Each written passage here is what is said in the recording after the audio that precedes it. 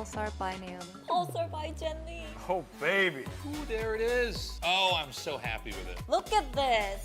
Isn't this perfect? And it even has my name on the side. 마우스 누가 만들었는지 알려주는 것도 같이 들어있고. Thanks, Joshua. This mouse is ready for a fashion show. It's Pulsar by me. It's by me. It's by me. It's by me. It's Pulsar by you.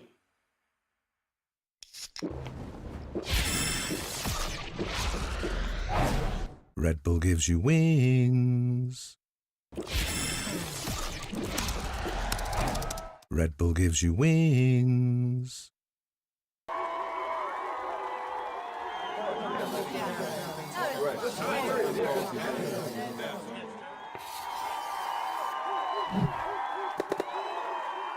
Red Bull gives you wings. 당연히 너프돼서 좋고요. 저는 사실 너프를 뭐 그건 당연히 해줬어야 되는 거고. 조금 더 다른 부분도. 는 너프를 하면 안 됩니다.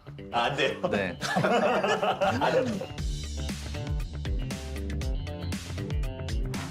발로란트를 사랑해주시는 여러분, 여러분들이 기다리고 기다리시던 순간이 돌아왔습니다. 바로 타임아웃 시즌2가 돌아왔는데요. 자, 그럼 오늘의 에피소드의 특별한 게스트분들은 어느 팀에서 오셨는지 한 분 한 분 모셔보겠습니다. 감사합니다. 환영합니다.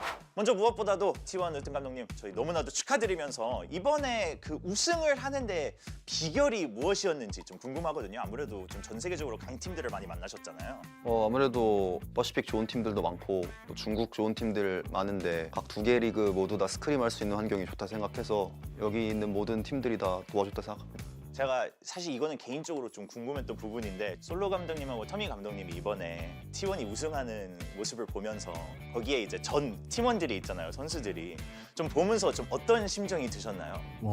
태호가 잘하고 확실히 좀 많이 돋보이더라고요. 그 마스터즈라는 것 자체가 2번 연속 그리고 퍼시픽이 아닌 한국 팀이 연속으로 우승했다는 게 저는 좀 너무 많이 기쁘고 개인적으로는 네, 좋아했습니다. 근데 터미 감독님도 아무튼 또 스택스와 버즈 선수와 오랜 시간을 같이 하셨잖아요. 사실 내심 조금 뭐랄까 저희 킥오프 우승했을 때는 그 두 선수가 걱정이 좀 되긴 했었어요. 이번에 뭐 우승을 해서 너무 선수한테 축하한다고 말을 했었고 이번에 T1이 마스터즈 우승을 하면서 한국 팬분들이 정말 많이 좋아하지 않았을까. 그래서 훨씬 더 많은 사람들이 좀 발로란트에 관심을 갖게 되는 또 한 번의 계기가 됐을 거라고 생각해서 기쁘게 생각하고 있습니다. 실카놈 감독님은 이제 퍼시픽에 들어와서 첫 대회를 치르시고 좀 어떤 생각이 드셨나요?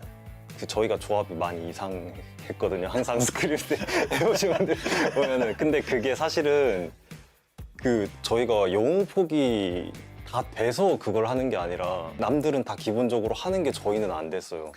그 스크림 때 했던 것처럼 그림이 아예 안 나왔던 것 같아요. ダンビのネオンのせいでもう日本サーバーがすごいことになっているダンビネオンジャッジ 이제 지난 시즌에 참여해주신 분들은 기억이 날 텐데요. 감코진의 OX 퀴즈가 있겠습니다. 동의를 하시면 O를 들어주시면 되고요. 아니면 나는 생각이 다르다. 나는 동의하지 못한다. 이러면 X를 들어주시면 되겠습니다.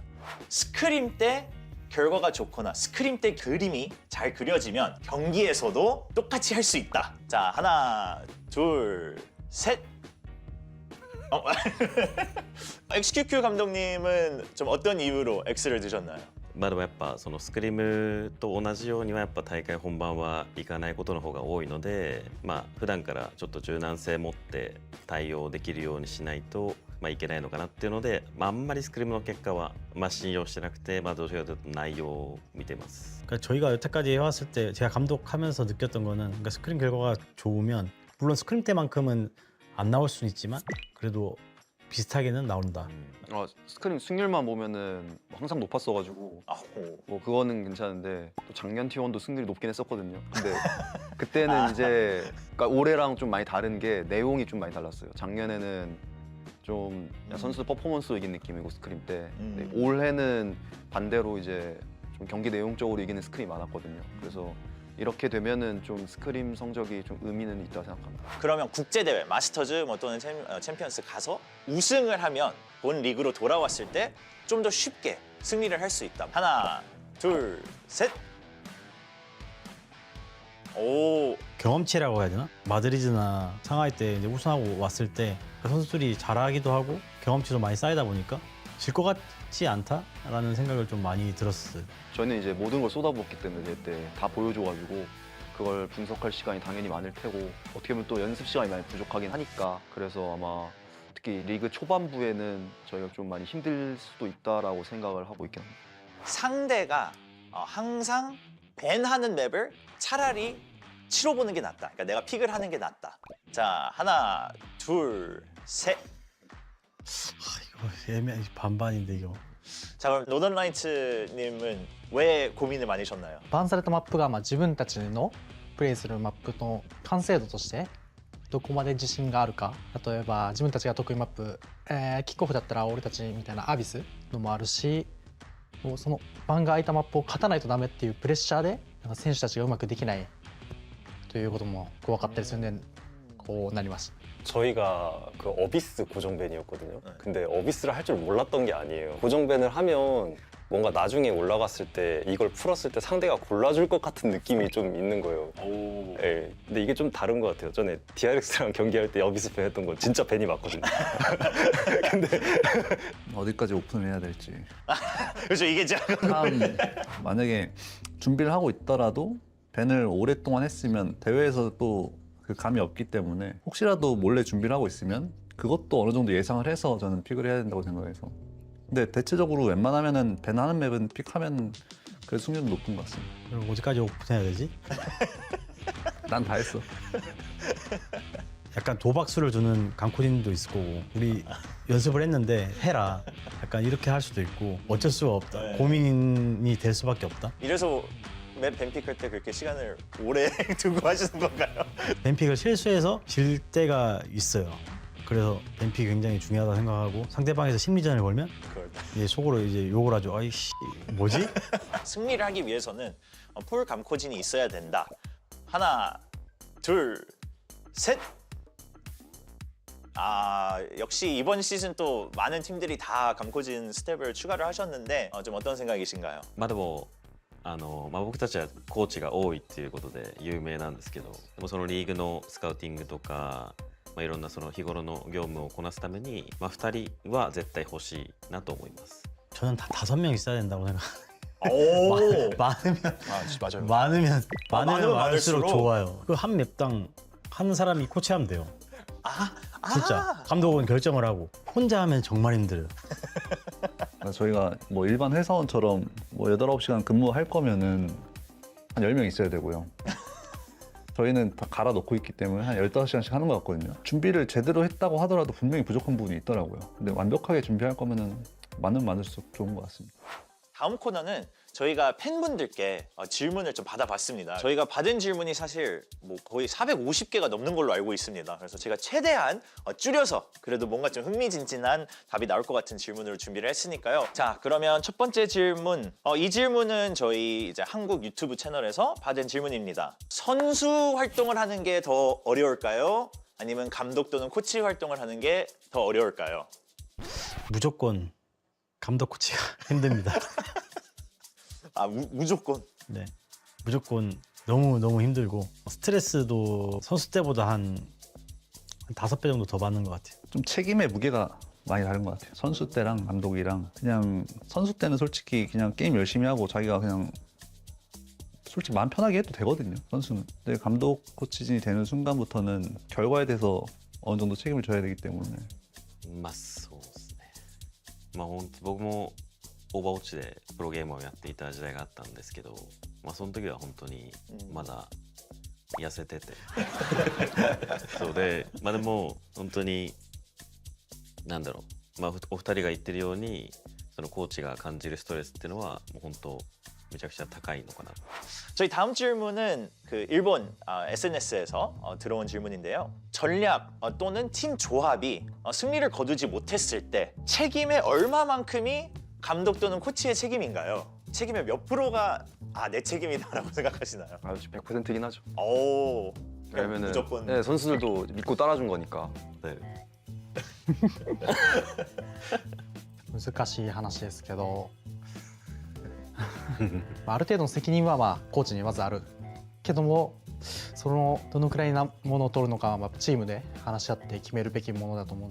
選手だったりとかオーナー陣とかそのいろんな要素の元で決まっていくものなんで。野田さんメロホさんいるからね。 이 강코진 모두가 같은 마음으로 하는 거기 때문에 다 같이 좀 같은 마음이지 않을까요? 네. 그러면 다음 질문 또 넘어가겠습니다. 아직까지 같이 일해보지 않은 선수 중에 그 어느 지역에서도 내가 꼭 한번 코치를 해보고 싶다 그런 생각이 든 선수가 있으실까요? 저는 마코. 저희 이번에 온 애들도 하는 소리기도 하고 전부터 생각했는데 제일 잘하는 선수라 생각을 해가지고 얼마나 대단한지 한번 같이 보고 싶습니다. 저는 텍스처랑 메테오 선수. 두 선수. 뭐 이유는 사실 말씀 안 하셔도 네. 알 것 같긴 한데 너무 잘하니까. 네. 메이 선수랑 그다음에 라즈. 그러니까 라즈가 그 제가 카스 선수 할 때 이제 같이 했었거든요. 근데 그때부터 꾸준히 열심히 해서 발로란트 와서 빛을 보더라고요. 그래서 혹시나 뭐 그런 얘기가 있을 수는 없지만 한번 데려와서 한번 해보고 싶다.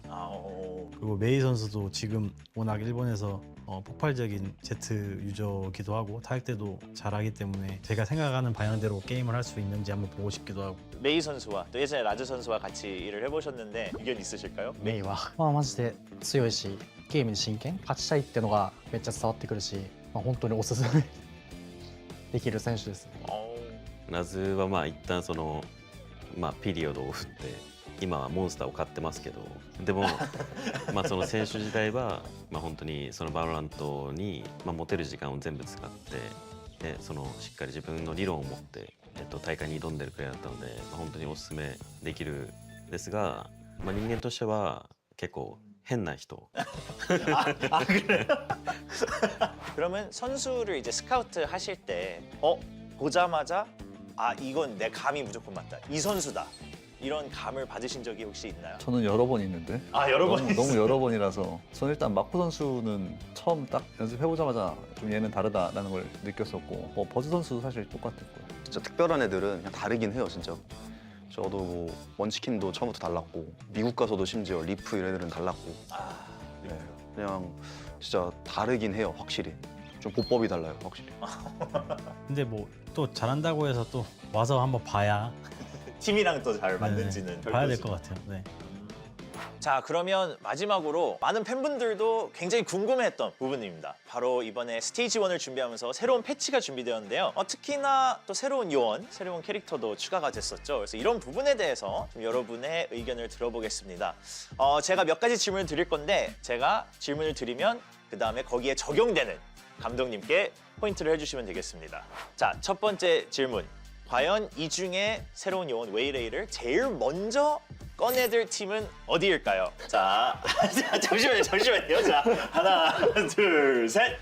더 확실하게 여기 다 여긴가요? 실크논 감독님은 누가 제일 먼저 들 거라고 생각하시나요? 저희가 제일 빨리 들 거예요. 본인으로. 아무래도 농심이 그런 조금 공격적인 요원들을 좋아하다 보니. 농심이 썼으면 좋겠다, 안 썼으면 좋겠다 의견 있으신가요? 썼으면 좋겠다. 썼으면 좋겠다. 네, 담비 선수 쓰는 거 한번 보고 싶네요. 담비 센스 크레이지. 실크논 감독님은 어떻게 생각하세요? 반반이에요. 맞는 게 있고 안 맞는 게 있어요. 해봤어요. 근데 약간 좀 애매. 일단 본 것만으로는 일단 궁극기는 좀 많이 좋아 보이고, 근데 이제 솔직히 제트를 대체하는 건 불가능할 것 같고 오히려 뭐 레이즈나 뭐 요루 쓰던 맵에서 그나마 좀 아이디어가 있지 않을까 싶긴 합니다. 좀 애매한 캐릭터 같아요. 뭐 연막이 없어서 들어갔을 때 생존할 수가 없고 저희도 써봤는데 아직까지는 뭐 잘 모르겠다. 이번에 태호도 좀 변화가 크죠. 이제 태호의 그 일제 유도 사격이 좀 너프가 되면서 더 이상 킬조이의 궁극기 봉쇄를 파괴를 못하게 됐습니다. 자, 이 패치에 대해서 제일 기뻐할 감독님은 누구일까요? 하나, 둘, 셋. 지금 젠지 지목해 주셨고. 여기는 젠지. T1. 지금 다양하게 지목해 주셨는데. 당연히 너프돼서 좋고요, 저는. 근데 사실 너프를 뭐 그건 당연히 해줬어야 되는 거고 이 드론 게이지를 넣어야 되는 게 아닌가. 좀 더 다른 부분도. 그게 제가 볼 땐 제일 사기거든요, 지금. 드론이. 태호는 너프를 하면 안 됩니다. 애매합니다. 네? 안 돼요? 네, 그대로 살려둬야 되고 솔로 감독을 뽑은 이유가 킬조이를 또 좋아하고 그래서 쓰기 애매했던 맵들에서 또 다시 쓸 수 있지 않을까 힐조이를. 궁극기가 아닌 일반 스킬 하나로 부시는 게 좀 말이 안 되지 않나. 태호는 그냥 눌러서 띵띵 하면은 그냥 근데 이게 태호 때문에 지금 전 세계가 이상해졌어요. 지금 태호 하나 때문에. 네. 절대 동의 못하시고. 지금도 안 좋은데 뭐 얼마나 더. 자, 이번에 또 어떻게 보면 거의 리워크급이라고도 할 수 있겠죠. 아이소라는 요원이 또 많이 변화가 됐습니다. 아이소의 변화로 제일 기뻐할 감독이 누구일까요? 자, 하나, 둘, 셋. 저 같은데. 어떤 감독님도 우리가 제일 기쁘다. 이게 해봐야 알겠지만 헤이브는 개인적으로 버프라 생각을 하고요. 로터스는 너프라고 생각을 하거든요. 그래도 헤이븐 같은 맵에서는 뭔가 좀 포텐셜이 더 잘 나올 것 같긴 해서 약간 애매하게 동의를 하는 듯 마는 듯 하시는데 이게 애매한 것 같긴 해요. 실드 자체가 사실 깨지면서 슬로우가 걸리잖아요. 그게 사실 거의 아이소의 꽃이었는데 그게 너프가 조금 생각보다 세지 않을까. 하지만 방벽 자체가 좀 슬로우로 쓸 수 있으면서 그거에 대한 좀 진입기에 이점이 있지 않을까. 이번에 맵도 또 변화가 됐습니다. 어센트와 아이스박스까지 또 다시 투입이 됩니다. 이번 맵을 제일 좋아할 감독은 누구인지 벌써 어느 정도 생각이 있으신 것 같은데, 자, 하나, 둘, 셋. 솔로 감독님 왜 동일하게 생각하신 것 할 살이 같은데? 없어서 그냥 여기 一昨年去年のマッププールのアセントもアイスボックスもやっぱりジェンジが頂点にいるぐらいの強さを持ってたんで、その2プールが増えたらやっぱジェンジさん手つけれないかなみたいに思いますね。 젠지는 사실 작년 마스터즈 우승을 저는 어센터 아이스박스 때문에 우승했다고 진짜 과언이 아닐 정도로 그 두 맵을 너무 잘했어서 지금 젠지한테는 맵플에서 굉장히 좋지 않을까. 제가 그러면 솔로 감독님께 여쭤보고 싶은 게 어센트가 바뀌었잖아요. 네. 그래도 어센트 그래도 맵 자체는 좋다 이렇게 생각하시나요? 어센트 저 솔직히 잘한다고 생각은 안 하는데 그 아이스박스도 저희가 잘한다고 생각하지 않았어요. 막 먼저 막 픽하고 막 그렇게까지는 하진 않았어요. 그래도 뭐 어비스 바인드에 빠진 게 저희 어센트 아박이 들어온 게 더 낫긴 하죠. 저희 그래도 다행이다. 네, 그리고 뭐 맵 바뀐 거에 대해서는 소바가 좀 고인이 되지 않았나. 이제 원래 그게 이제 좀 장점이었는데 오딘 쓰고 바인드가 빠지는 거에 대해서 어떤 감독님은 좀 아쉽거나 좀 그리울 것 같다 이런 생각 있으신가요? 바인드는 좀 아쉬울 것 같긴 한데 확실히.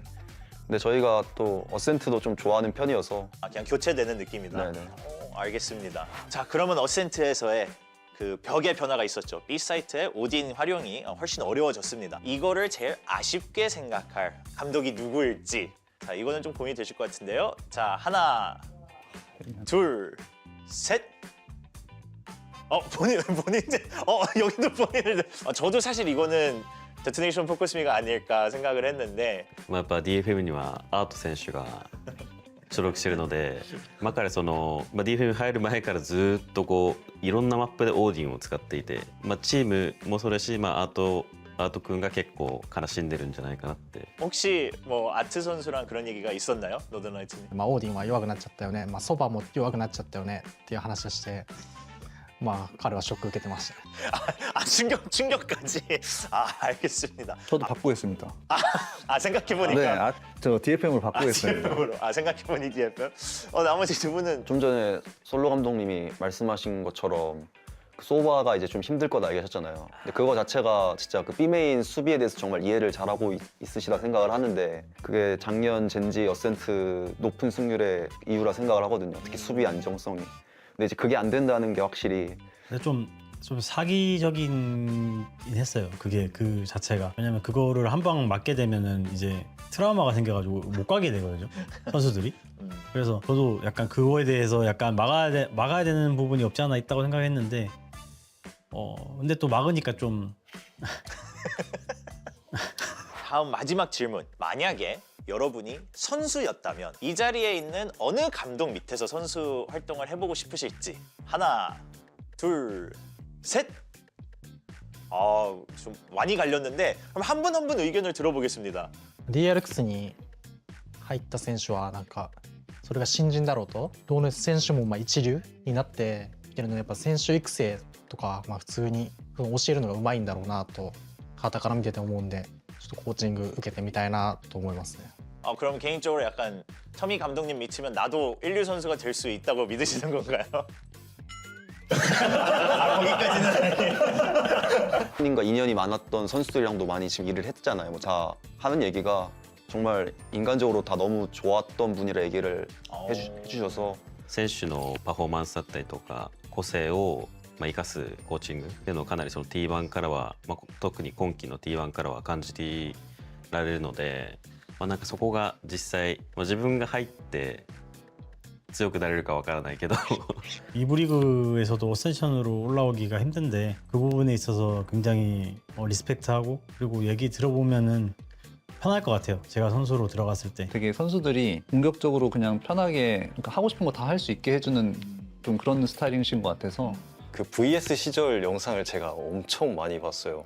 제가 원래 누구한테 사진 찍어달란 말을 한 번도 해본 적이 없는데 제가 처음으로 네, 전에 뱀픽 때 그랬거든요. 네. 개인적으로 사진은 얻으셨지만 네. 그때 예, 질만했습니다. 좀 아쉽게 됐네요. 교환을 하셨네요. 마무리하기 전에 혹시 이 자리를 토대로 서로 궁금했던 부분이라든지 남의 의견도 한번 들어보고 싶다 이랬던 질문 혹시 있는 분 계실까요? テレビ네. 選手が普段のその練習生活とかで遅刻してきたりとか、なんかその試合中の態度が悪かった時にどう対応してるか. 일단은 왜 전지 모르겠지만 저희 팀 선수들이 한 번도 그런 적은 없었거든요. 근데 딱 한 번 그걸 어긴 적이 있는 선수가 있는데 22년 챔스 때 이스탄불에서 그때 선수들이 다 식중독에 걸렸어요, 많이. 그래갖고 제가 그때 룸서비스로 절대 날 것을 먹지 마라 라고 선수들한테 얘기를 해놨는데 제스 선수가 후합을 시켜 먹더라고요. 그때 한번 이제 따끔하게 이제 얘기한 적이 있는데 태도라든지 이런 거는 사실 프로로서 하면 안 되는 행동들이기 때문에 선수들이 애초에 좀 안 하는 것 같습니다. 그런 거. 제가 무서워서인지 모르겠어요. 그거는 네. 확인이 필요한 걸로. 네. 엑스큐브 감독님은 왜 터미 감독님한테 그 질문을 해주셨나요? 에이팍の中で一番怖そうだから 뭐 실감 감독님 같은 경우에 제일 그래도 존경했던 분 중에 한 분인데 그래도 무서우실 것 같은가요, 터미 감독님이? 네. 저는 그런 사람이 아닙니다. 그거는 뭐 저희가 나중에 알아보는 네. 걸로 감독님. 저희 이제 아쉽게도 마무리를 지을 시간인데요. 돌아가면서 한 분씩 좀 오늘의 소감 얘기해 주시고 또 이번 시즌에 대한 다짐 얘기해 주시면 좋을 것 같습니다. 제가 좀 항상 그 이야기가 좀 궁했거든요. 조언이 좀 궁했거든요, 최근에. 그래서 좀 많이 물어볼 수 있고 좀 많은 분들 의견 들을 수 있는 계기가 된 것 같고 이번에 좀 킥오프 토대로 잘 준비해가지고 잘 해보겠습니다. みんなライバルだし今日の場のおかげでとまでは言わないかもしれないけどそういう自分に生かしてマスターズまで登っていけたらなと思ってます. 작년에 이 자리가 있었는데 그때도 이런 자리 좀 많이 했었으면 좋겠다라고 얘기했었던 것 같거든요. 그래서 이번에도 스테이지 1 전에 같이 얘기하니까 재밌는 시간이었고 저희 뭐 젠지 토론토 갈 수 있도록 네, 열심히 잘 준비해서 네, 노력하겠습니다.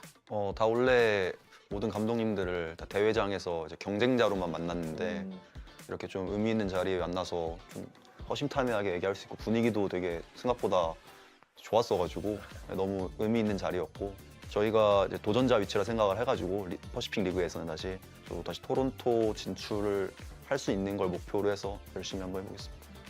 T1 がチャレンジャーだったら僕らも本当にもっとチャレンジャーでな気持ちでいかなきゃいけないと思ってるので、しっかり練習してきてるし、そこもしっかり練習詰めて、ステージ1でいい結果を出してトロントに行きたいと思ってますし、そうですね。今日一番良かったのは、テルミコーチがあまり怖くなさそうだなっていうのが。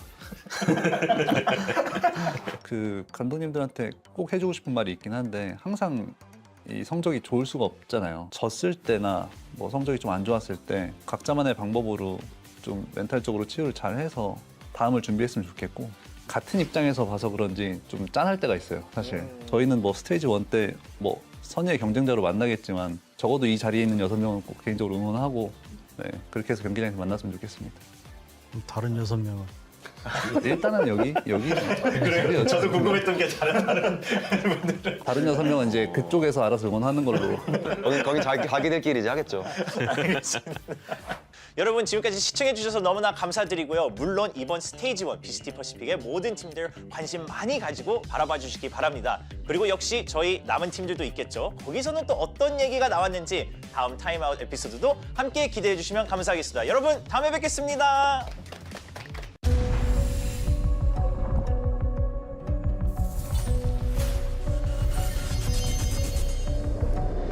Hi everyone, it's Victoria here. Now Masters Bangkok has just wrapped up, and with VALORANT Champions Tour Pacific Stage 1 just around the corner, I think it's time for a little refresher on what went down earlier this year at Kickoff. And with that, it's time for the official Kickoff recap.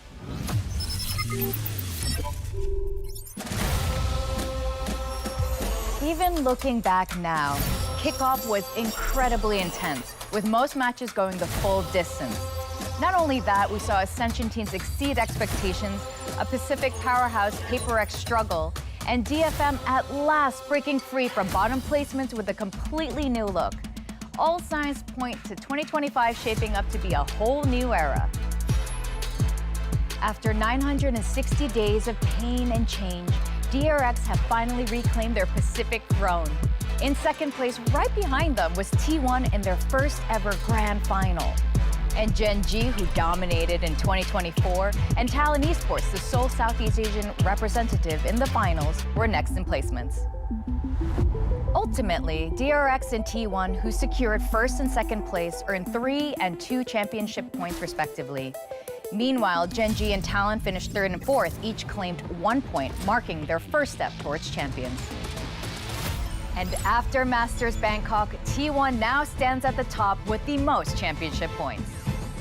So I've already mentioned earlier just how intense Kickoff was, right? Now comparing it to last year, it really highlights just how competitive it was. In the Pacific 2024 Kickoff, there were 19 matches with a total of 47 maps, averaging 2.4 maps per match, meaning many series ended in a clean 2-0 sweep.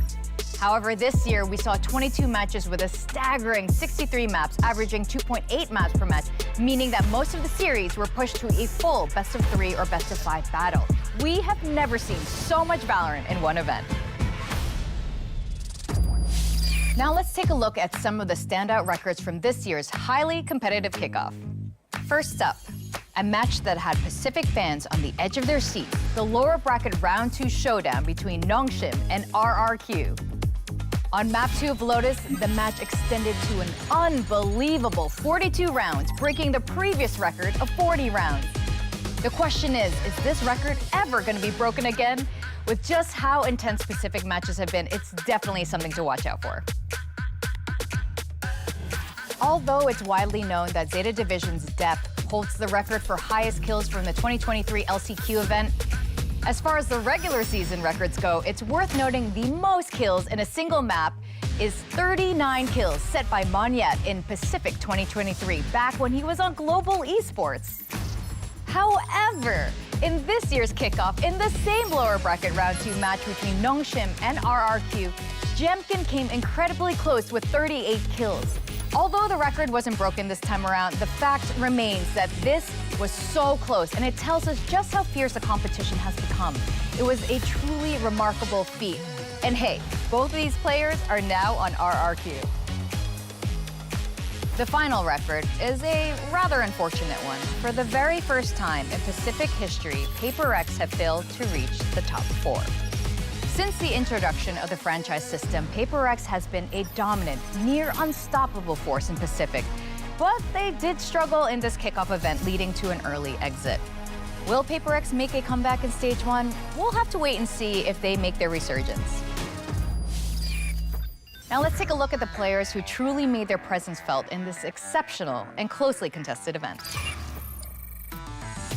Surprisingly, or perhaps not surprisingly, the most standout player of this Kickoff was none other than RRQ Jemkin. Even though his team was eliminated early, he managed to rank first in not just 1, but 3 major stats: ACS, KPR, and FKPR, showcasing his exceptional individual skill. On top of that, we saw Primi leading in KD and Hyunmin topping ADR. both delivering explosive performances that played a crucial role in their team's successes.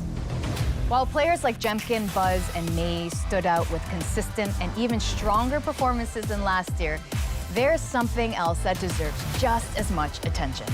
And that's the rookies, players who made their Pacific debut this year. Their impact was undeniable, and we'll have to keep an eye on them as the season unfolds. A total of 26, that's 26 rookie players made their debut in Pacific during the 2025 kickoff. Let's take a look at the standout newcomers who delivered the most impressive performances. Joining the prestigious ranks, we have Hyunmin and Freeing, who not only made their Pacific debut, but also won the tournament, becoming the true Royal Roaders. Then there's Kushi, who quickly garnered reputation as one of Pacific's best initiators, along with Francis and Danby, who showcased insane firepower, proving that Ascension teams are not to be underestimated. So I recommend you keep an eye on them this stage one. And now, during this kickoff, we've established a few new rules. Kickoff rule number 1. Now, real fans will be very familiar with this law. It's the Texture 4-kill rule. Historically, whenever Texture secures 4 kills in a round, his win rate is an incredible 75%. That makes the statement 4 kills equals victory feel very real. But here's the crazy part. Whenever Texture gets an ace, his match win rate is 0. He has recorded 4 aces in Pacific history, but has never won a match after doing so. Now, as we go into stage 1, is Texture gonna convert the ace curse into a blessing, converting into that win? We'll have to wait and see. Rule number 2 involves a very familiar player, and that player is Stax. Ever since Stax joined T1 in the 2024 Stage 2 of Pacific, every single match from then till now has been played in a full series. That's 10 consecutive full map matches. What's even more impressive is that during the Pacific 2025 kickoff, T1 played an incredible 22 maps, which is 8 maps more than the second place teams Genji and Nongshim. Despite such a grueling schedule, T1 showed off some of the best performances in the grand final. And at this point, you just have to give a big round of applause for these players for their efforts. Next up is a very special rule about Japan's rising star, Mei from DFM. Before the 2025 kickoff even began, expectations for DFM were sky high. And they did live up to the hype, breaking free from the lower rankings for the very first time. But did you notice there's a hidden pattern behind their success? It turns out when Mei gets 17 or more kills, DFM wins. We've seen before that even when Mei dropped an insane 32 kills, it wasn't always enough to secure victory. But this time around, his teammates stepped up, proving that DFM's success was a true team effort. At this point, I have nothing but excitement to see what Mei and DFM will bring to the table for stage 1. All right, we've covered standout players, unique records, and fascinating trends from the VCT Pacific 2025 kickoff. And even now, these moments from the tournament are unforgettable. They're living in my head rent-free. So tell me what you guys think at home. If you keep these kickoff records in mind, stage 1 is gonna be even more exciting to watch. Now, when is it? Stage 1 is just around the corner as it kicks off on the 22nd of March. And who knows what surprise matches and new records we're gonna get to witness. While kickoff was the era for initiators, the moment for Taeho, will stage 1 be a time for duelists to shine with Valorant's latest agent, Waylay? I am so excited for stage 1, but that's all from me for now. I'm Victoria, and this is VCT Pacific signing off.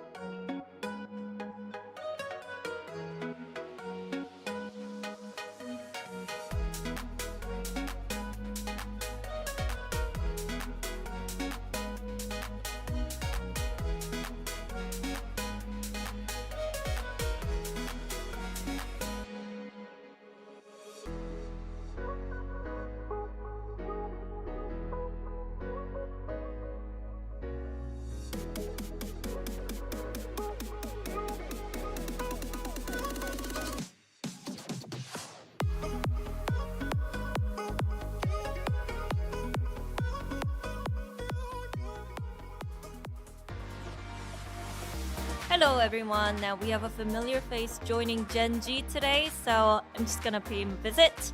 Suggest. I'm not Bimbo? suggest. Yeah, bimbo.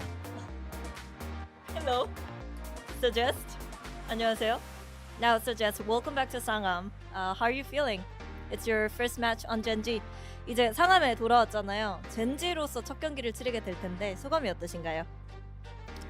늘 좀 오랜만에 오긴 했는데 그리웠습니다. 이 느낌. Yeah, I really miss this place. I mean, it's been a while. Well, okay. Good luck, Suggest, and I'm gonna pass this to Binbon so you guys can chit chat. 오랜만에 돌아왔는데 한국 팬들이 서제스트 누군지 모르는 사람들이 많거든요. 그분들을 위해서 각오 한마디 부탁드리겠습니다. 내가 똑똑히 다시 한번 할까요? 그분들을 위해 한마디 부탁드리겠습니다. 제가 누군지 똑똑히 보여드리겠습니다. Alright, bye-bye. Good luck.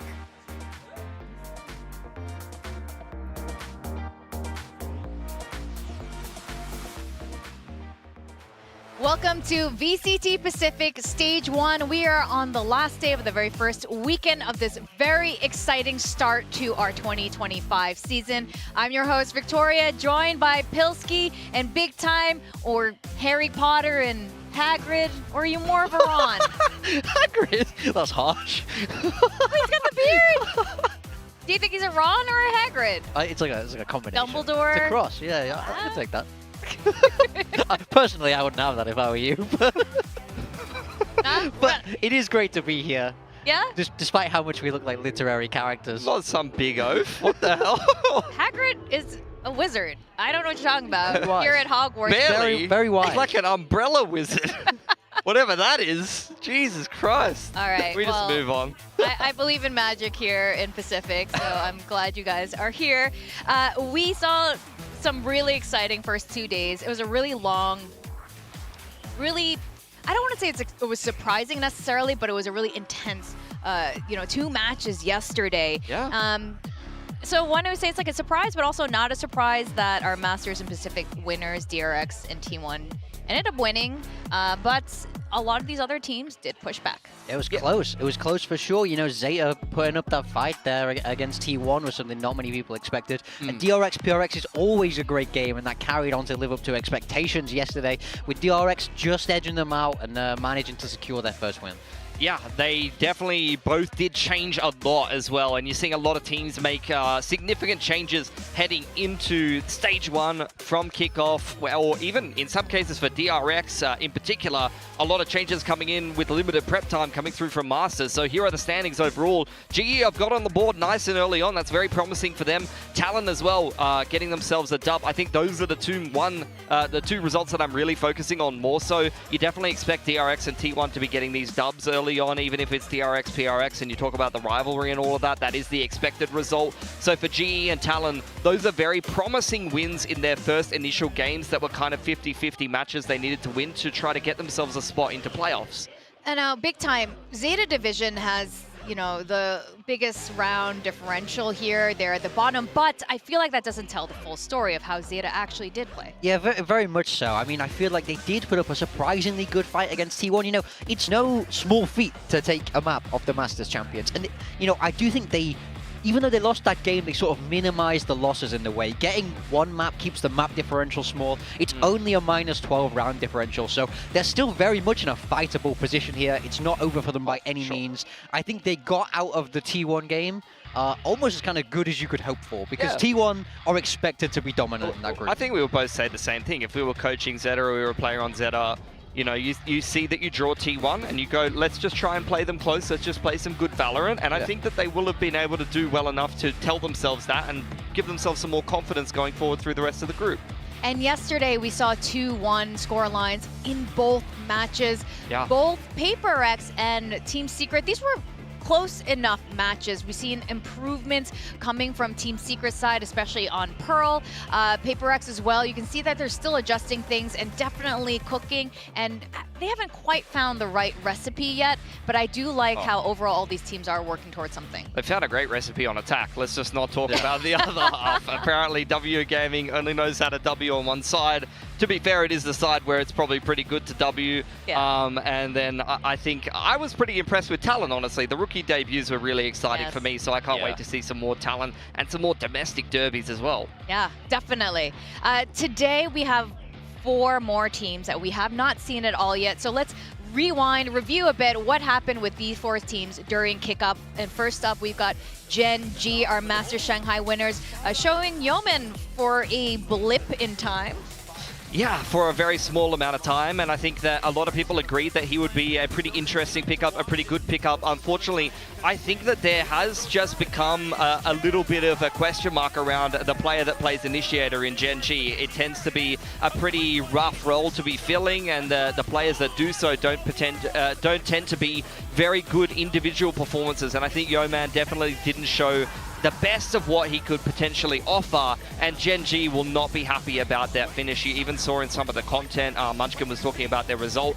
Their expectation was to go to Masters, and when that didn't happen, I imagine it would be a huge disappointment for both the org and the core 3 that was so successful last year. Yeah, it's not good enough for them. Gen G is a massive org here in Korea, and after having such great success last year, to let that fall away is not something anybody wants. So they're really looking to rebound here. For them, it's Toronto or bust, I would say. Definitely. And you know what? It's not even like they did badly in kickoff. They placed 3rd. So it's not even it's not bad, horrible. You know, you either make it or you don't, right? So to them, 3rd is, they might as well have come 12th, I think, is how they'll be kind of they're definitely looking at it with that lens, because they put in 2 new players, not 1, but 2. We both have Suggest and Ash. Ash coming from that academy team, the second academy team, rookie to join us in Pacific this time. And Suggest, you know, coming back into VCT Pacific. I couldn't translate what Binbon was saying there with Suggest.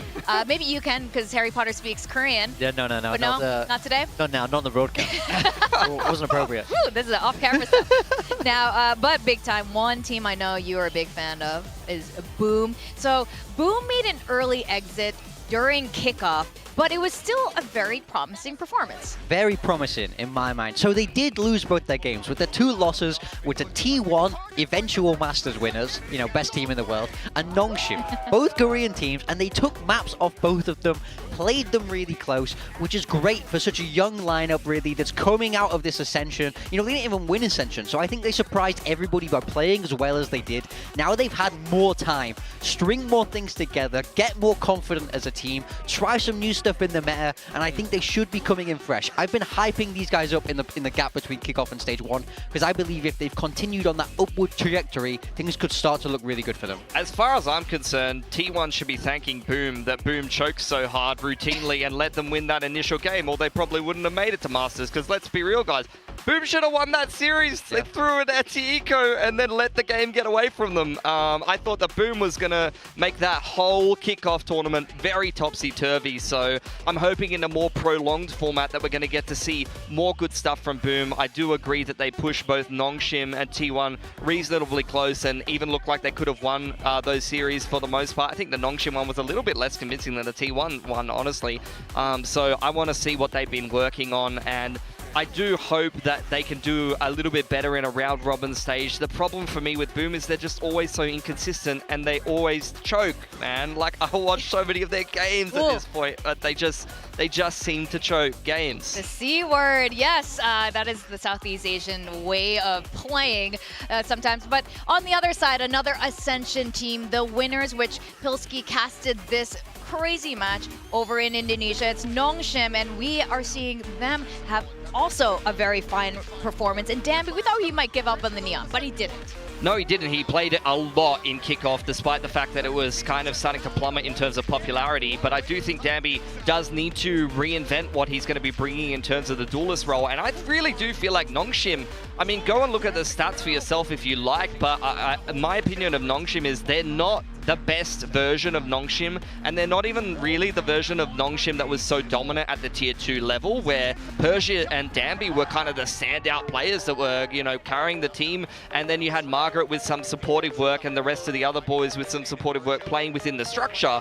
As we step up into tier 1 and into Pacific, for me, Francis is the best player even in the IGL role and the most impactful, and he had a lot of really, really big games, and Ivy does very well for them as well, whereas Persia and Danby were not as as impactful as they were in Tier 2. So I think there's a few things that Nongshim will have been wanting to work on, but even so, they definitely could have won both of the series that they lost. Particularly, the game against RRQ was very promising. They were able to grind their way through that one. Yeah, I mean, I think this is another team that's poised for upsets, but like you say, it's not quite the same Nongshim that we saw in Tier 2. They were incredibly dominant there, but coming up to Tier 1, it's a different beast, it's a different level of play, and also it's a different meta. You know, Danby is still rolling with that Neon, but it's not quite the same agent that it used to be. Yeah. And I think we're seeing that play out. So one thing I do want to say for Danby is I think he's a perfect candidate for Waylay, but we'll touch on that later. Oh yeah, you and your Waylay, man.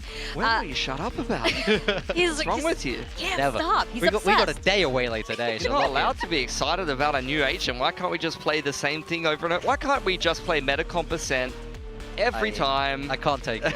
I can't take it. Yeah, well, yeah, that'd be great, Metacomp, and just see as many rounds as possible, because that's what RRQ likes to do, at least in terms of having the longest streak ever, breaking their own record for longest match played, which was on Lotus against Nongshim. Yeah, speaking of teams that struggle to close games out, and boy do they know it, they have made a change coming into this stage, and a surprising change, honestly. Estrella out, Crazy Guy in, someone that's been grinding away in the Tier 2, someone that has a very history past in tactical FPS. He was kind of like a one-hit wonder in CS, and now coming into Valorant now, I mean, he was not so great in the Pacific League. I know that you did play against him as well, and play against his former org, but I think it's going to be interesting to see how he's gone back down into Tier 2 and found some success, placing top 2 in a lot of challenges. Series, and now he's going to be leading RRQ. For me, it's a confusing change. I have to say Yes, this. I want to ask you about that. Like, do you think this is a good change? So, well, it's so hard to judge, and it's really hard to be too critical from the outside, right? This isn't, Australia was playing well in Kickoff. I felt like he was one of the more consistent players. So they haven't made this change because Australia was falling way behind and he's a terrible player. But I think in these kind of changes, when we don't understand them from the outside, you have to trust the people inside. If you're an RRQ fan who's doubting this change, trust the process, trust the coaching staff, because changes like this don't come around for no reason, even if we're not sure why. I'm confused by the change. I liked Australia, but we got to see what they've been cooking up. Well, it's because we needed a Vietnamese player. We don't have any. He was our only Vietnamese player, and now he's back. Even Tens, our half Vietnamese player, is out of the circuit, so this is good. We have a complete player back in. Crazy Guy, I'm sure, like you said, is looking to make a name for himself, because I don't think that the bleed Crazy Guy was the showing that he wanted to do. Now, we have two teams today facing off. Gen G is back here with two new players. We don't know how this roster, like who's going to be playing in. They got 6 players, and I'm also wondering about the texture 4K rule. Every time he aces, they don't win. I don't really understand how that works, but it's facts. It's just what happened. If I'm on Texas team and he gets 4K, I'm body blocking him, I'm mollying him. He's not allowed to get the ace. I would make that a firm rule from a coaching perspective. But yeah, the new changes coming in, Suggest is obviously the big one in my mind coming. He's played around in Premier, but, back in 2023, he was on DFM. So I'm wondering if he has some kind of haunting memories of this place from his time in DFM. He's got to get that out of his brain. He's with a new roster, a new org, ready to shake things up, and he gets a nice second chance to prove himself. Pilsky, though, can you tell us what you thought about Karen and his performance? I feel like we saw some highs and lows. Last year, he was really consistent, always on that high, our super rookie. But this year, something was like a little bit different. I think honestly, for Karen, I mean, he seems to be trying to take up the mantle as the vibes guy, I would say, as an intangible thing out of the server. I think Karen really embodies what the rest of Gen G was that last stage of Kickoff, which was just simply that they were kind of very slow starters, and until DRX really lit a fire under them, they weren't really playing to their potential, and even after that, they didn't really play to their potential. Something was not clicking for them, and they didn't seem to be playing with the same level of fire. I'm really interested in the changes. I think, again, similar to like the Yeoman induction, this is kind of like an underwhelming changes. Maybe not underwhelming, but like they're not exciting changes. You've got someone coming in from Tier 2 of Gen G Academy who has either won Challengers Korea or come last place in Challengers Korea some seasons in Ash, but he's previously played a duelist role. What role is he going to play in this team? Is he going to go on into an init? And then Suggests, I mean, he's someone who hasn't played actively in a while. He wasn't fantastic in Pacific, although he did get top 3 in an international event, but he's someone that very clearly the coaching staff just feels like he'll fit the team because they are very familiar with him. Now, on the other side, they will be facing Boom. Boom, again, they are ascended from Ascension Pacific. They hit second place. And, it was one of those things where, yes, it was an interesting slot into our league here, but they had such a good performance. Yeah, this was a team that surprised me in Kickoff. I have to say, you look at all the tier lists, we even had them down at the bottom for our Kickoff tier list. They were the team with the most to prove. And now they didn't get the wins that they wanted, but it was very close. I think they played everybody much closer than we would kind of expect from the outside. I think they showed a very high potential level of Valorant. So now, like you say, it's about that consistency. It's about, can they close the games? Can they stay looking strong when it gets to map 3, when it really matters? Yeah, I mean, they just have a tough time when the pressure gets on. They definitely probably should have won Ascension initially, and then I really feel like in their Kickoff games, they did very well for themselves. They had good showings, but they didn't win any series. At the end of the day, you don't get the dubs on the board, then you're not going to be making it very far. So, look, I think it just has to be more good levels consistently from the individual players. I mean, DOS9, he had an impressive debut, I would say, particularly against T1. It was, good stuff from him, and he's someone that I think has good mental and is a good addition in the controller role, but they just need to be more consistent of their level. They always show a good ceiling, they always show potential, but this roster is not a new, an old, unknown prospect, I would say. We know what we're going to get from Boom at this point. Definitely. So that's why Gen G is actually the mystery here. Even though we saw such high highs from this team last year, with Suggest coming back, he was on 2023 DFM. Not a great showing, but he has an even deeper history with Coach Solo and Perry from their new turn days when they were still playing, they were still Valorant players, and they had a really deep run in Masters Reykjavik. So I can see why, despite his frankly bad showing in 2023, why there's a lot of trust going on here and why they might have brought him back on for this roster. Yeah, I mean, when you're a coach and you have really good relationships with that player, even if things don't go the way for that player necessarily down the line, if you know that player well enough, you know their motivations, their work ethic, it can be very easy to slot them back into the team. So this is a change where, again, you have to trust Solo. He's seen Suggest play a lot more than any of us will have from the outside. So it is a change with the region, but again, I think he has a lot to prove. Masters Reykjavik was a long time ago. It was. A long, long time ago. So it's a different game now. They're against different players now. A lot of young guys on Boom, so he has to really figure that out. Yeah, I think Suggest is kind of bright spot for DFM, although they didn't have a super incredible season. Caron versus DOS9, though, I mean, Caron, he had that great rookie year. He was kind of underwhelming with the rest of the Gen G core in Kickoff. But he did really pick it up after that and ended up being one of Gen G's better players. But DOS9 is someone who you've even worked with yourself. Yeah, I think the whole reason I think this head-to-head is so interesting is, like you say, Caron had such a huge rookie year. He really carried from that controller role. And for me, I felt like DOS9 has the potential to do the same. Neither one of them had the kickoff that they were hoping for, but DOS9 is going to do everything he can to replicate Caron's skill throughout of the previous year.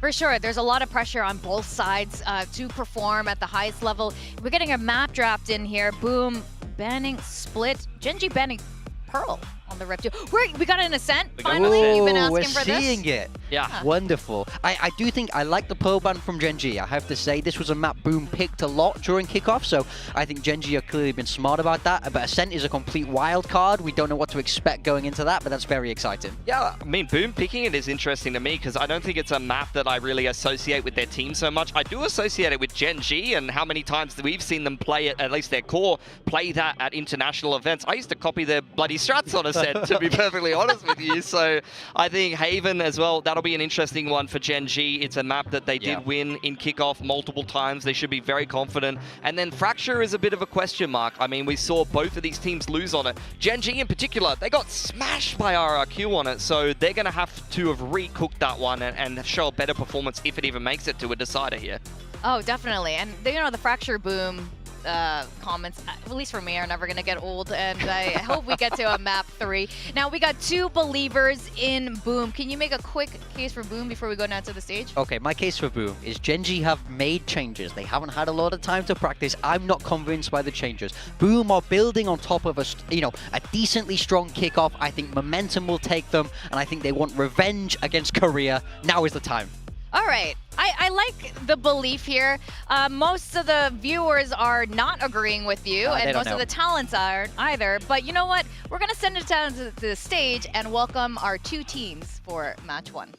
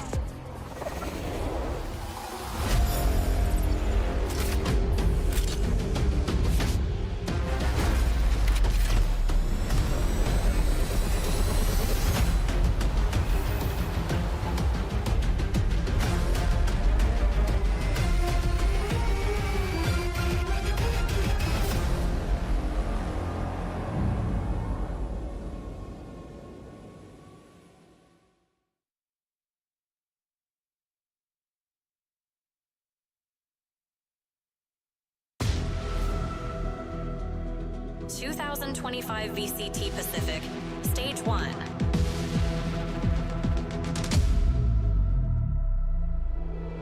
Rise Pacific.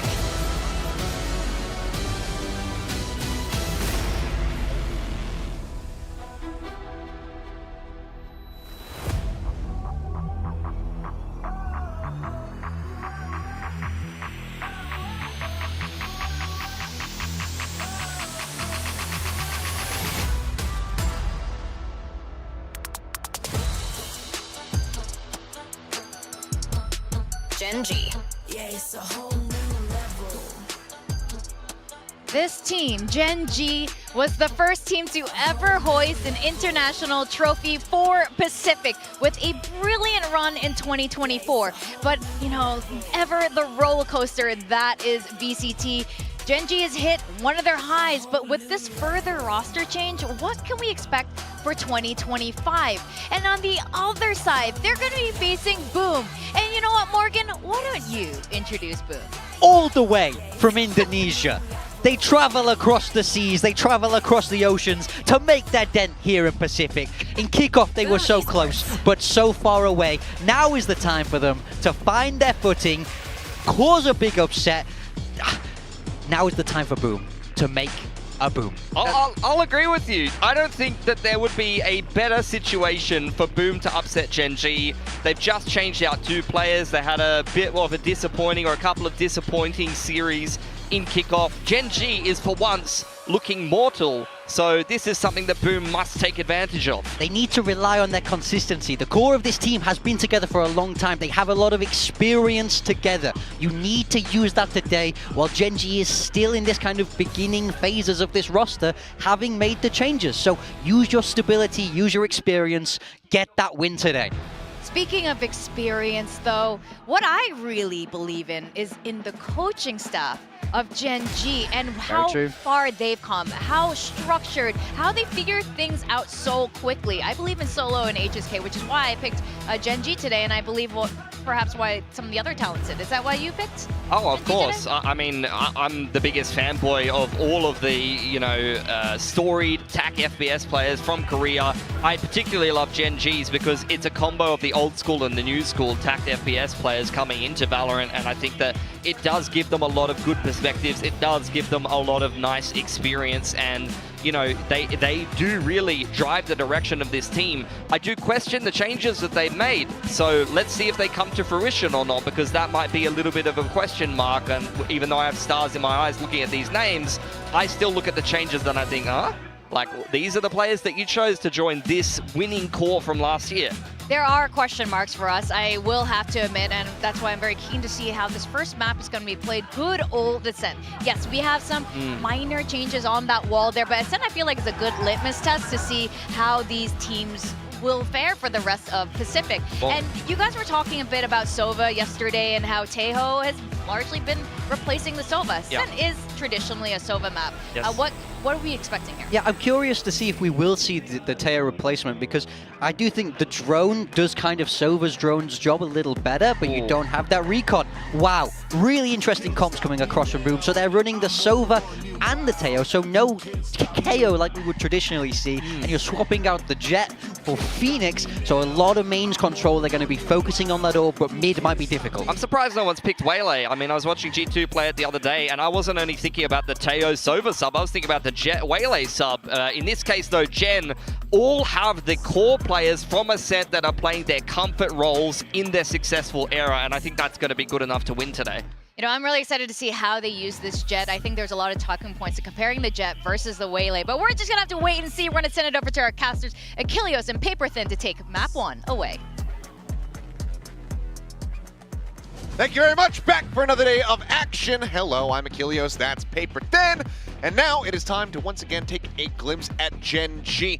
Able to climb the standings there at Kickoff, but couldn't make it into that grand final, couldn't make it over to Masters Bangkok, and now they've made an immense amount of changes.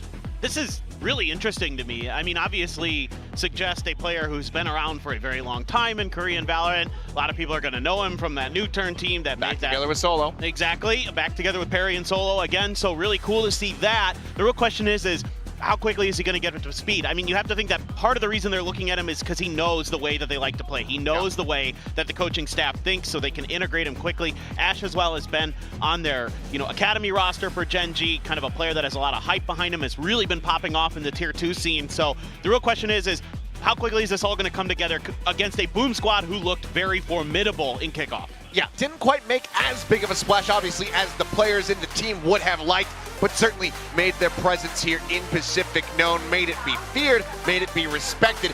They have been sat back alongside Gen G, not making changes to the roster, but just continuing to improve and prepare. So let's see how they fare as we get ready to jump into our first map. We have Ascent loaded up, ready to go. You already saw the comps.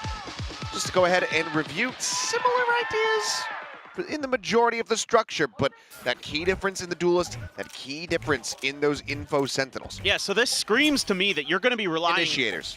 Yeah, I know. No. I had sentinels on the brain. I was picking up what you were putting down. Yeah. I mean, this screams to me that you're going to rely heavily on the info game to make sure that you're in the right places to set up for the Phoenix plays. You can use multiple layers of info gathering, and there's not much that Gen G can do about it right here. They have to just wait this out. So just had some util, but it's just going to be some spam through the smokes, and okay, NC Slasher catches him in the head. Oh, welcome back to the stage, Chest. It's taken down. First blood going to be found there by Boom. Decent amount of damage across onto the Boom players as Kerbal around the corner, but Paranoia crashing across in the corner. Here is Famous, and he's going to be taken down as Karen. Will answer one back. Texture, however. The trade up comes through. Boom in control. Everybody clustered up here on the site, trying to hold the line. Salvo's going to be sent out from both of these Teos, scattering them all to the wind. But for Gen G, how do you try to push back in the 1-2-3 push? And two quick little kills there. DOS9 able to strike them down. Ash now going to be spammed out as the ping reveal comes through, and that's going to be Boom taking the opening pistol. Yeah, this is just a really good push from them, able to clear a lot of space with the initial drone. Not much that Suggest can do about it, and kind of a spam battle through the smokes ends up going the way of Boom Esports there. Allows them to really get themselves dug in for this post plant. Nice hold here in the smoke from DOS9. That's a cool little angle because you're going to see those feet coming through before anything else in that position. They're able to really punish Gen G. A big question for me also coming into this map was this map choice from Boom. This is Ascent. You remember 2024, this was the map that Gen G was obliterating most teams on the planet in. And to go for it, pretty ambitious, but this is also one of their best maps in 2024. Texture, kind of crashing into one of his teammates there, but Famous, similarly, getting gummed up, does get taken down. So early kill found as Ash will fall, flash across. Sheer trying to provide some covering fire, and oh boy, Gen G on this map, as you say, they're looking like they're about to pull off one of their classics, which is of course that Thrifty.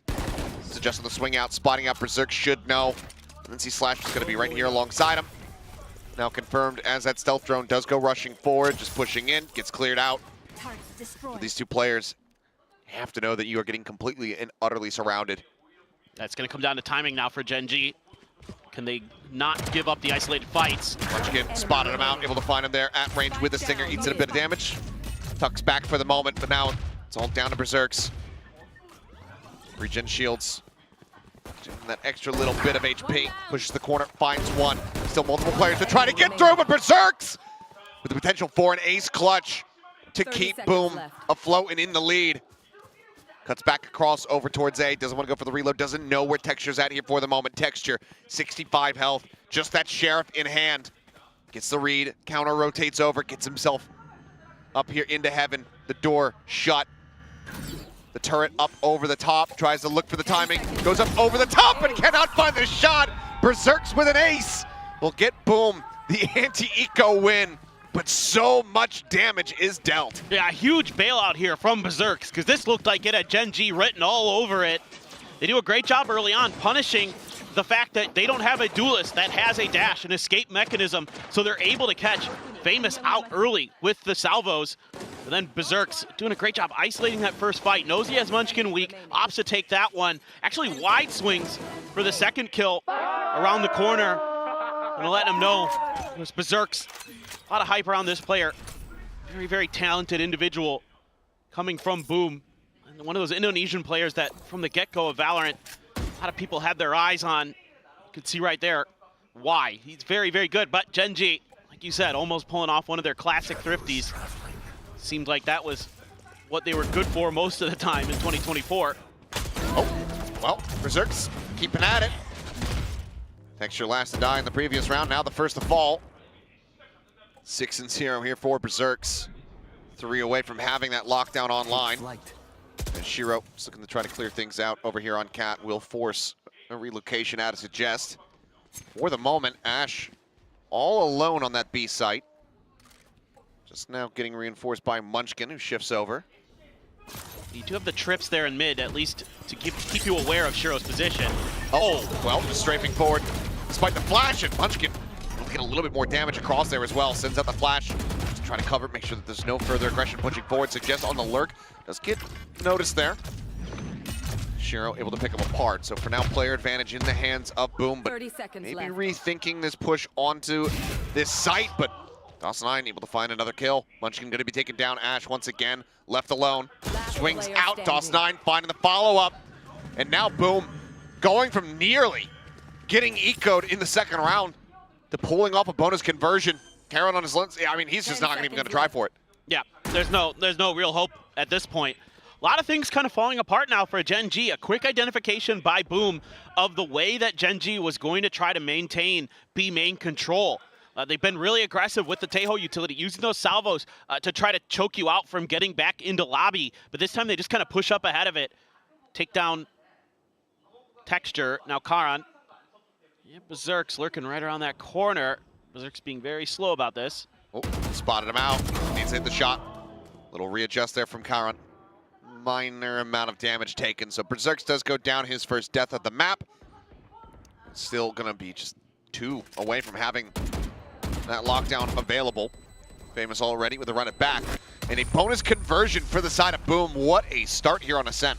Yeah, really impressive stuff. And the way that Shiro plays that mid, not exactly sure when the trip was cleared, but by the time Suggest to come around the corner from the courtyard, it had already been cleared. I didn't see it on the map.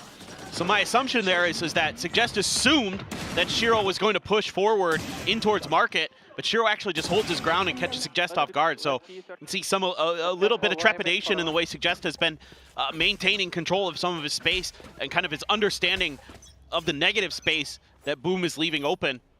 Just not really able to kind of read their setups very well. Whoa, okay, a little bit frantic there as a tiles crunch coming out from Gen G. Texture will go ahead, scoop up that kill.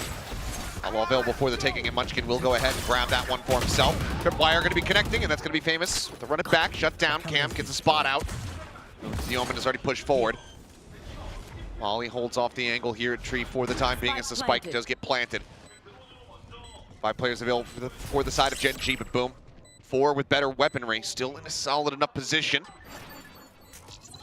As Fragment into the corner will force Shiro back here for a brief little moment.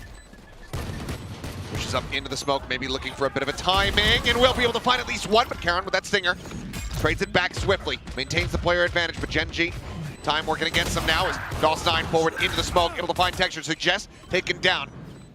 Ash finding one, now just he and Karan to try to get this team over the line. The defuse now beginning. Karan holding down the door, picks up a 3K. And Gen G with the defuse will get themselves online here in round 4. Yeah, I mean, this is pretty wild tempo that we're seeing out of Gen G. Like, they're really pushing the pace. They immediately go for the tiles crunch, and then it's a quick pivot over into A tree to set up for the retake, understanding that they had to give up that site and being really quick to be in position. Karan there being that tremendous player we know he is, no matter what gun is in his hands. The man is devastating, was able to bail Gen G out there, because if that tree push into the smoke from Boom had worked, had gotten another player, that round is very much Boom's. But Karan able to turn things around. Now you're going to get full rifles, a few ults to play with, but my God, they are just really curious about trying to scrap with each other at the beginning of these rounds. You can see Munchkin thinking about it, but because of the salvos from the Tejo, gonna have to back off momentarily, seed that orb over. And as a Phoenix, that's often going to be a big part of kind of a win con for these types of comps, is making sure that you can funnel those orbs into the Phoenix relatively quickly. I have more thoughts about the Phoenix when we get there, but I think right now they're sorting up to maybe try some kind of A hit through tree, suggesting Munchkin, Karan over there as well. So Boom doesn't really have a lot of info on this. They're going to be making kind of a gamble.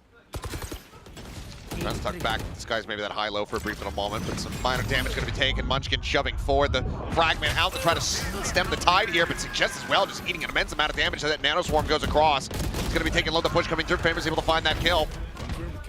Armageddon out from Ash. Mowing down one Texture, quick little exit over to the side, eluding damage for the time being, and Famous just cutting his losses, decides to back away, gets himself over into the site, which is very firmly in the hands of Boom. Here on the box, the tuck away. Famous at the ready. If anyone comes pushing out of that smoke. Pushes back up. A 2v4 for the retake, a couple shots out. Position going to be given over here for the moment, but there's still so many crossfires to try to break through, and they cannot get it done. A 4K for Famous, another run it back online. Gen G unable to find another round. Yeah, this is really interesting. Boom here is pushing into the strong side of the map for Gen G, but because they have so many layers to their util, a Molly and Nano salvos all thrown to this position. Exactly. That's something really interesting with this comp. You've seen similar ideas, I think back to Talon a little bit last year when you try this like really util heavy sort of just smother you out of these, close quarters positions on Ascent that don't always work, but here it seems to be going really well for Boom so far. They're making Gen G really uncomfortable, and they can't do much else. I mean, but Munchkin is a Guardian, and that's his signature weapon. Double face out. Berserk's eating a bit of damage here. Does opt to stick around. Would love to have this orb. He's just one away from having that lockdown after the hot start that he's had. Last few rounds has widely been tempered. And they're checking mid right now. Not much left for the Cypher util that's currently up, so they have to be aggressive a little bit to maintain some space control, but Berserks is just gonna chill out by the benches, wait inside the courtyard a little bit, try to set up for another hit. And the push, Munchkin. First shot not connecting. See Slashers does. Armageddon now coming across here onto the A side. Texture tucked back into hell for the moment. Salvos slowing up push over here from Tree. Karan sliding forward over towards Switch. Waiting for a moment, unable to find anything though as Texture popping the knives. Does manage to find Sheer before getting taken down as NC Slasher comes away with the triple. Bon out though, and they're lined up as Ash will be able to collect the two remaining players. Overall, half by purchase works the way of Gen G. They get themselves a second round win. Yeah. Really nice stuff from Munchkin in this round at the beginning to find that pick with the Guardian into mid. Didn't quite get to see it. Let's see if we get it in the replay. No way, dude. Okay, well, sometimes it'd be like that. But that knife gives away his position. It's a good play by NC Slasher here to capitalize onto that. Clear some space, but the timing there just a little bit off. Ash was really quick to back up some of the positioning. I've been keeping my eyes on Ash a little bit. He's doing a really nice job of being the guy right behind whoever's in front of him, whether it be Texture or Karan typically. He's being really quick to try to reinforce them, to back up their positioning, and that round it really paid off. So back down to a bit of an eco for Boom Esports, and okay, well that probably just was, revenge for the previous round, I guess. A little bit. Berserk's finding Texture. Dead at market. Thing reveal out onto one, suggest we'll find NC Slasher pushing forward from bench. No, the Sova going to be nearby enough. Munchkin waiting here at the ready. Fragment in hand to try to slow things up. It's a bunch! Sentinel bounces back. Famous catching a glimpse, wanting to try to close the gap here. Munchkin able to find one. The pop flash out, but he's a little bit too late. Does have that ult rolling, so technically is resible. But I mean, Karen at that range, you're not going to get a damn thing done. The judge means absolutely nothing. There's going to be multi-frag round after multi-frag round. This time it's Shiro's turn, as Boom just will not allow for Gen G to win 2 consecutive rounds. Now up 5-2. Yeah, that's a huge mistake for Munchkin there. After a decent previous round, this round that's very costly because you can't slow up and get the rotations to come as quickly as you would like for the rest of your team. Instead, they're just able to barrel their way through the site, particularly that judge for Karan. The idea there is that he can slide back in towards Tree to get into that corner by the door switch to cover that angle to help him out. Instead, because the fragment isn't there, it allows Boom to just accelerate, to scale into the site. Not much that Gen G can do there, so little things like that can cost you rounds. Let's see what Suggest wants to do off this turret. Doesn't want to swing for the turret itself. Catches, okay. I was going to say a glimpse of the shoulder, but Berserks just absolutely nails the headshot. Ash going to be responding in kind, so lockdown now online. Not going to be seen here in this round. Will remain tabled for the moment. As the stealth drone not spotting out anything over towards tiles.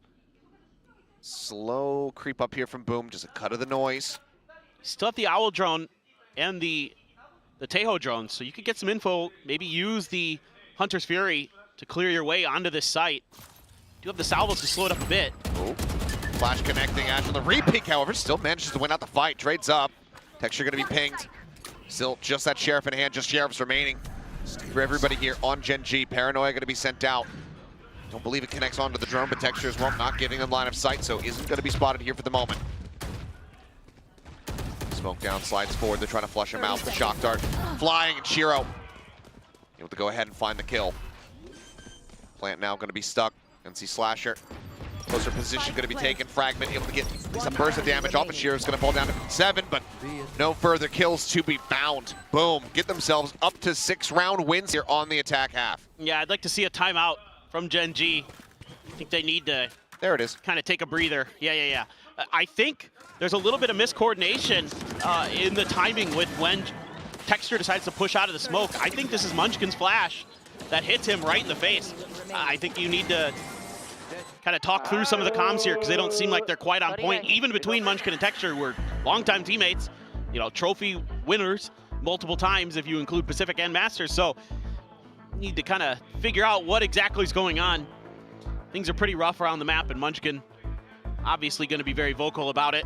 Seems like Boom, though, really had a good read on kind of the meta that was going to be coming into this map. I think they have some good ideas with the Phoenix on how to sort of counter the Tejo, because you could kind of get ahead of where the salvos and some of the utility is likely going to end up being used. So you're kind of able to punish some of those spots that you would normally feel like you're safe to just sort of, you know, play off your own util as a Tejo, kind of send out the salvos and then maybe Texture pushes ahead or whatever that we saw in some of the earlier rounds. And instead, you're kind of able to just be a step ahead of that, throw a curveball, and then get some kills or things like that, or at least back them out of those positions. So, but some mistakes as well for Gen G. Let's be honest, we've seen some pretty big ones. For sure. Now find themselves down at the moment. I mean, if we learned anything from the DRX PRX series yesterday, that streaks don't necessarily mean map wins. That's true. But Boom right now looking very fired up, looking very improved. And also we're back to the oh, Munchkin. Ooh, okay, he's okay. Avoids the second one. Armageddon covering fire, coming out, just trying to slow up the approach here. Munchkin still does end up falling. Berserks lurking forward, looking for the headshot, unable to find it. His Texture goes down 2. Let's see Slasher responding on a 1, but Paranoid out. Oh, push comes in, but Dawes 9 manages to break through and Suggest just now getting ready to wrap around up towards heaven. Boom just continuing to brute force their way into the sights here. Spike planted. The plan comes in.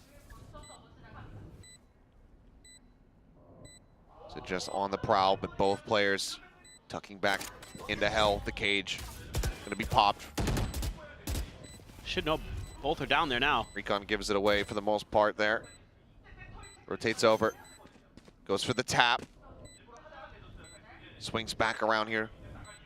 Behind Jen. Couple shots just over the top of DOS9's head. Shorty at the ready. The push coming through, and DOS9 to gun him down. Boom secure themselves a lead here at the half. As they pick up their 7th round win. Still yet 3 more to be played out. Yeah, this is just really nice utilization. Some of the ults to find the early pick. Yeah, nice little play from Texture. Slasher right there to step in and shut that down. DOS9 continuing to look very good for Boom Esports. Great decision there to be really patient, to sit in that smoke. You know, force the issue onto Suggest. Make sure that he's the one tapping the spike and that you're able to kind of trap him on the backside of the generator. Quick paranoia. Yeah, that was going to be sent. Shockdart try to clear out any of this util here, but now the lockdown in play. Texture, ooh, lingering, trying to look for any kind of punish as Amos comes pushing around from behind, unable to go ahead and get that pinch stop. But now players going to be safe with the Armageddon, pushes them back out into the open. Suggestion's going to be taken down, I believe locked in place by the lockdown. Yes, was the detain there, and Slasher finds Ash before the door can shut. As Boom are just absolutely destroying and dismantling Gen G round over round. These alt cycles have been really, really good. Berserk's gonna catch Karan through the smoke. And Munchkin just left with a judge and sadness. There's not much he can do here. Yeah, I mean, they're just catching everything. They're catching util, they're catching strays. Catching everything but a break. This Munchkin will make this a non-flawless round. Jumps across to try to go for the weapon, but NC Slasher a little bit fast with it. Anticipates the flash, turns, gets himself a 4K secured, and Boom, stretch the lead even further. Yeah, these util dumps, really, really good. And again, the alt cycles, really well managed by Boom as well. You know, finding the right moments to utilize the Hunter's Fury to get a kill in clear space. Here, using the Armageddon in the lockdown. All of these things to just make sure that Gen G has no hope. And I love the ideas of, you know, making sure that you're investing these ults even against eco rounds, because Gen G is notorious for winning those. So really worth it to just make sure you're getting all the value you can squeeze out of this half. And now you're one away from, I believe, the run it back. Yeah, Famous almost has the run it back. This is a minor change-up on an old classic. Not going within the smoke. Let's see if anybody pushes around to try to catch the Omen otherwise off angle. Karan is jiggling here. Peeking in to main. As this time Munchkin not wanting to really waste any time with it, just sends out the fragment. Doesn't catch any damage though. They're going to take a pause. They're looking for some kind of aggression out of Gen G. Something that was working early on. Spot on the one. NC Slasher going to be taken low. Famous going to be taken down. It's Texture similarly able to find NC Slasher. I see we have Priest today. As Shiro will be able to find Ash. I must wait a moment. Ends up one of the kills, but Gen G, I mean, best position they've been in and around for quite some time. Suggest able to go ahead and find Shiro before he can stabilize the aim. The spike now going to be dropped over at Lumber. 30 seconds left. Zerks. Understanding the positions, the timings. Just managed to find him a 2v3. TP over into main, Karan. Peeking, and DOS9 plays it gorgeously. Lurks within the smoke. Texture, he's already here on the site. And that'll be the cleanup. Gen G, a 3rd round victory, but still only 2 weapons surviving. Because of the streaks here from Boom, Gen G just don't have much money. Oh yeah, this is still not great for Gen G. I mean, the good news is your default finally was able to give you a round win. No early aggression, nothing like that. A good fragment to buy a little bit of extra time. Texture gonna swing over to help Munchkin out here. Nice little play from him. Ash has had a couple impactful kills. Just great reads from DOS9. What a great pickup he has been for Boom. Okay, what is the buy gonna look like for Gen G coming into this? Karan thought about a judge. A lot of Guardians and a judge. Yep. Not 2 Phantoms. I say a lot, it's 2. Yeah, also the Blade Storm. So that's nice. That is a lot of salvos. That it is. Run it back, used here from Famous. Bounding forward, it's able to find Texture. As Ash though, able to slow things up a bit. Snaps back the ultimate, gets the concuss across, finds the kill to keep it even. 4v4 here for the moment. Boom, once again, just looking to kind of cut noise, keep it quiet, make Gen G second guess, and then get ready to strike. Still have a curveball in the wall. There you go. But they're looking for something off of it. They're trying to bait out contact there. They're a little worried that somebody might be right around the corner. They're worried about that judge, I would suspect, with how much Gen G's already been investing in it. Curveball at the ready. Ash getting caught by it, Suggest getting hit by the ping. Revealed out. Players very much noted here on site. Munchkin starting to go for the rotate. Karan still a world away, and Famous breaking things open. Wow! As he just knocks them down one after the other. 3 kills for him in the round. And Munchkin bleeding out on the floor. 30 seconds. Karan gonna try to smoke it off, trying to go for the res, but DOS9 is here with the shorty at the ready. They massacre him, and boom, are up by 6 rounds, 9-3 at the half. Yeah, you've got to be so impressed with Boom. The ideas that they've had coming into this map. I had some questions about it. You know, Phoenix has been pretty hit or miss on this map, but it looks really, really nice, especially when Famous is just hitting shots like that. That is a disgusting double kill from him. And DOS9 has been really good at reading the positioning and the timing of his opponents. Seemingly any time somebody was making a play around in a smoke or something like that, DOS9 was just one step ahead. So really, really cool stuff that we're seeing. And, you know, a little bit of a shaky start for Gen G with these new players. Maybe we'll see a change of pace that is Pacific. We are an attacker-sided region. Yeah. For whatever reason. That's true. As we've been witnessing yesterday, especially, no one knows how to defend here. That is... Well, how many total... At least we got attack down, you know. Yeah, we got that going. We got half of the game going. That's better than 100 Thieves on Split, at least. But still a lot to be worked on. Gen G, I mean, they've pulled off miracles in the past, but are you just like, right now they're just looking out of sorts. You just taking a little money under the table from Rob Moore there? Just trying to move on. Just trying to move on. I'm just trying to get my dig, get out. All right, fair enough. I suppose I'll allow the bailout. I mean, I don't know. I could see Gen G just kind of doing the same thing, though, on this attacker side. I mean, I think it looked like that they were having a hard time defending. I think Sentinels in general have a tough time with this, so I don't suspect that Berserk, for example, is going to have it much easier than Suggested. Suggest did look a little lost. It did look like at times he was kind of getting red where his position was going to be. I mean, he got killed through smokes a few times. You could call that unlucky, but also can be just sort of your opponents are able to anticipate and read out pretty well where you're going to be. Sheriff for Texture, as they go for a mid push out, just looking to see if there was going to be any contestation from Boom for the courtyard space, but they're wrapping all the way through. There's a camera there. Suggest is ahead of it, though. And he's ready for the first. Almost lines up the second. Can't quite make it happen, but DOS9 at range against Munchkin with that classic. Able to find another elimination. 3v4. 2 Sheriffs left behind here for the side of Gen G. DOS9 with the weapon upgrade. Yeah, Gen G really wanted to get those Sheriffs to do some damage. And instead, they're going to be the ones paying the price. Ash able to find another Karan, unexpected from the angle. Berserk's going to be caught unawares, ends up falling to the wayside, and now a 3v2, a post-plant situation for the side of Gen G. Still taking it a little bit slow, wary about any close members from the side of Boom. Gen G looking decently poised to tie things up as far as the pistol is concerned. Paranoia's on both sides. Salvos for NC Slasher. Not sure when Ashes are going to come back online. I think pretty soon. Well, no. He used them on the execute, so no. Drop down. DOS9 able to find Karan there within the smoke. Now the 2v2. The swing out. DOS9 looking for the ace! And he has it! This man is unstoppable! Another ace for Boom! Another pistol!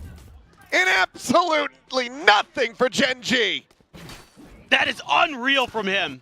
That Sheriff that he picks up off a long-range fight with a classic through mid. Gonna get the first one. Wins this one against Munchkin. Scoops up the Sheriff off of Suggest's dead body. Puts it to damn good use. Just drops down onto Karan.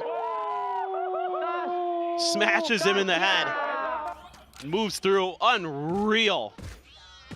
17-5.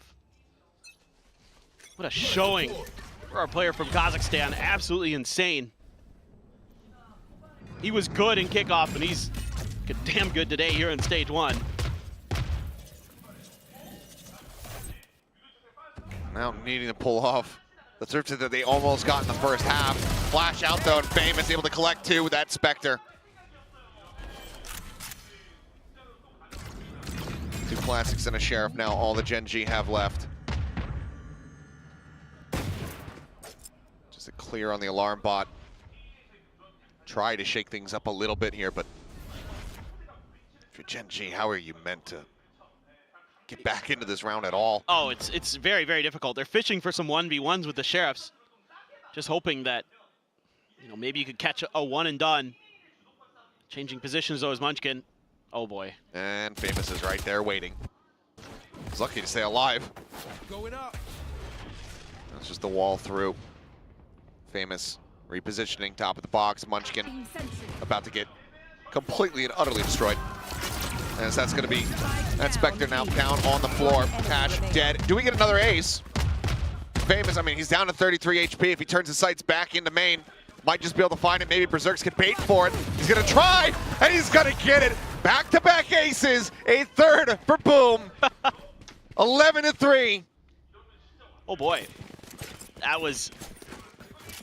that's something. You don't see that every day, that's for sure, but these curveballs, once again, catching Gen G. Munchkin just really having a rough map. Doesn't seem to be reading his opponents very well. Has made some mechanical mistakes. He'll pay the price there. Just not anticipating that Famous would get up on the box. And yeah, it's still going to be looking like a pretty healthy bonus. A couple Spectres, a Guardian, a Bulldog, a Stinger. Standing ahead.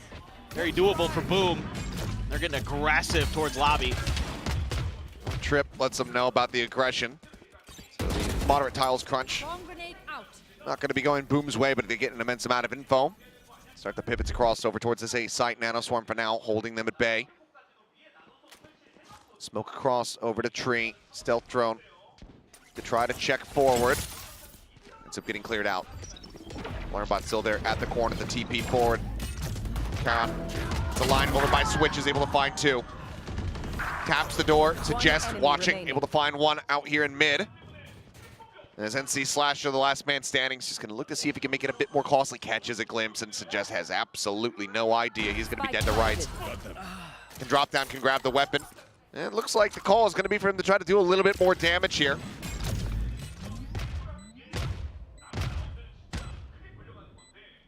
So why not? How well things have been going. Has to clear a lot of angles in space. At the end of the day, even if it is just going to be a save here for the side of Boom, they're in such a strong position. Gen G, they will be able to go ahead, lock down this round, stop another ace from coming through, and pick up a 4th. And how many weapons do they have as they do it? That gun barrel should have been spotted, I would think, there by Charon, who's just going to be strafing across. Salvo's sent out, they're lined up, but okay, NC Slasher only able to find 1. Charon going to be left on the floor. Munchkin, Ash surviving as Gen G get to 4. That's a cool little teleport there from Charon. While a lot of space is being created at the smoke at the front of A, he's able to find a great timing. Just TP right in underneath Boom's noses, find that big double kill to open up the site. Suggest still having a rough go of it on these lurks. Still trying to kind of figure out what's going on with his opponents, what's going on around on the map. We'll have full rifle v rifles. Some half armors for Gen G. Mostly full for Boom. Look at the way they're really just so aggressive towards B main. I mean, you got to be nervous about it as Gen G with the Phoenix as well. This time the Phoenix, though, slotted over onto the A side. And Gen G just really can't find an answer for the way that the Phoenix combos can control these mains. Whether it be on A, whether it be on B, we've seen them have a really tough time with that. So they're forced to kind of spread the map, work things out a little bit, try to put some more pressure in the middle. See if they can squeeze on through. Jump peeks from NC Slasher. Don't think he spotted Texture, but now the alarm bot has. Looks like he's just going to hold that tight angle maybe. No, repositions. Gen G, though, doesn't like that they gave away that info over towards B, so try to work the other side of the map. Just a spot on to suggest. That doesn't tell you much. That fragment though, that's gonna bring NC Slasher over closer to A. Salvos going through. Famous pushes out in front of these. He's just waiting for that Cloudburst to fall, and now he strikes. Kara turning back is able to find one. Dawes9 pushing forward. Leads a mash. As the dust settles. Just 2 players remaining here for the side of Gen G, but Karan continues to fight back. Suggest on this lurk, needs to win the fight, and does so. The neural depth getting the reveal, confirming that Berserks is across the map. As the plant can now come through off the back of the TP. 10 seconds left. Camera set up here from Suggest, just staying tucked away. Gets the ping reveal, has a tripwire to try to play off of. Berserks is going to backpedal, but is it a reroute or is it a save? Looks like he'll at least explore market. See if he can find anything at all. Clutching this out here would be back-breaking for Gen G. As the swing finds the first, but Karan peeking out from back ramp will be able to shut him down. 3K from Karan. Gen G up to 5, needing 6 to tie. They still lose out on 4 players. Yeah, it's still a really brutal round. And again, this comes down to the fact that Boom is getting really good map awareness. They're utilizing that KJ util in mid to sort of like keep track of what's going on there. Okay, they're not receiving any contact. That's going to that's what allowed NC Slasher to shift over towards A little bit sooner. There was a fragment that had to clear Wine because of the early A main pressure that Boom is able to create, making it very difficult for Gen G, much more difficult than they would have liked. So it's utilizing a lot of different pieces of utility and info. Maybe not in the way that you were expecting. Like you were kind of thinking, oh, with a Sova and a Tejo, you're going to be like droning all over the place, reconning. That's how you're going to get info. That's not exactly what they're doing. It's some passive info and some aggressive play with the Phoenix that's getting them some of this really good information. Jiggle Peak not being punished. See Slasher holding very close. He's here in the open, but if he can hit the headshot, it would be monstrous. Wow. Decent amount of damage dealt there by Dawes9 as Berserks finds the chest over in B main, just pushes the corner. Bucky in hand, Suggest gonna be taken down. NC Slasher peeks into main, finds one, looks for a little bit more.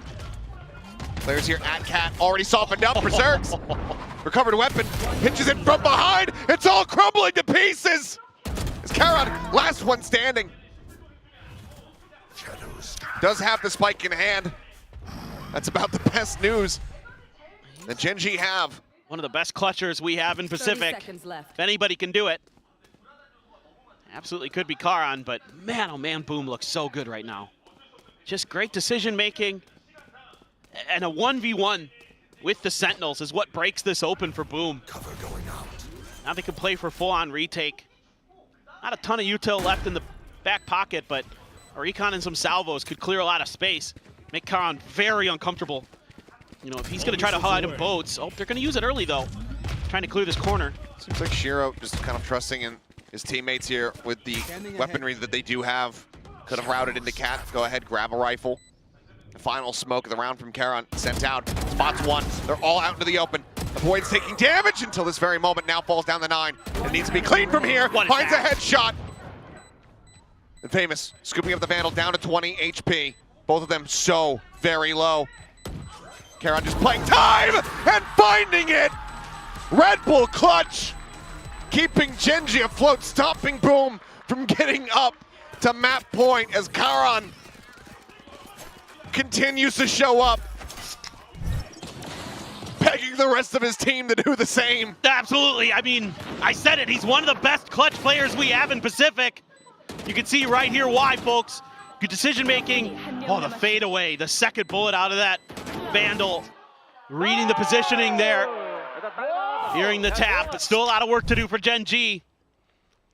And that's the 20th clutch for Karan in VCT Pacific. And he's near the top of the leaderboard. He might be #1. I think he is. Because most other players are starting to kind of hit their 10th. Right. So, you know, players that have been around for a lot longer. Granted, I think the tracking does specifically, like, I think the clutch banner has to fly for it to be counted, so it is a little bit wonky. I think it, uh-oh. First one of the stage. Oh, no. Hey, we made it through three days. We did pretty good, yeah. you know, it's been all right. Hopefully it's going to be a quick one. I think it will be. But man, what a performance from Karan so far.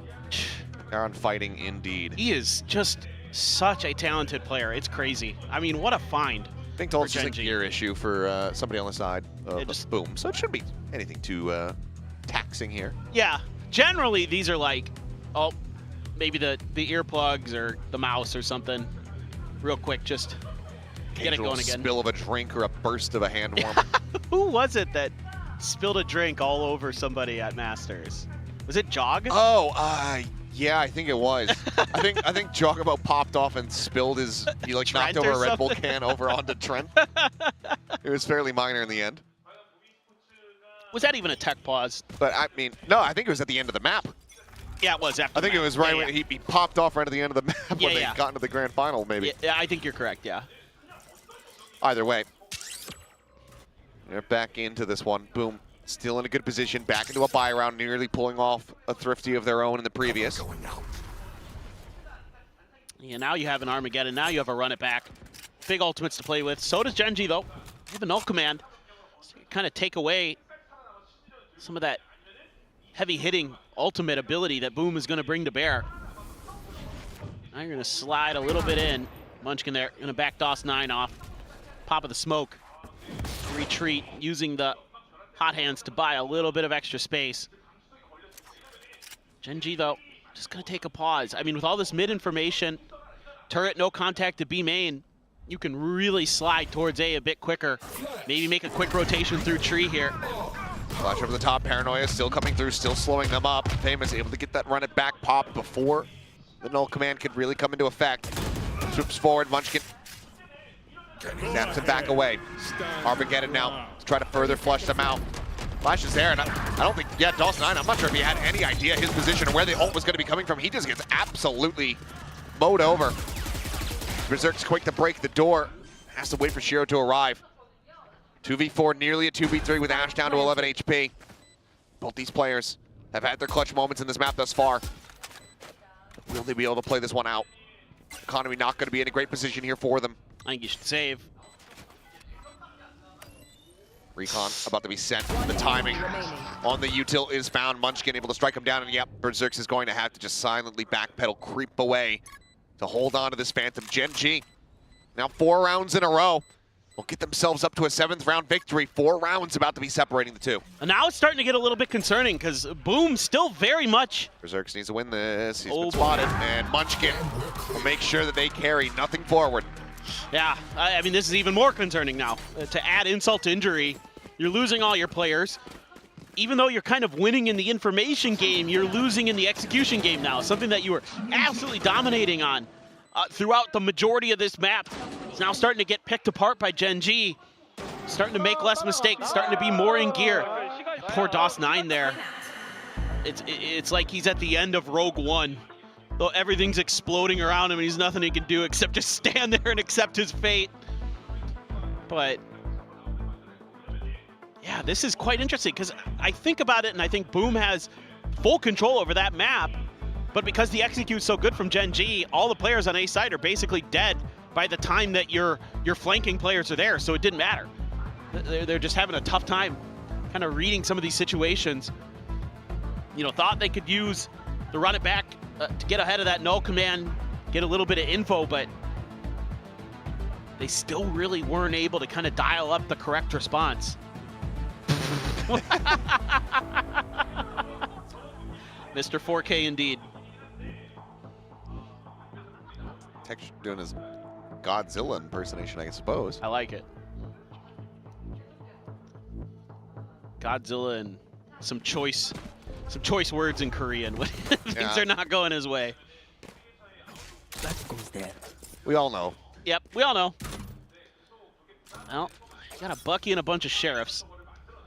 Kind of curious about the way Berserk's is going to play it this time. He's one away from a lockdown as well. So a lot of tools to work with potentially for Boom. They can find some of those early picks and stuff again. Scoop up some guns. They'll have some big ultimates to work with. And they could absolutely pick up a thrifty of their own, turn things around. Genji being very slow this time, spreading the map. giving up a little bit of space at A main. DOS9 happy to gobble it up. Let's see what info he can find off the back of that. The drone doesn't see a ton. It does now. Suppress, Okay. yeah. It didn't get cleared. Got the hit on Texture there at top mid. Slow creep up here from Suggest. Berserk's just around the corner. Not going to want to peek in, though. Just that Bucky. Wants to just try to hold the angle. Is Famous now. Going to be spotted out. Trying to hit these headshots. The Salva's there at his feet, and he's just going to be overwhelmed. Texture finding one. Shiro here in this position. Oh. And this time, Gen.G does look to the left. That updraft was so good from Texture. And just baiting the aim. Ends up falling. NC Slasher with a nice shot. Takes him down at alley. The sight very much in the hands of Gen.G as they look to continue on this run back. They're able to toy some of that util very nicely there. Good push and pull. Good teamwork from Gen.G. Hello, DOS9. Shadows traveling. This is very, very difficult. Yeah, I mean, at this point, you just want to try to collect the kills, get towards these next few ultimates, stop them from being able to go down to the spike. Also, you want to stop the bleeding a little bit. So Munchkin with another 3K, finding NC Slasher. And now it's 3 rounds between the two teams. Another purchase about to come through. Have to suspect that this is going to be what the timeout was really all about. And an operator seen just before the replays. This is just coming down to teamwork now for Gen.G. Some of these rounds that they've been stringing together, obviously there was Karan's big play, but since then they've been just kind of working together, you know, basically 4-1ing it across the map. That's what you're going to sort of see here again. Texture. Phoenix with an op. Yeah, that. Not something we see very often. Well. But also something that Boom has not brought out at all, so. I think you're kind of scared about Texture maybe bringing out an op, right, on the attacker side. He'll definitely do that. Trying to make sure you can maintain some control. I think they're just also conditioned to expect that you're not going to have it in hand. Yeah. The shot there, so just going to be taken down now. The Armageddon uttering them forward. The flash does connect, slow up. Going there on the Texture, who does get melted down as DOS9 is able to find Munchkin as well. So far, the setup here from the side of Boom, looking immaculate. Ash able to find one. NC Slasher going to be taken out, but quickly traded back. And Karan effectively all alone. Does have his ult, could pick up the spike. I mean, granted, it's not too far away. For now, they're fanning out away from this site. Whether it's from lack of information or just fear of Karan, either way. Boom, we're in a good position to fully corral Karan in once the spike gets planted. Do have a lockdown. Is Berserk's going to try to set that up into A main? 30 seconds Are left. they going to set it up through tree if they decide to invest it? You might feel like you should. You know, you're very close to closing out this map. Tapping it, no one near enough to realistically hear that. For Karan now, how do you try to divide and conquer? Looks like for now the call is just going to be for him to tuck away in hell. Here's the footsteps. Knows that he's starting to be surrounded. The lockdown, he's going to be committed. Texture that much, or Karan rather, that much of a raid boss. Absolutely worth it. He's just going to go for the ult, get the cancel, fake it out, but he's going to snap back in right in front of this Phoenix. Oh no! He fully goes out over into main, but Berserk's is there at the ready. Thanks. Shuts it down, and even if he gets that kill, the plant is not really for him, can bang that box. So in the end, Karan just put into far too difficult of a position. Boom with a round victory. Get themselves now up to map point. Yeah, really good game senses here from Boom. Have a great plan to use the operator, to use the Taeho util and the ultimate to flush Gen.G into bad positions. Yeah, Gen.G is able to somewhat fight their way through it, but you're able to get the better of them.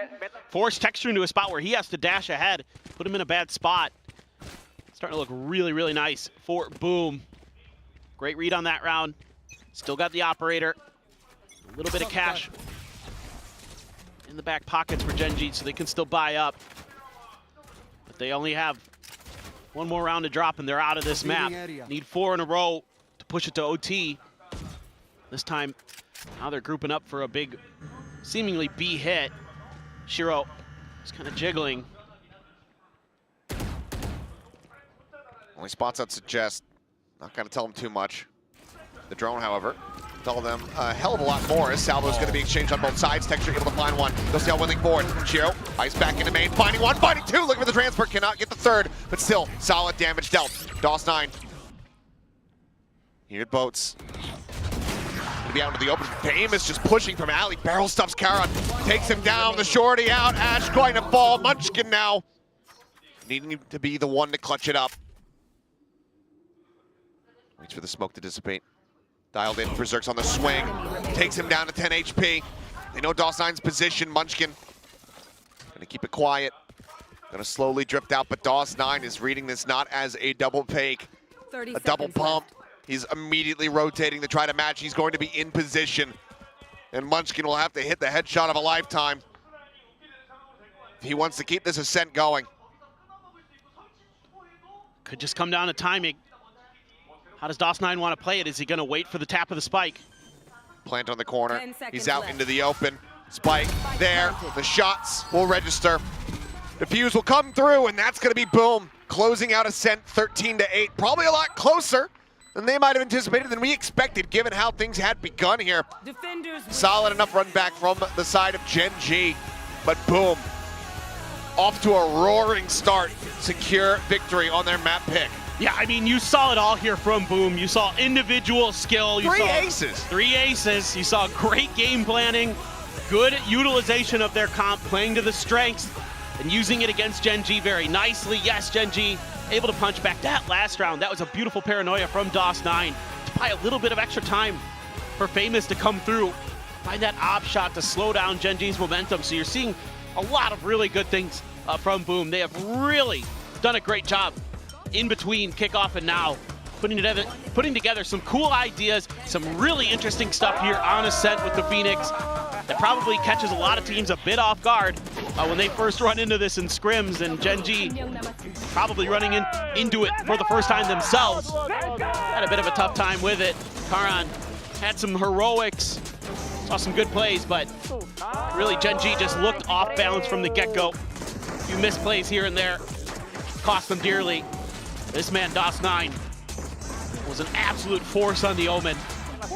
Just hitting crazy good shots, making crazy good decisions. Always has that shorty in the back pocket to punish some of those smoke plays that Gen G was trying to make happen, or set up himself up for some smoke plays. That was a lot of fun. That was a really good setup and execution by Boom Esports. Yeah, solid performance from Karan. Trying desperately, started seeing a couple of the other teammates getting warmed up. Munchkin, those multiple 3Ks he was able to find. Texture with some good entries, but still a world away from the Gen G of old. They have their map pick of Haven coming up next, but for now we'll pass things back over to the analysts to break down Ascent. I can see why you really wanted to see Ascent. Yeah. You wanted something different. We got something different, not just in the comps, but just the outcome of this. We were talking about this earlier. This is a Gen G map. They've done really well on it. Boom, though, coming in with an unusual comp here. Yes, Phoenix has been seen, but not played like this as a single duelist. Yeah, this is the power of the pocket pick, right? When you start playing different comps like this, Gen G will have almost certainly never played against that competition in scrims. So you don't have the answers pre-prepared. So when you're trying to adapt on the fly during an official game like this, it's incredibly difficult. And we saw that in the first half. Boom's comp was made for that attacker half to get the Phoenix snowballing, and they really, really had a great time. It slipped away a little bit towards the end, but they got a big enough lead, so they were still able to close it out. Yeah, just a shocking defense for Gen G. Way too slow to start. You saw them see them slow starts in so many games in Kickoff, and again, unfortunately, that has followed them here into Stage 1 of Pacific. Boom taking full advantage of that. They were off to a hot start in Kickoff, and once again, they have brought that same fire into their initial game versus Gen G. They are not scared of these Korean powerhouse teams. Yeah, very much so. Like, they have everything to prove against these Korean teams. You know, they lost to Nongshim in the final, they lost to T1 and Nongshim in Kickoff, but this is really the story of this game for me, is the individual level of these players on Boom. Berserks gets an ace round 2 to stop things from going awry, managing to not get eco'd. Then we saw DOS9 on the next pistol come out with this fantastic ace. The level of these players was just fantastic, and I felt like Gen.G couldn't keep up. Yeah, another beautiful opening game from DOS9. It's just a magical thing to watch a Kazakh player here in Pacific delivering such a high level. And then you got a nice little anti-eco ace from Famous. Usually not that impactful, but when you get to run it back so early on in the half as a result of farming up those anti-eco kills, it can actually make a bit of a difference. Yeah, that's why you play Phoenix, right? It's for his ultimate. It's so strong, so him getting those anti-ecos is perfect according to the game plan. Now, this is a great little combo that we saw Boom use, and this is the strength of Teo on this map. We see how they pair it up with that lockdown from KJ. So when most people are waiting out this lockdown, they stand in the CT area, so they hit it with the Armageddon, and Gen.G have nowhere to go. This is really nice util combo and a great ult round. Yeah, the ult combos are always very important to win some of those important swing rounds, and I think Teo, he actually does fulfill some of KO's roles in combination with what's good about Sova on this map. You've got some info finding as well as some stopping power and some delay.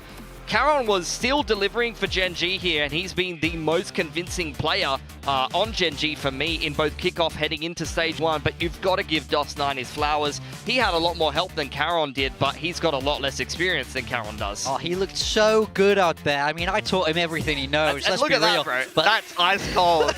I mean, he said it in the content. Yeah. And he came and delivered that performance in the opening game against Gen.G. That's some OG stuff, like unreal. I love this mindset. It's I don't really care who I'm playing against. Who are these guys? I don't know them. I'm the rookie here. You all have to respect me. And he showed exactly why in this map 1. We saw so many aces happen in this map, which was also just phenomenal. So this was a great performance from DOS9, and I don't know. Do you think he knows the other two at this point? I think he still has no idea after that map, to be honest. He won't have paid any attention. Look, Ash, not a terrible debut. I mean, neither one of these players have really played much of the roles that they've been playing previously to Gen.G. Like, Suggest has been mostly a duelist or an init player. He's been thrown on a Senti, which true Sentis, we're talking Killjoy Cypher. He's only got like 10 career games on versus 100 plus on duelist init. Ash has got a couple on init, but he's mostly been a duelist as well. And look, honestly, their defense was a big problem, and you've got to put that down to Suggest. Not a great performance on the Senti role, but also Texture. I'm used to him being that opping presence. I'm used to him being that stopping presence on Ascent on the Jet, and he just wasn't present for that game either. You know, I think that game deserves 5 big booms. I could not agree more. You ready? Ready? 3, 2, 1. Boom! Boom! Boom! Boom! Boom! Woo! Oh, yeah. I love Boom. This is why I predicted them. This is why I predicted them. They have so much underdog potential. In my mind, that game was 13-1. They got eco'd twice in that first half. They're a little bit cleaner. That's a 13-1 game for Boom. They won. They won. They won. There's still more maps to go, but that was a great showing. That was a great map 1. That's what I wanted to see. All right, Pilsky, now, we were going for a Gen.G prediction. Yes, we are curious about the 2 newcomers or old comers coming back into the Gen.G roster. And you were talking about earlier how Boom likes to choke, or they tend to choke, but they definitely... I don't think they like to. But, okay. And that definitely didn't happen there. So surely this is not the win condition for Gen.G, though. There's got to be something else. What are you going to be looking for? I honestly think there was a little bit of choke there. Like, look at the way they played those clutches in multiple scenarios, playing very, very scared when they were very far ahead in the game. I just think that Gen.G dug themselves too big of a hole there. They were coming back on the attack. Hopefully now, though, heading deeper into the series, maybe especially with such a new roster on a map that they're going to pick into the series, they're going to be better prepared on it, because they did not look comfortable against that comp. Some of the players did not look comfortable role-wise. We saw even Ash, who's played a couple of games of Teo, miss some key utils. Suggest did not look comfortable. Texture was not as activated as I wanted him to. And I thought that, honestly, the core three players that we know from Gen.G being on their comfort roles on Ascent was going to be more than good enough to win against Boom, and it just was not the case. So this Haven has got to be better from them, because they've slapped 2 players on an init role and a KJ or an Ascenti role that haven't really played those roles too much into Gen G, and benched a player who can kind of play both of those roles. So if they don't find success, that's going to be an extremely questionable decision that you should look at, you know, the coaching staff, and who I respect very much, of Gen G, and think what's going on here. Yeah, I mean, again, we have to trust the coaching staff. These players are in for a reason, but I also think that when you make changes this late, you don't have enough prep time. We compare that to Boom. The core of this team has been together for a very, very long time. They only made the one change coming off Ascension. These players know each other really well, so I think that's where the experience, the friendship, as we spoke about yesterday, really manages to really take over, and that's why they look more prepared. I also think having this kind of pocket pick comp will really help a lot. So as we move towards Haven, they're going to know what Gen G are doing. So really, I'd like to see something different, but we don't know. I mean, look, Gen G, they do have the patented Viper, right? But, you know, mixing these two different players into the roster, are they going to play the same thing heading on to Haven? They might be a team that does change some stuff up as well, and they've picked it into this series after success with that Viper comp that's tried and true for them, with a little bit of a different flavor of the Neon. But there's a lot of different duelist choices at the moment. That is one of the more interesting roles to be keeping track of in this stage 1. What we saw a lot in Kickoff from Gen G is that they're kind of using the template that they had from last year, and Solo was kind of fitting the new players into those roles, and Meteor shoes are such big shoes to fill, but it looks like that might not be working anymore. The meta has already changed from last year, so yeah, I would expect, and I hope that the coaching staff has evolved a lot of the ideas that they had originally, and I think this including newer agents that they didn't use at all last year. I think they need to, but that's just not very Gen G, is it? They're a team that is famous for doing the same thing and playing the same comp over and over again on maps, and making small adaptations, making reads, having individual players who can read the game well, having a fantastic IGL. So I don't think that that is what we're going to see if you were to ask me personally, but I would love to be proven wrong. At least they did play a couple of different agents. I mean, the Cypher seen some popularity, but then again, the Teo instead of the Sova on that last map. Yeah, I also think it might just take a little bit more time for Ash and Suggest to get warmed up into this system. Like, Gen G have a very specific way that they play. Like you said, it's a lot more slower iteration, so it might just take a while to come together. It could have just been nerves on map 1. We don't know yet. I would agree with that, but at the same time, we talk about this round robin stage. This is the guaranteed win that you want against Boom. Well, not so guaranteed anymore as we go into the Haven Agent Select.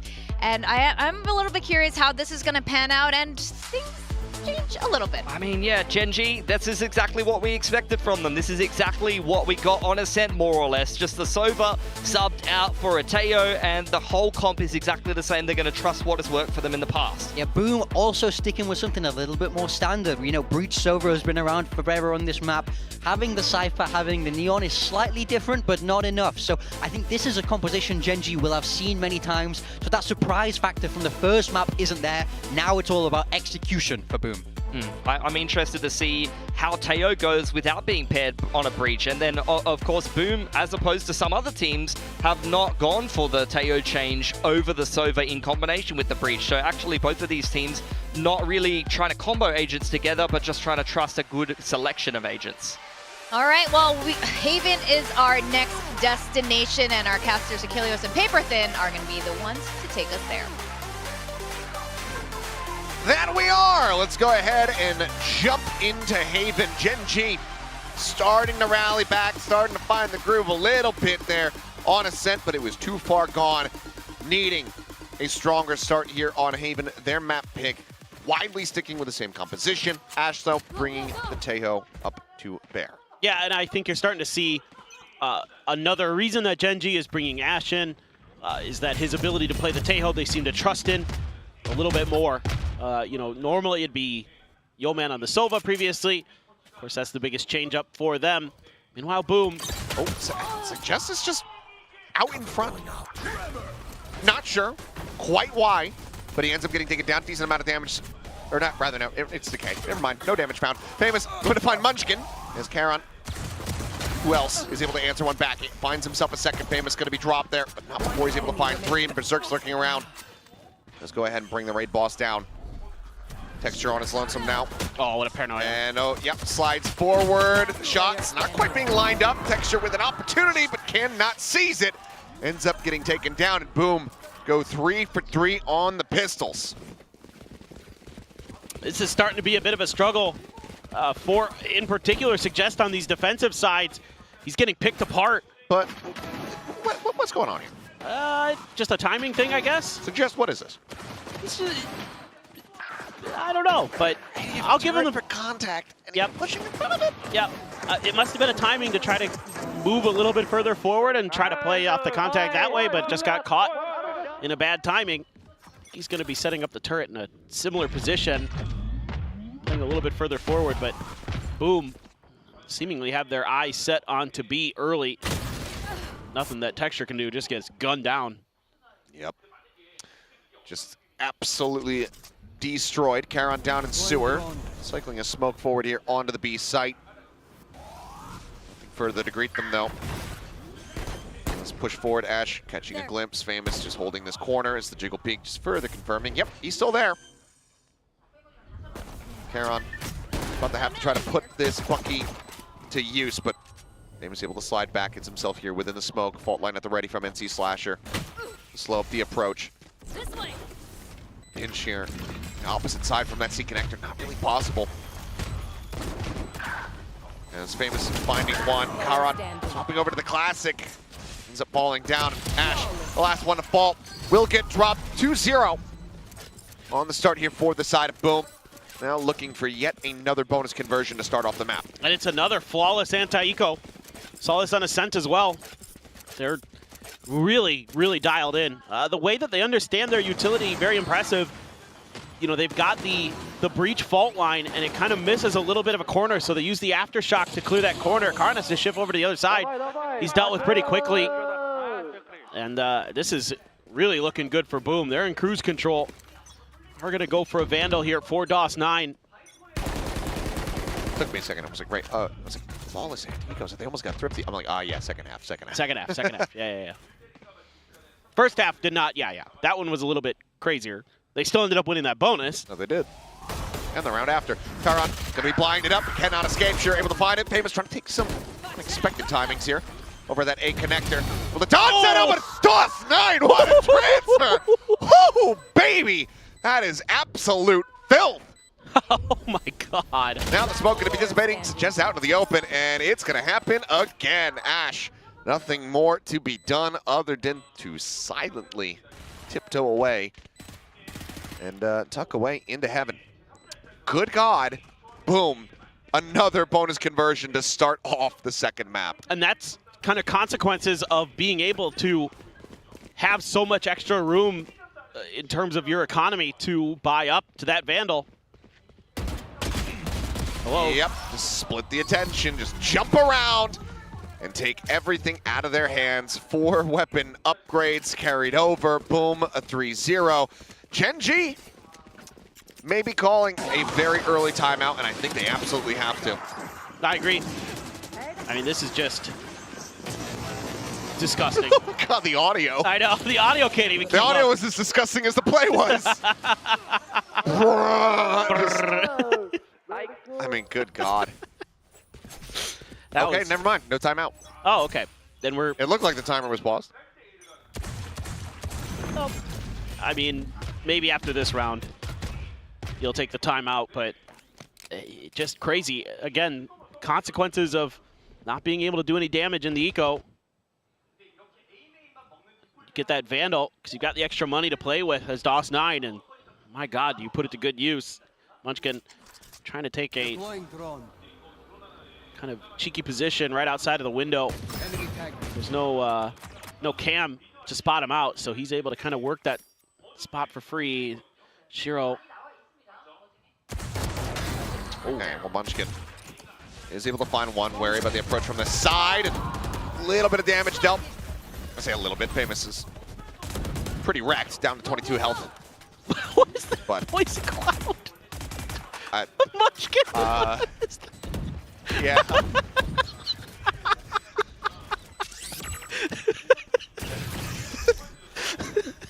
You know. Yeah, it happens. Yeah, we all got a little Forsaken in us from time to time. Sometimes you just gotta say, oops. Oops-a-daisies. Missed the lineup. Let's see if it comes into play. As Paranoia gonna go across DOS9, tucked in behind the box. Couple players clustered up here. Texture able to find a headshot, finding a body shot there to finish off Famous. Sliding forward, DOS9. Enemy remaining. Now here against Munchkin, and he's able to find it. Finds the 4K as Boom find the 4th round win. Solid attempt once again here from Gen G to try to get themselves a thrifty. It just narrowly eludes a grasp. DOS9, 8-0-1. He's just so good. Just show us, like, somebody, did anybody catch the lineup in the replay? I wish. I don't know what. He must have thrown it from mid or something. I don't know how you get it up there otherwise. That's disgusting from DOS9. Look, he is fragging out of his mind today. It's like when you're a kid and you're playing, I don't know, catch or something, oh, yeah, like Frisbee with your friends. You get stuck on your and you just throw it, roof. Yeah, this is on the roof or in a tree. It's 30 feet to the right of where your friend was at. Day's just ruined. Oh, and then you go inside and play video games. Yeah. Look at this stack. Just again, trying to take a very aggressive angle. Well, he plays it right this time. Is able to just absolutely cut tail, just duck out of there. I was going to say, I'm kind of curious what they're going to do off the back of this. Took some space, but not really able to get the kill or scale up much off of it. So over towards B, and Karan answers with a smoke right in front. So we're going to have to use a little bit of util to clear the site, but has been left relatively wide open. Stuck here, Texture, nice slide in. What a read. Yeah, able to find DOS9, delivering his first death of the map thus far. Finding a third, and Share and Slash are both going to be eliminated. Mr. 4K online. Famous here at the ready. Texture has to beg the question, do you even want the ace given the win record? He's going to take it. Texture joins the club here today, getting Gen G an ace of their own in the series. But I believe the team is 0-4 in matches when Texture picks up an ace. That is correct. In Pacific. In Pacific. In Pacific. Well, I was going to say, are you sure you even want to get the ace? Yeah. I mean, but at that point. You can't suffer more losses. Yeah.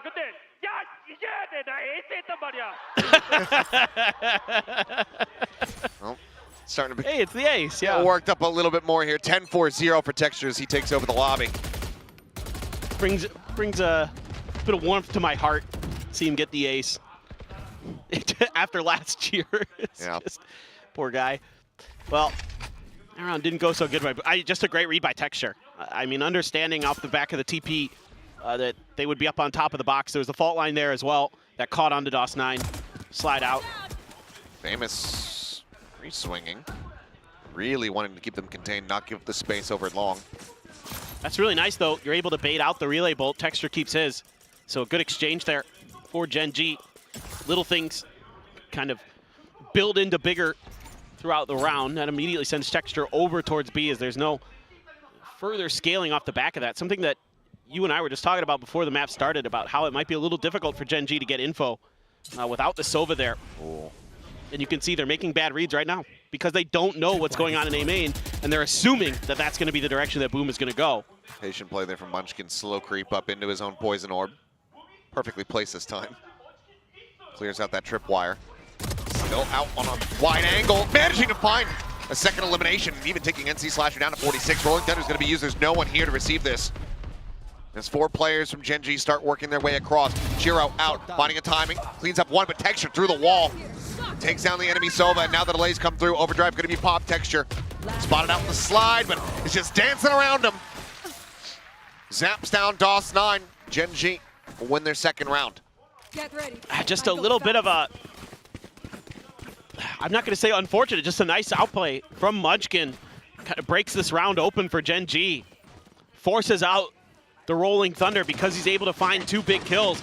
They can't scale quickly into the site. There's no Neon there to kind of use as a human drone, so they have to rely on some of that big utility to clear that space because they don't know what's going on behind that. They too had very little information on that round, and they were just kind of gambling that they could get through towards C, and Munchkin not having much of it. Famous. Ooh, DOS9 is just so good today. Texture a bit off there with the aim. Some damage dealt. A couple players tagged up on the side of Boom. Down the Neon, certainly going to hurt them. Yeah. I know exactly. Just searching for the camera, able to find it right as the neural depth does come through. Ash bouncing that concuss over the side. The pit now in play here on the A site. Ping reveals out, just looking to try to make this unassailable. Looks like Boom agree that it is. Too quickly start backpedaling over. As Ping's coming down, suggests pivoting back over onto the C site. The alarm bot, the only thing that he really has here. He's looking to try to play an aggressive position similar to Munchkin the round before. Comes away with one. Still player advantage here, but tons of damage dealt here to the players of Boom. Push under the corner, Karen unable to spot it. Spray, I believe a bullet connecting there onto NC Slasher, taking him even lower. Swing out, headshot, not gonna be found. Famous able to stand his ground. Keeps them in with the advantage. Gives them a better opportunity. Salvos to try to clear out. Ash pushed away, taken low. Munchkin getting ready to arrive from behind, but as you say, the tripwire is there. Last player standing. Nope. It's a nice attempt. It's like watching somebody mess up in one of those parkour videos. Oh, yeah. Jump through this gap and then just get annihilated. Just an absolute fail at the high jump. Well, Boom. Solid reply back, not allowing for Gen G to get within touching distance. Stretch it back to 3-round lead. Yeah, just good, quick decision making really is what wins Boom this round. Obviously taking Texture out of the equation early, very helpful considering how destructive he's been. DOS9 has been just tremendous here today. Hits a great paranoia as well. Kind of back off Gen G's initial attempt. Try to get in towards the C site. That aggressive positioning, Karan knows it's there, but when he swings that corner, I don't think he had stopped his movement, so his spray looked really wild there at the beginning, so just kind of pulled the trigger a bit early. Take flight. Use that drone, catches Ash. We're gonna use that. One. Yep. Stun connecting, no further aggression to be seen. From Texture, situated over at C, so not really in any danger. Here are Boom. And they made a lot of noise there. So that's getting a couple players from Gen G to move over towards A as Boom slides the other direction. Quite a great use of knowing how much information they gave over. Getting out wider and wider here. Oh, that Nano. All the way down C, but like you said, Nano just holding them at bay. Damage not going to be suffered. Just waiting for that alarm bot to go off so he can just start spamming through the wall, but it's not going to be triggered. Instead, turn their eyes over towards B site. Stray shots out, nothing to be found there. Hunter's Fury opened up from Shiro. Hunting here for Suggest, but he's able to scatter back far enough. Not going to get caught. Armageddon now going to be sent in.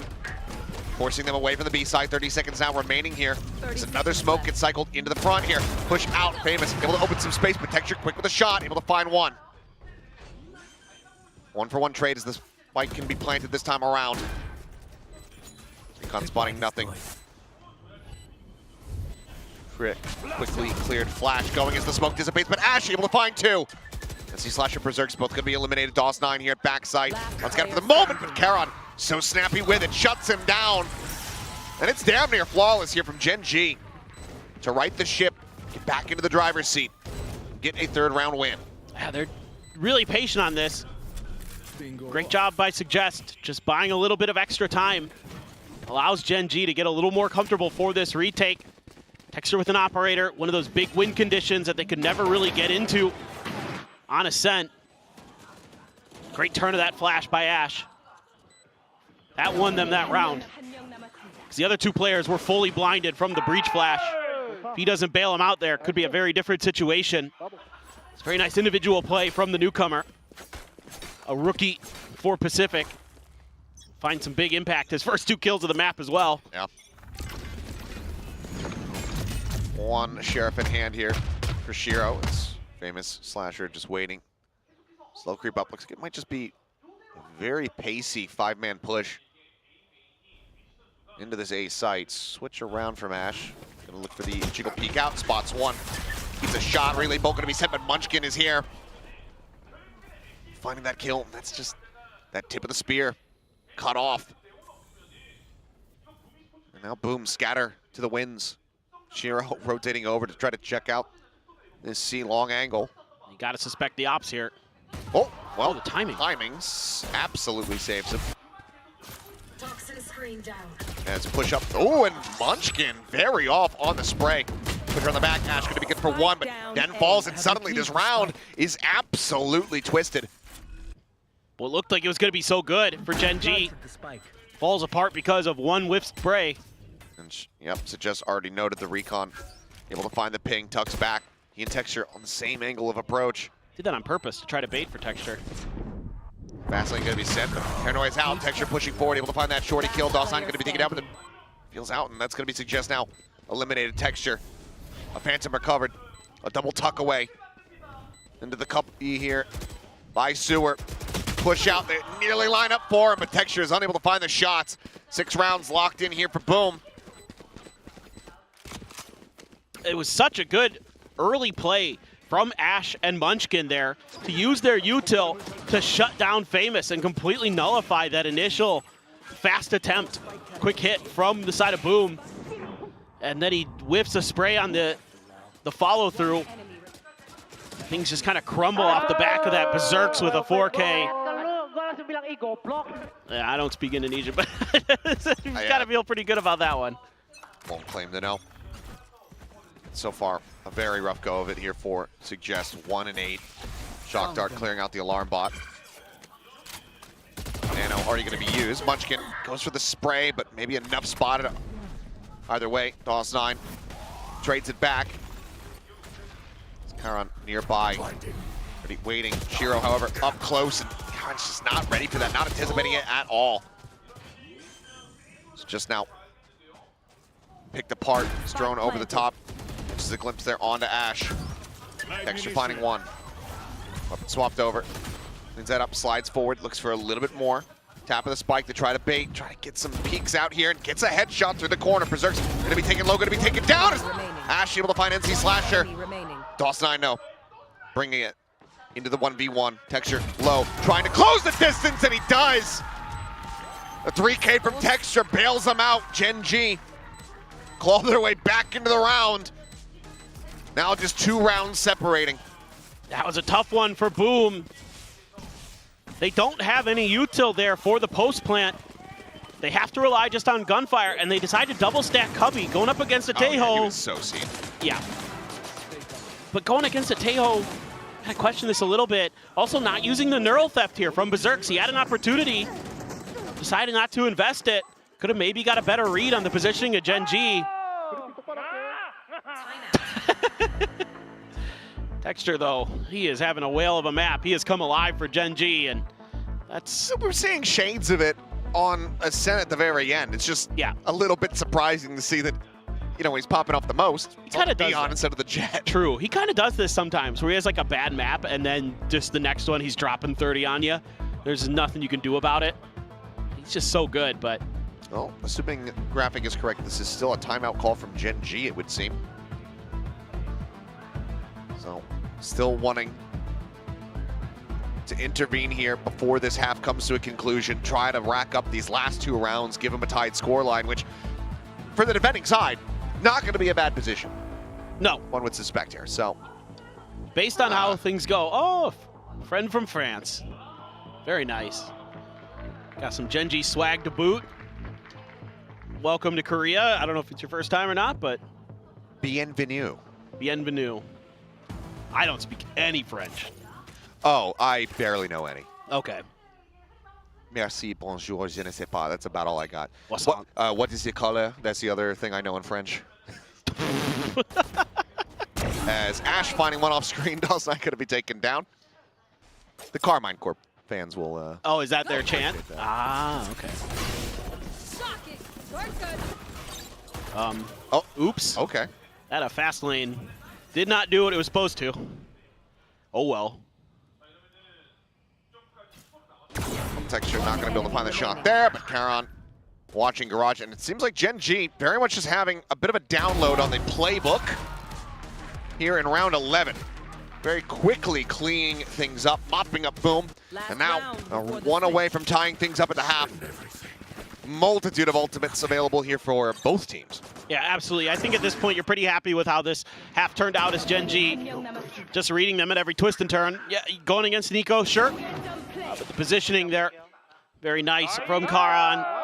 Texture continuing to hold down the fort wherever he's at. And now they're going to try another big A push, but Texture and that operator are going to be there to greet them. Suggest is going to grab a shotgun, the judge. Oh, relay bolt gonna connect, and Famous arriving just fast enough now. The stun here onto Ash, desperately trying to send in the ultimate. Slow up the approach, but it is far too late. Karan, however, still alive. Drops the spike here at Sewer. Is very much surrounded, trying to fight his way out of the corner. Swings out, is able to find one more. Famous, however, there to collect. 3 kills for him, lockdown still gonna be in play. This ushers them out and away from the A site. As DOS9 cannot escape now. They're into a 2v2 with Famous getting caught.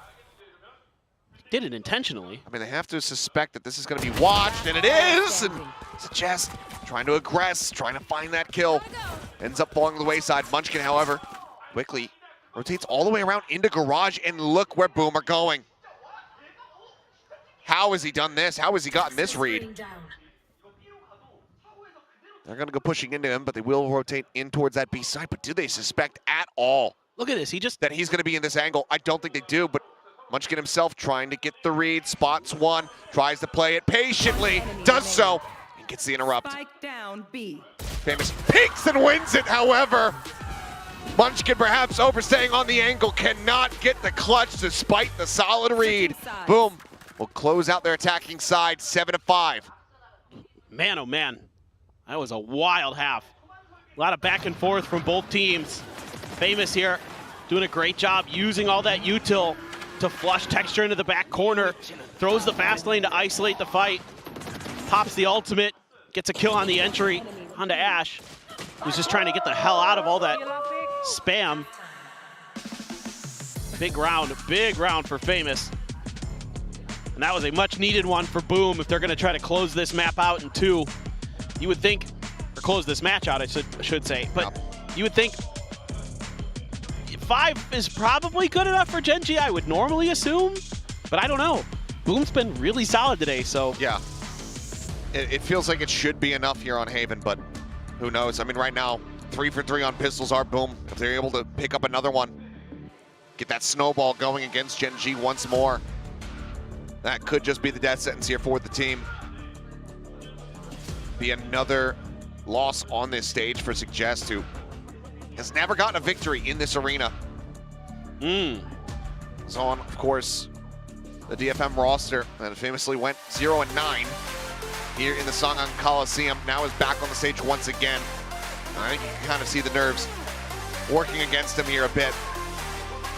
Still some hope, however, as we get ready to go into this second half and see if Gen G are going to be able to deliver that third and final map of Fracture, or if Boom can roar their way back into stage 1. I guess I should say Howl. I like that too. Yeah, that'd be good. The Wolves. Yeah, that'd be apt. Also, for the analyst desk, sure. If you're going to chant Boom, let's say they close this out. Yeah. How are you not going to do it in the form of the Venga Boys? Yeah. Boom, boom, boom. Yeah, like, come on now. All right, well, Texture going to be taken down. Ash able to find one. 4v4, things slowed up a bit. Suggest going on the approach up through Garage. NC Slasher able to note him, however. Will be pushed away. Famous, however, on the swing. Suggest able to find the headshot. Traded back. Slasher finding that kill, but does he suspect that Munchkin's also going to be here? The answer is no. Munchkin is instantaneous with the snap. Finds that kill. Now DOS9 Shiro. 2 players remaining. Try to stop Gen G from finding the pistol win, and Ash is going to be taken down. Spike not yet planted. God, DOS9 again. Just making this so much more difficult for Gen G. They're going to try to double up, but Karan and Munchkin have flanked out high-low in terms of positioning on the map. Karan, oddly, a bit whiffy. Munchkin on his lonesome. And Shiro, low on HP, and Munchkin hits a transfer for the Red Bull clutch. Was looking dicey, but he barely manages to get it done. Gen G start the half off right and get their first pistol of the set. It's a great round from Munchkin. Reading through these defenses. I was a bit surprised that Boom decided to try to accelerate through the window to catch Gen G off guard. It turned into a 1-for-1 trade, which they immediately gave up that space. Munchkin re-clears it, finds a freebie. He's able to lock it down, catching Boom off guard by going all the way to long. But I like this change-up. Famous. Oh yeah, this worked yesterday for DRX. Yeah, it's the Outlaw Force. Try to catch them off guard. Or 2 days ago. It was yesterday. Oh yeah, it was yesterday. Yeah. Yeah. That's right. I know what day it is, I swear. Yeah. It's understandable, you know, the meds that the nurses give. Yeah, It makes it all yeah, everything just kind of, Yeah. the older you get, the less relevance time has. Just kind of pinned to the corner. Some reinforcements coming through. Texture trying to bail them out. Do they read? Yes, they absolutely do. The DOS 9 is scaled forward. Kill's going to be found. Sight broken open. Famous going to have a much more difficult time trying to put this Outlaw to use on a retake. See if he can get it done. That's the first shot. Munchkin going to be dropped. Marshall on the floor here for now. Still a hell of a lot more to try to work through. There are a couple full armors as well here for Gen G, so that Outlaw, it's going to be a little bit tough, potentially, even if you're able to find much. Salvo's forcing him back. As Caron just going to be hounding him down. Just running gun. I thought maybe he would have some interest in scooping that Outlaw for themselves, but looks like he will leave it on the floor, at least for now. Okay, there you go. Now picks it up. Juggles it back, keeps it away, out of their hands. And now the back pedal will come through. Fault line to try to slow up the approach. TP down into sewer though, and all of Gen G should be able to escape the blast radius. As Berserks and NC Slasher will go down. We are tied up at 7-7. Gen G looking to take the lead if they can get a bonus conversion. He's just such a smart player. Gotta love ensuring that that Outlaw isn't gonna be a problem in the next round. And just running and gunning with the Spectre. A lot of value out of that for sure. Nicely handled by Gen G. Gonna see if they can take us to map 3, to Fracture. Munchkin is gonna grab an Outlaw of his own this round. A couple Spectres held over. Let's see what they can do. Couldn't find the shots, I don't believe. Nope. There we go. As okay. So just finding one. Famous taken down here, being Munchkin. Given the peek in the lobby, not in a position to try to get the punish there onto NC Slasher, so he is able to silently drift away. DOS 9 trying to hold here. Just that Sheriff in hand. Flash not going to connect, so just able to turn from it, dodges out of the fault line, gets the clean one tap on NC Slasher, and finds Berserks. Welcome back to the stage, Suggest. I missed Looking that. alive and well now. Yeah, I missed that. Ace unlikely given Munchkin's position. And Shiro not really going to look to try to go for anything here as well.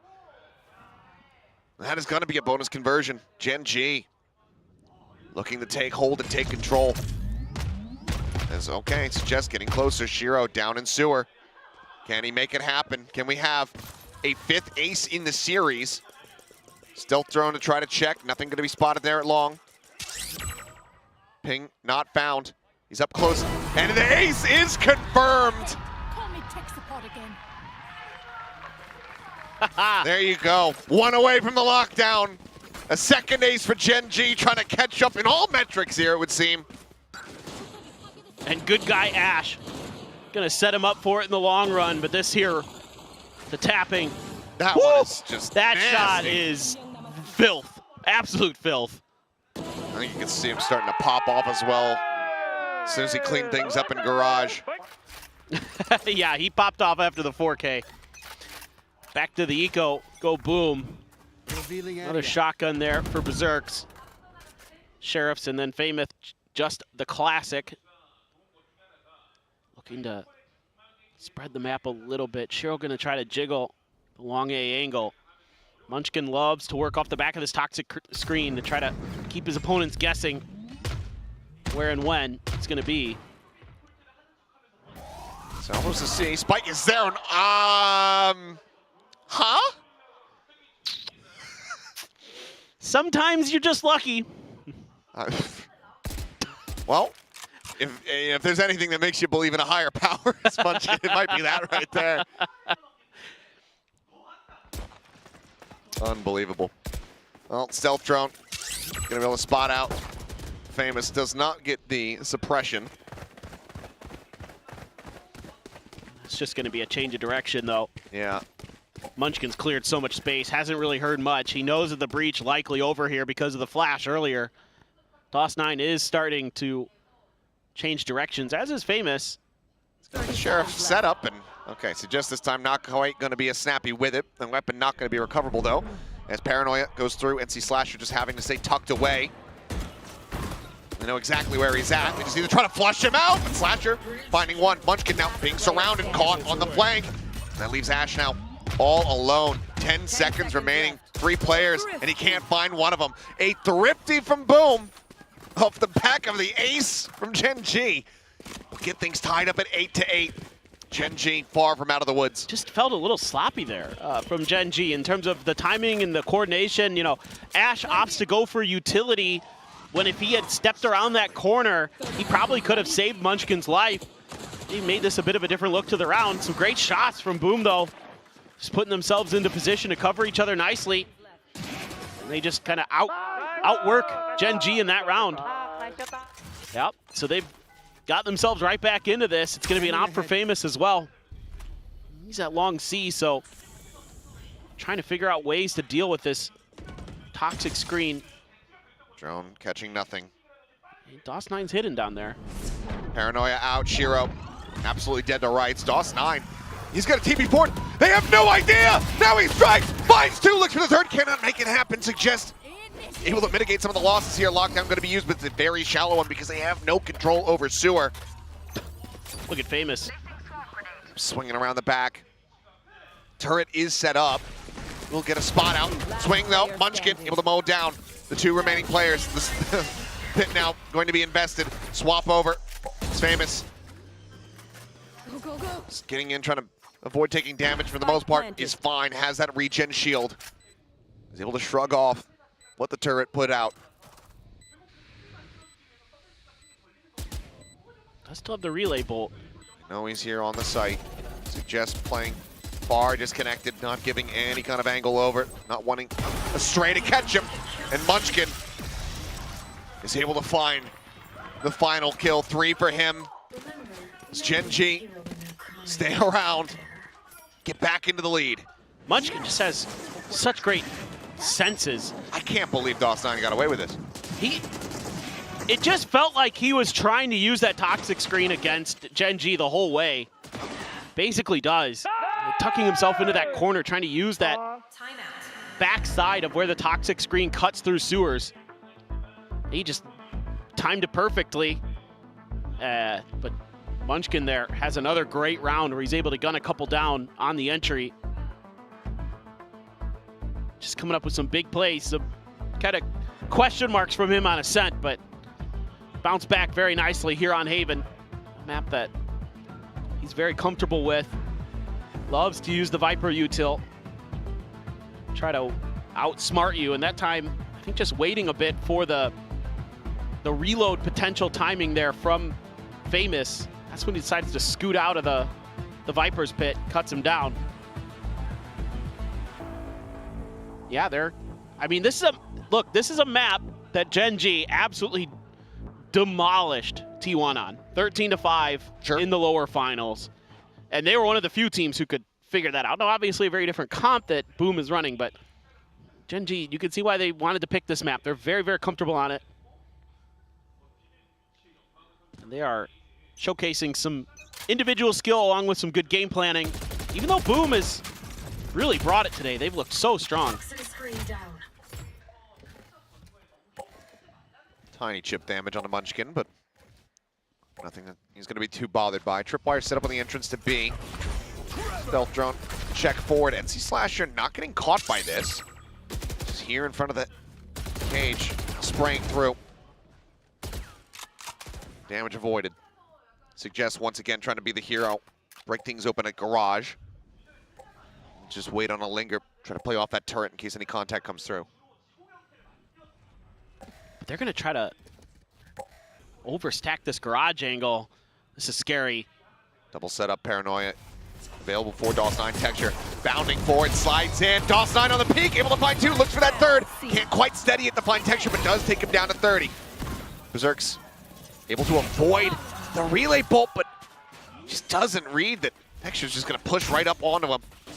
Kill found, shock dart not going to connect. Munchkin staying safe, relatively unscathed. Texture going to try to slide forward, but just gets barrel stuffed there by Shiro. Guardian to the temple, pulls the trigger. Kill found, so just going to be noted on that right side here at C-Long. No post plant util available. For either side. Yeah, the bite, gone. Just going to be, the jiggles out. Recon cleared by Munchkin. The swing coming through, they find the first. Shiro now, a 1v2. Concentrates over. Peak after peak, just alternating left to right. Now together, Gen G will get it done, denying away a victory after the timeout call as they hit a 9th round win.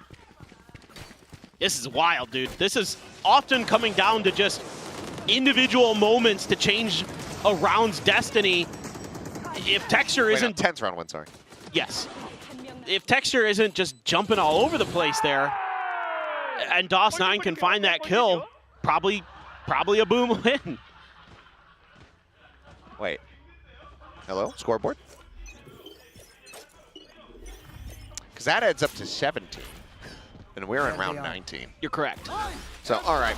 A little bit delayed on that is Charon. Not even going for the TPs here. He's actually scaling forward. That 3rd final pump. We'll get a hit there. As, yep, looks like we might have just get a quick little refresh on the UI. Apologies. Surely that one ends up in the right spot.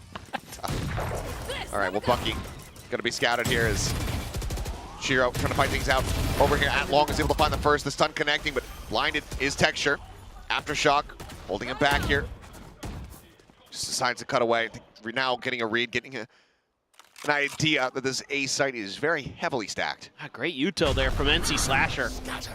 Making it really difficult for Gen G to get through the defenses. Has to change directions completely. You'll know it once the cam is cleared, but there's nobody here to really do much about it. So I have to assume that just got to play for a full retake right now as Boom. You've got the numbers advantage.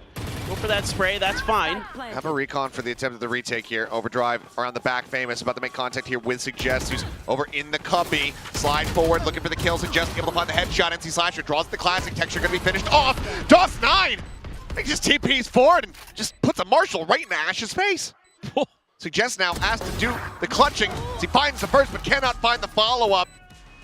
Berserk's in range. We'll find the headshot. 3 players surviving on the side of Boom. As they will go ahead and answer one back. Still going to be 1 round separating. We know more than we did before. 10-9, right? Yes. Pretty sure. What a play here from Shiro. Just decides to stick it through the relay bolt, trusting that his teammates will bail him out with their utility. And they do. DOS9, man. Yep. So fun to watch this guy play. Fortunately, we don't have a little iPad where we can draw on the screen, as it's still... 18 does not add to 19. Yeah, it's still somehow lingering behind by 1. If I did have it, you know, then I'd be doing my best sligging. What if the round tracker's wrong? And it's actually 9-9. Nope. Nope. It's all right. It's just a test of our skill. Can we cast without the UI? Can we tell everyone what's going on? No. The answer is yes. Oh. As, okay, it's going to be suppressed. DOS9 able to find one, finds the second. As he just continues to shut them down. Finds a nice little bit to tuck away in. Finds a third. They're trying to run him down, but he is just beating them back. Ash with a sliver of HP. One final bullet from Shiro to finish him off. Suggest stuck here, dead. Famous out from window to find the kill, and now we're going to be tied up. Yes. My God, he is crazy good. His micro positioning around this B site is so nice, and his understanding of the timings of the util, when he can step into a fight, when he can't. Absolutely beautiful. No other words to describe DOS9 right now. Look at that. He sticks around just long enough before the relay bolt's about to hit. Waits around for the Armageddon, moves ahead of it right as it's going to start coming through. phenomenal game senses. Just hard to play that well. You know, and you think about the Omen that's on the other side of the stage of him, the accolades that he's had already in just a year and a half, and Dawson comes in here and he's just frying today. He is 23 kills now, something like that. 22, 23. A lot. Uncertain. Either way, Gen G, final timeout call has to be made. So they find themselves tied up 10-10. Boom. 3 rounds away from getting a victory over the previous Masters Championship team. I'd like to see a little bit more kind of a slowdown in the pace for Gen G. I think some of these big executes that they've been trying to break through the Boom defensive with. It says 10-10. Yeah. Is that correct? Yes. Okay. Then we're good. Scanning ahead. But I think you need to slow down the pace a little bit. You need to let Munchkin work the map. Toxin screen down. Some of these ideas are just getting shut down. You're just getting outplayed at the point of attack. So, time to be a little bit more cautious, a little bit more patient. Okay. Oh, it just not realizing that there was the stun? Aftershock? There. Stun into the aftershock? Maybe. Couldn't get out of the drone fast enough and then get away from it. Yeah. Yeah, you can see he's away from the wall. He tried to move. It's just a great little on-the-fly combo saying, like, yeah, he's right here in this corner. Texture now completely pinned in unless he finds a timing with Famous. I mean, yeah. So he's right here. Wait for the fault line and then. I mean, Texture's just surrounded. There's the fault line. Jump into the window. Berserk's able to find one. Charon answers that kill back, but Shiro refills the space. Charon's dead. Texture's picked apart. And this timeout call is not delivering for Gen G. Boom. Regaining the lead 30 seconds left. as they look to close out this round. God, they're outthinking him now, too. You know, even though Gen G is sort of playing with a slower pace, just had a really good read on this round at NC Slasher. His breach util has been stellar. 10 seconds left. He has had so many impactful moments. A couple big ones there with the aftershock and then the follow-up fault line to deal with Texture. Even though Suggest is kind of aware of it and trying to cut off that attempted play, there's still enough Boom members who are able to slide over to help out, make sure that that's dealt with. Really good stuff from them. 11-10. Yes, yeah, there you go. Couldn't get out of it. Just done in. Boom, great adjustments. Now back into a winning position, 2 rounds to go. What's the money like? I don't know. We'll find out when we start looking at the weapons in their hands. See if Munchkin's able to find the lineup. As Orb gets ready to get lobbed in. Okay. Well, most of them have rifles. I see a few Vandals and Phantoms, so. Still the op here, though, for Famous. Goes down in towards Sewers. Not sure if it went deep enough to actually catch a glimpse of the Neon here at Long. Gen G have to be suspicious of it. I think they're aware. Jiggle Peek's not wide enough, and Famous gets the adjustment. Take down Munchkin. 3 Peeks, not quite gonna have it though. Texture able to hound him down with the judge in hand. Really Bolt's gonna be sent out. DOS9 up on top of the box here, waiting. Over by Sewers, finds the first. Charon gonna be struck down. Shiro straight up at the same time as that final judge shot. Should get the kill, and he does. Texture with a 3K, finally gonna be felled. DOS9 gets flushed out. Berserk's last one standing. Versus 2. Alarm bot can go forward, quickly cleared. They know that he's close. They're gonna look to try to challenge out. A dink there onto Ash. They're lined up! And Berserks collects them both! Freezes in his tracks, has to get the pop-off moment. And as the defuse comes in, Boom will get up to match point. He's so patient. These are nothing. And Gen G just, these 2 new players kind of play this in a way they don't really need to. They can be much more patient behind that box. You can wait for them to push Suggest angle, and then Ash can swing out. Instead, they try to double face him and line up. Texture doing everything he can with his judge. Gets a 3K. Unbelievable. Yep. That let him know. I think they said that's game. No, not yet. This is Gen G, boys. Well, on their last legs. I have to suspect that Money's probably not in a fantastic position. Dawson once again just scaling forward, taking space, and this is a lot of information gained. This garage has been a pain point for Gen G.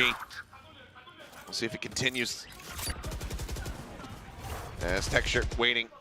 Tripwire gonna be cleared out. Off shot, Famous looking for the peak, had the backpedal, the relay bolt to hold them at bay for the moment. A TP forward from Karan. As Famous tries to get back plat. Munchkin with a great headshot is able to find him. Ash transferring all the two with that Guardian. We'll see that one back in the replay. But a blink and you miss an assault on this C site. Leaves DOS9 the lone player alive for Boom. That was just explosive stuff from Gen G. Munchkin again, coming up big on these entries. Uh-oh. Hello, turret. This is troublesome now. Yep, not able to make it. And, okay. Down to 10, but staying alive for the moment. Desperately sprinting away. Not going to be able to clutch this out. Not going to be able to bring this to a conclusion quite just yet. Gen G will get one round away from taking this into overtime as they virtually hunt for this Omen, trying to take him down.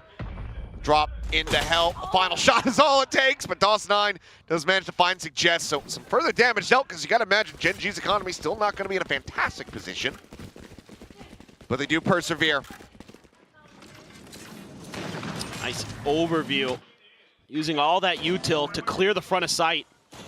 Forces Famous back. Oh, that is nasty, Ash. Right before that flash was going to bloom. Hits two just disgusting shots. Shiro one away from a Hunter's Fury. Let's see if that one comes into play, and Gen G just... Oh, this is fast. Yeah, looking for the dubstep setup here. And it looks like they're going to stick around, though, pushing up in towards window. Alarm bot is there. A stealth drone is cleared through sewer, so yeah, I was going to say, Suggest needing to go for the deeper lockdown. Has it, like you said, that Hunter's Fury not yet online, so no real way to try to clear this one out. Smoke gets cycled forward here onto Heaven. Pump of the brakes for Gen G, a rotate around. So trying to get this Neon into position. Detain's not going to be found. Relay Bolt's going to be sent, as well as the Salvos, just trying to buy some space while they can go for the plant. And Ash is able to find Berserks. Just going to be him dead. Drop there in Heaven. The pit now layered in on top. Everything in the kitchen sink. You might as well send it here. As the Armageddon will similarly come through, but is it too early? Is my question. TP over in towards long. Ends up getting canceled. Karan there for the break. Shock Dart's not connecting. Another smoke cycled onto Heaven for Boom. How do you try to get back into this one? It's going to have to happen very swiftly, but as they drop down, there's a judge in their face. Texture pushing forward. They all fall to the wayside. And this series, this map, it's not done yet. We're going into OT. Oh boy. Just a really crazy round there. All it takes is just a little bit of space created, and Gen G can use those ults to just take any hope for Boom out of the round. I wasn't sure if maybe there was a Rolling Thunder in NZ Slasher's hands. There was not. They just tried to make a drop down work, and it's so difficult to clear that pit. Why is DOS9 always just in Ash's face? Every time Ash like turns, there's just DOS9 is there. Is there. This time he gets the kill. There's no Marshall there. We go into overtime. Not sure if there's going to be an op out of Texture or not. Haven't been able to catch that. That's kind of one of my bigger points about this. Hard to say. Ooh. Smattering of damage from Karan going to be pushed out here onto these players. As Ash, they're not up there for a brief little moment, but Boom, unable to really advance forward from here. Not too much space taken. Self-drone at the ready. It's going to be sent. And catches a glimpse onto at least one, maybe a brief pixel of DOS9 noted. They haven't had any other contact in other parts of the map, so they're just going to keep assuming that they can brute force their way through here. They hear the drone coming up, and it's 4 players nearby. Texture can get into position quickly enough. That's fast line going to be sent. The push forward coming in. Karon trying to play up into the front, but ends up getting taken down. Ash, however, there. The bite, able to find Famous. NC Slasher and Shiro, however, continue to break things open. Suggest and Texture now, last one standing for Gen G. They try to stop the lead from going the way of Boom. From them getting yet another match point. Cage going to be waited out, Tripwire. Awaiting them another cage now, cycled in. Just Texture slowly creeping forward, waiting. Fast lane going to be popped. They both scale forward off the back of this. Slasher repositioning, tries to push forward. Ends up getting taken down! They pick their targets, they nail them! And Gen G, they take the round, they get themselves up to map point. What a reaction from Gen G. I thought that was a great move from NC Slasher. It's going to catch him completely off guard. Instead, they just snap their fingers and wipe the 3 remaining players of Boom off the board. Well, this time it was Karan. Karan, I thought, might have been able to trick Boom there, sneaking between those smokes. Yeah. I had my eyes on the map on him, but he was able to be identified. Just tremendous stuff from Gen G, and now it's their turn on this attacker side. Try to end this map. Create a little bit of attention. Oh, we've got to be so careful. Oh, Munchkin. They just knew. IGLing from beyond the grave. DOS9 perched up on the box there inside a garage. Bit of a change up. That op now very far forward. Stealth drone wisely going to be used to try to just scout this out. Texture's going to try to break the aim, maybe. So risky, and Famous nails the flick. 3 peaks, finds Ash. As he's just on an absolute tear. Would have been a hell of a one, but now has the overdrive in play. Karon getting a decent bit of damage here. NC Slasher finding just at the same time. And Karon now needing to ace clutch at 15 HP, but the wallbang shots from Berserks will put him down. Tied up once again. Match point lost. We get a reset. I thought he was going to get that last one there. That last flick looked like it just missed. Great setup from Shiro. Nice quick scope. Nice everything from Famous. No, this is just phenomenal opping. I almost wanted to see the whiff just to see how close it was. Because I thought he had it for a second. I just thought, oh, he's got this. He looked too dialed in. We go again. This time Gen G gonna really overstack mid. They're getting aggressive. Really bold set. I mean, Texture is just, there's no ambiguity here. They're just looking for a crunch, but DOS9 is able to shut it down. Texture and Munchkin both gonna get dropped. The slide forward from Famous, and whatever Gen G had in their minds for this round, it's just been blown out of the water. Boom. About to get match point once again here in overtime. Unless Suggest and Karon can pull off a 2v5. Smoke dissipating, Suggest having to backpedal. Flash is sent. DOS9 waiting, paranoia, ready to crash across both. The turret cleared out. Every little advantage that Gen G tries to get is taken away, and Famous. A 3K. It's Boom now, 14-13. Look to bring this to an end. I think the average distance on a DOS9 kill is about 2 inches. Look at this again. They're just walking into him this time. I mean, it's like, hey, I can't miss if I just get right up in front of them. Yeah. Just make the game easier for yourself, you know. Simplify. I guess if you're a chamber with a headhunter, it can be a little bit more difficult. a bit more difficult for you, but nobody, you know, not thinking of any players. Yeah, nothing specific. Yeah. Karon down to the corner, slides out, does get the TP in time. The relay pull connecting, but Munchkin's there to try to keep Texture alive. He is narrowly holding on by a thread, but Munchkin able to find another. Gen G looking, trying to persevere and Suggest riding the aim. Catches Berserks on the attempt at the flank. NC Slasher alone on this A site. DOS9 there in garage. I think getting a good read here. You're not seeing much attention on the other side of the map, so B or C, pick your poison. going to guess correctly that B is the one that's been left open. Set up the plant there. Everybody's still alive, so for DOS9 and NC Slasher, I mean, you're going to have to break apart these flanks. Don't allow the post plant util to be available. NC Slasher trying to get ahead of the game, but Ash is so aware. Oh, okay. Shot is found. Try to make a go of this one here.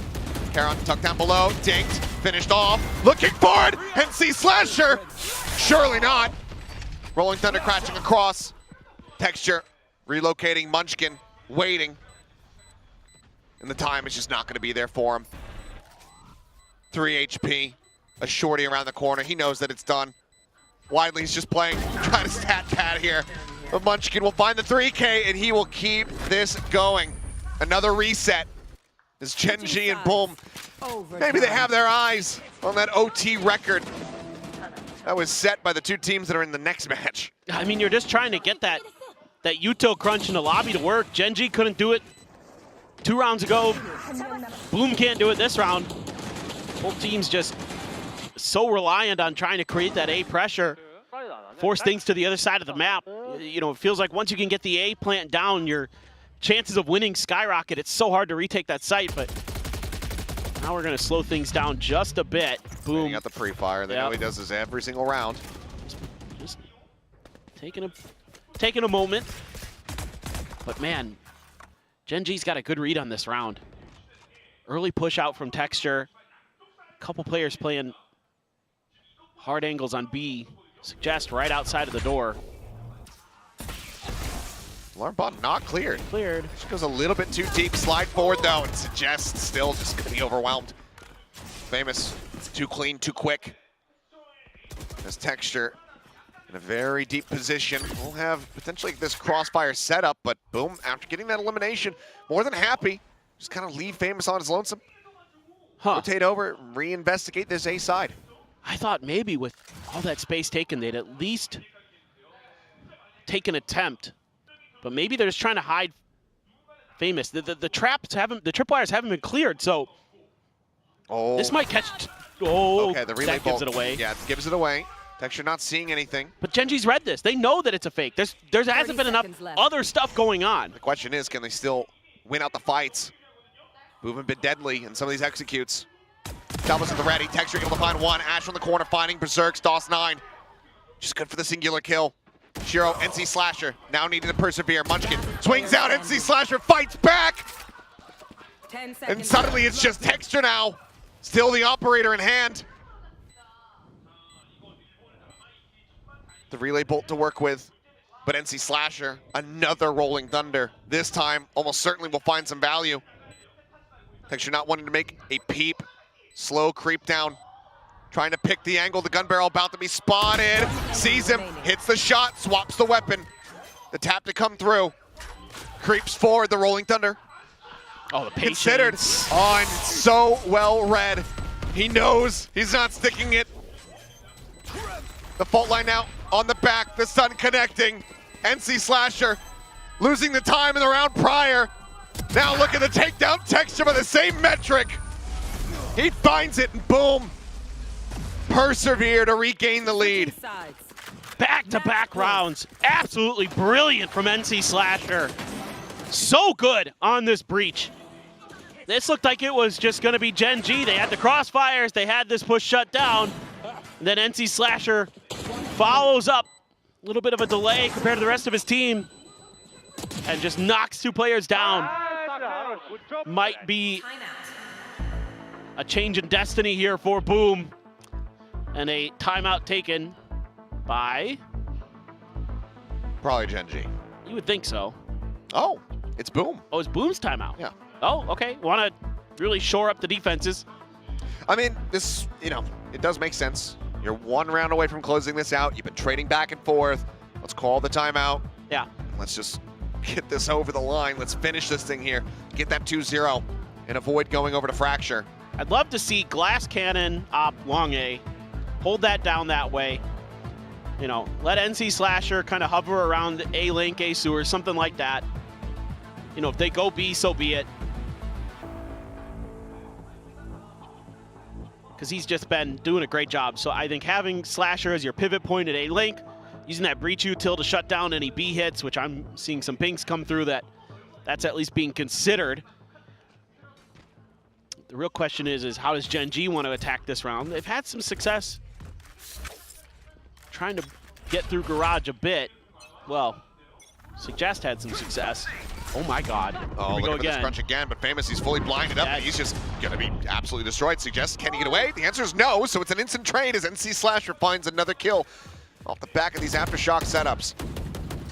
That's the relay bolt into the Aftershock that time. Really interesting. Might have been a happy accident either way. Quick trade. Slow creep up. Texture checking out the cubby. If you can find the timing, there's no more util to watch the flanks. So if I'm Berserks or NC Slasher, I'm really considering trying to get a little bit more proactive on the flank situation, but they have no information. I mean, Shiro's got the drone and the relay dart, but he's tucked back. He's just waiting. They're just trying to play hidden. They're trying to sell it that they're not actually holding this A site, or they're just going to fall back. I'm not sure. Salvo sent, Shiro here. I mean, just Texture way too far forward. 30 seconds left. Spotted out dead, 30 seconds remaining. The pivot going to be called here. Gen G very much on the back foot, down a player. Rotating out. Question is, where do they go? Looks like B site going to have to be the target, just given the time remaining. Smoke onto the C link. Obfuscating really for no one. Viper wall is set up for Munchkin. Drops it, takes a peek. Plant now in. Munchkin has he overheated. Spots out one, needs a backpedal swiftly. Does tuck back away. As Ash goes for a quick little reposition. Charon out into mid, now going to be smoked off from the rest of the squad. The recon not catching anyone. Shock dart sent.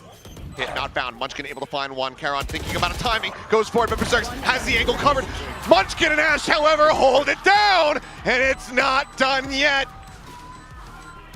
15-15. We're going to keep going. And Boom there just saying, look, if they're going to go A, we're going to end the map. But the problem becomes is that they have no other info really what's going on the other side. They all commit, including Berserks, on the Cypher to the other side. He's hanging out in Defender's spawn half the time, just looking to try to set up for some kind of retake or attempted denial of the plant. But that opens up a ton of space on the map, and Munchkin's so patient there with the timing, waits for the first two players to come through. That's when he strikes, takes out Shiro, and then him and Ash are just kind of able to play ring around the rosy a bit on the B site, take things down, and now it's going to be Gen G's turn for a timeout. This has been absolute madness. I mean, another huge overtime here in Pacific. Every team in this region is so damn good. It is just crazy how many just insane maps we've had, how many best of threes, best of fives that go the distance. Now we're looking at another ridiculously long overtime. Yeah. Curious to see the timeout call here from Gen G. Not waiting until they're a round up or a round behind. Calling it here, tied 15-15. That's a good point. And maybe enough being noticed about these defensive rounds that they want to try to point out. Munchkin, though, catching up the Texture. Besting him now. 29 kills for the IGL. Goodness. Same for Dawson on the opposite side. Up to 31. It's a bit of a different position for that alarm bot. Don't think I've seen it quite in that spot yet. You can see Suggest just waiting to play off of it. I mean, that's been a lot of Suggest's game on the defensive side with the Killjoy. It's just trying to use his util to get those one and dones. Kind of get those free picks. Generally, though, Bloom has done a pretty good job of being wise to those. But this one, Suggest actually backing off. Oh, Munchkin. Oh boy. Catching a glimpse there in Berserks. A lot of the opportunity to go ahead and just bounce out of Garage. Shiro's just trying to use his util there to sell a fake, and it actually has got Gen G leaning in the wrong direction. Shots towards Ash. Backpedaling alarm bot to try to hold back this approach here from Sewer. His fault line at the moment, though. About to catch on to everyone. Fake took too long. Ash spotting a glimpse there. Salvo's going to be sent down. Famous not getting caught. Nano to try to delay the approach here from main. Now the rotation's starting to come through. Famous kind of stuck in position though. And no, just a pump fake back. Now the re-aggress coming through. Texture's still so far away. Push forward out of the smoke. Henry looking for the transfer. Only getting good for one. Suggest looking for more. Finds it. But now a 2v2 with the site opened up. Munchkin the closest. Rotation coming in. Texture about to arrive, working his way in towards heaven as the smoke dissipates. But is he going to be ready for Berserks? Just directly down below. Gun barrel just a hair off being spotted. And there it is. Head goes out. Texture goes down. Munchkin now in the 1v2 clutch. He checks one angle. The crossfire setup is going to be there. Shots coming his way and Berserks. Johnny on the spot. Finds it. Boom. Once again in a position to bring this series to its end. Gen G gets a pretty good read on this, but you know, they're able to stall this hit. They're able to use the toxic screen to kind of wait this out, get an extra player to rotate over, but still Boom's able to flood through well enough, and everybody kind of covering their angles, trading well. They get it to the 2v2. Just that one little cheeky off angle there for Berserks, catches Texture unawares. Another chance for Boom to close this map out, or is Gen G gonna send us? Oh boy. Famous noted, does a decent amount of damage. Texture going to be taken down to 21, but kill cannot be found. So for the moment, advantage to Gen G. They've just been trying to really pressure this angle. Trying to get through grass. Texture though. Oh. This is...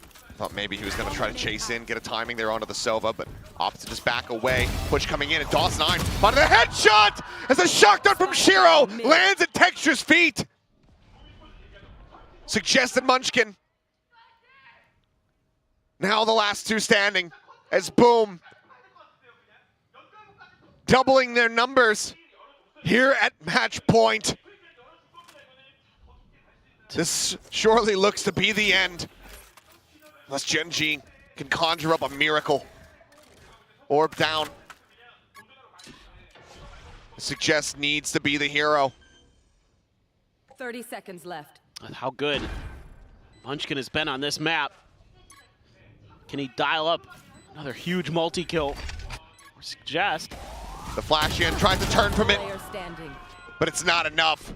Completely blinded up. Munchkin now. A 1v4. They're already into the site. The window being watched. And DOS9 will be the one to bring it to a conclusion. A 4K as Boom close out the map. 17-15, close out the series 2-0. The young squad coming up via Ascension, in quotations, will get a victory over Gen G. Man, oh man, what a day for this team. They are so well prepared for Gen G. They've got their own game plans on Ascent that look brilliant. The Phoenix comp coming in, really giving Gen G some problems. Gen G, a couple new players, still looking like there's a little bit of shakiness, getting Ash and Suggest integrated into the roster. Some big moments from both of them, some big moments from everybody across the board, but huge stuff. Famous on the Neon was great on Haven. DOS9 was just brilliant all day. I mean, what a treat it is to watch him play. He is something special. Yeah. Great early control from Boom across both of these maps. Some solid rallies back from Gen G, showing, you know, a tease of what this roster is going to be capable of. I think we saw a very rocky start for Ash and Suggest. First time on this stage for Ash. First time back for Suggest in a damn long while. I think there is some hopes here, of course, for Gen G. Just need to keep the gears working, but certainly not the series that they were looking for here back at stage one. Certainly not the one that we were expecting. I think given the victory and given his prediction, I think that Big Time owes us a nice little rendition of Boom Boom Boom by the Vega Boys. He's a lad. I think he can get it done. So when we get back onto the analyst desk, you guys have that to look forward to. But, of course, we also have a winner's interview to look forward to. from the players of Boom, and I have to imagine that they're going to be elated. So we'll send it down to Jen, who's waiting by on the stage. Hear from our winners. Congratulations, Boom, on your first Pacific win. DOS9, I'm gonna get you over here. This is for you. 네, 붐 e스포츠의 도스9 선수 만나보겠습니다. 승리 축하드립니다. 가장 먼저 붐의 퍼시픽 승격 이후 거둔 첫 승이거든요. 소감 물어보도록 하겠습니다. Congratulations, DOS9. Now, Thank first you. Pacific win for the team, right? Yeah. How does that feel? I think pretty good. 은근 괜찮은 것 같다고 얘기를 하는데요. 아니 도대체 이 붐 e스포츠 어떤 점에 집중했길래 이렇게까지 경기력이 좋아진 것도 좋아진 건지도 물어보고 싶은 게 헤이븐에서만 에이스 3번이나 했었고요. 그리고 연장이 겹쳤던 두 번째 맵까지 정말 좋은 모습을 집중력을 잃지 않으면서 보여줬는데 어떤 노력이 있었는지 물어보도록 하겠습니다. Now, I just want to ask you, what did you guys work on after kickoff? I mean, because it looked like you guys had that 3 aces on Haven, and even with this map, when it went overtime after overtime, you guys just looked like the whole team had a glow up. So what the heck happened to you guys? I think we just work on our mistakes. The main mistake was that we cannot adapt to the enemies, what they do, and we cannot counter enemies default their strats. So now we work on them, and I think you can see the result. 사실 그동안 좀 약점이라고 판단됐던 부분이 좀 유연하게 상대에게 대처하는 부분이 좀 많이 부족했다고 판단이 나와서 그런 부분에 있어서 많이 집중을 했었고, 그리고 이제 상대를 만났을 때 어떻게 좀 디폴트나 상대의 전략에 카운터 칠 수 있는지 이런 부분을 많이 보완했기 때문에 또 좋은 모습을 보여줄 수 있었던 것 같다고 얘기하는데요. 근데 또 궁금한 부분이 커뮤니케이션은 어떻게 이루어지는지도 물어봐야 될 것 같습니다. 아무래도 좀 도스9 선수 합류 이전까지는 모든 선수들이 인도네시아어로 소통을 했었는데 또 카자흐스탄 출신이잖아요. 좀 소통 그리고 콜은 어떻게 하고 있는지도 물어보도록 할게요. So what's going on with the communication? I mean, before you joined the team, they were all full Indo roster, speaking in Indonesian language, right? So are you guys coming in English, or what does communication look like?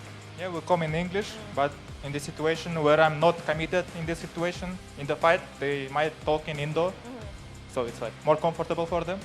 But the main language is English here. Still gets the job done. Comfortable for you. Yeah. 보통 대부분은 영어로 하는데 뭐 도스9 선수가 좀 필요 없는 싸움이나 상황 속에서는 또 인도네시아어로 선수들끼리 소통을 하는데 딱히 이 언어 장벽은 느껴지지 않는다고 얘기를 하는데요. 그러면 다음 상대는 GE입니다. 그리고 글로벌 e스포츠도 패트리쿠 선수의 합류 이후에 좀 좋아진 모습을 보여주고 있는데 패트리쿠 선수는 누군지 알고 있겠죠? 또 각오 들어보도록 하겠습니다. Next up is GE. They're looking better with Patrick Koo coming into the roster. Surely you know who Patrick Koo is, right? 모른다고 하네요. Alright, no, but what's the mindset heading into that matchup? You gotta know your enemies, man. Okay. Okay, you're gonna look them up tonight? No, Okay, don't need to know if you're gonna win? for sure. Okay. 어차피 이길 거기 때문에 상대가 누가 있을지도 걱정하지 않아도 돼서 지휘에 누가 있는지 오늘 돌아가서 공부도 하지 않겠다고 얘기했습니다. 이렇게 해서 도스9 선수 만나봤습니다. Thank you, DOS9. 감사합니다. And good luck at the next matchup. Thank you. All right, see you guys later.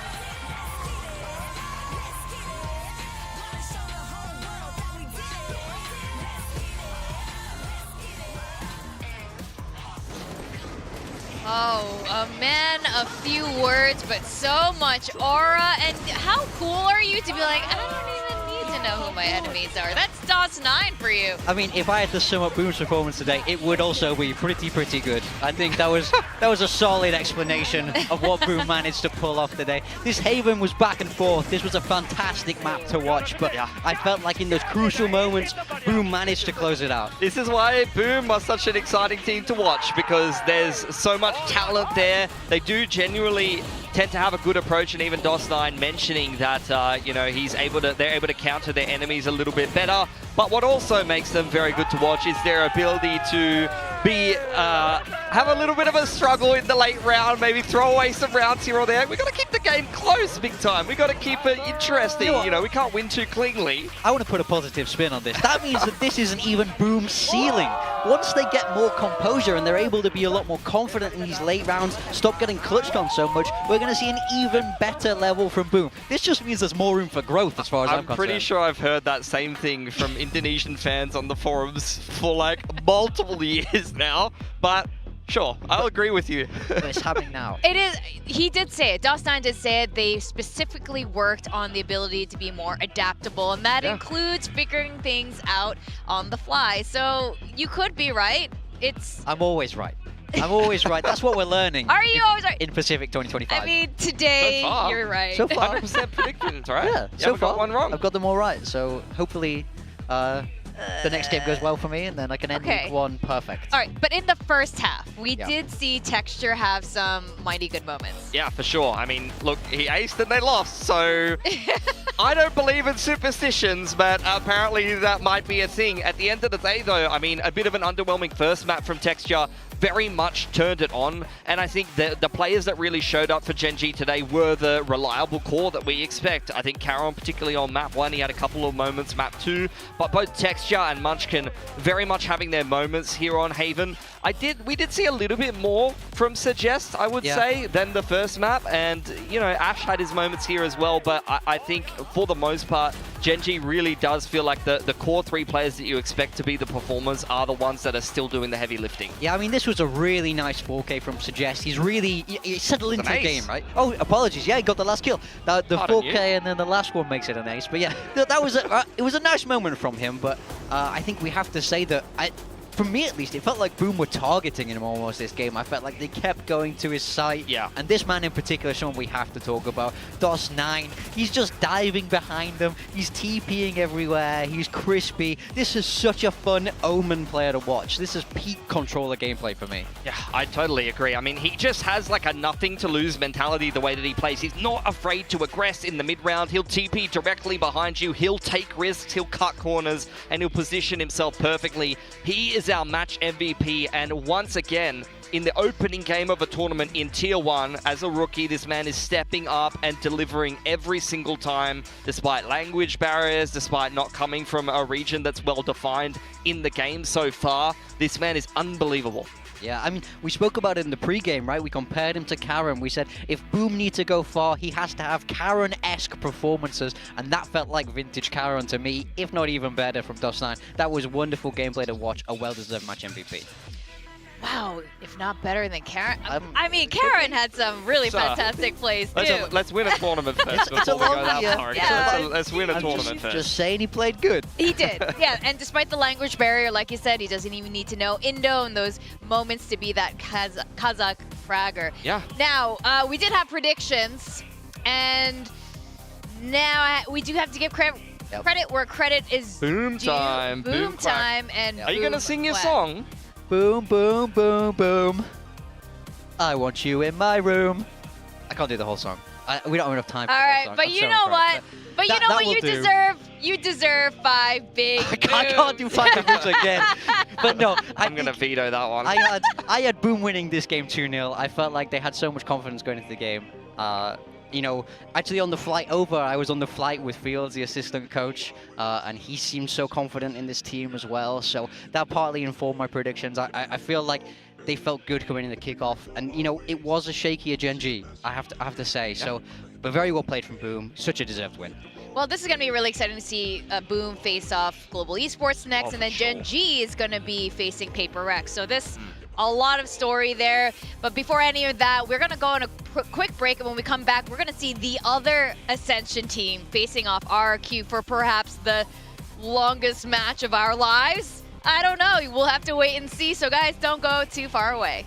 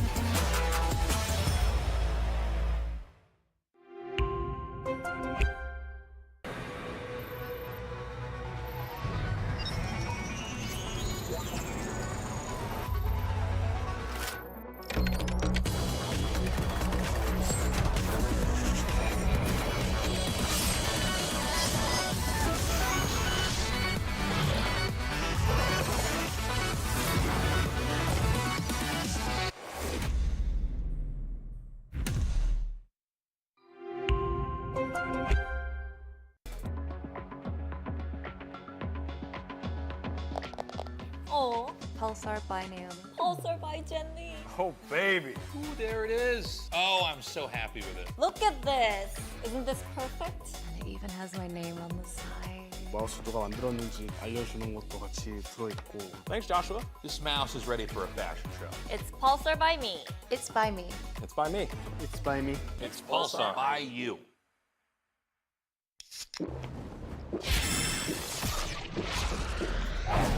Red Bull gives you wings. Red Bull gives you wings.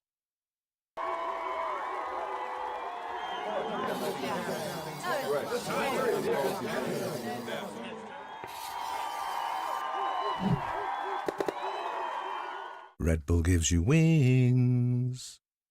1, 2, 3, my body's free. Oh my God, just look at me. 1, 2, 3, my body's tight. I've been working this all night. 1, 2, 3, my body's free. Oh my God, just look at me. 1, 2, 3, my body's tight. I've been working this all night.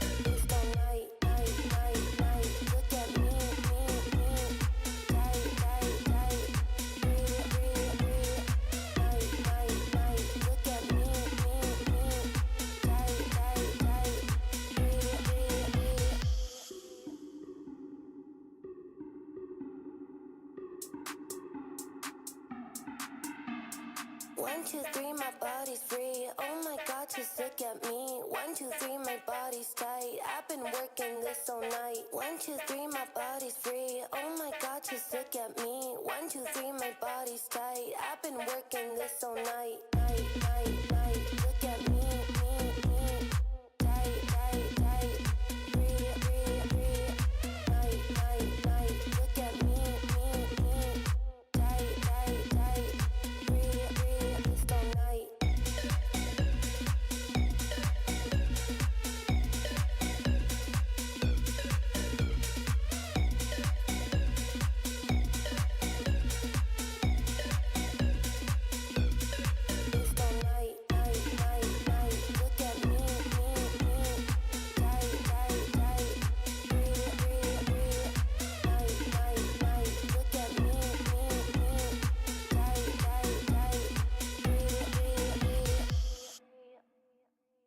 Put your hands up, move your body like this from the ground up, up, jump high, can't miss. Put your hands up, move your body like this from the ground up, up, jump high, jump high. Put your hands up, move your body like this from the ground up, up, jump high, can't miss. Put your hands up, move your body like this from the ground up, up, jump high, jump high. Put your hands up, move your body like this from the ground up, up, jump high, can't miss. Put your hands up, move your body like this from the ground up, up, jump high, jump high.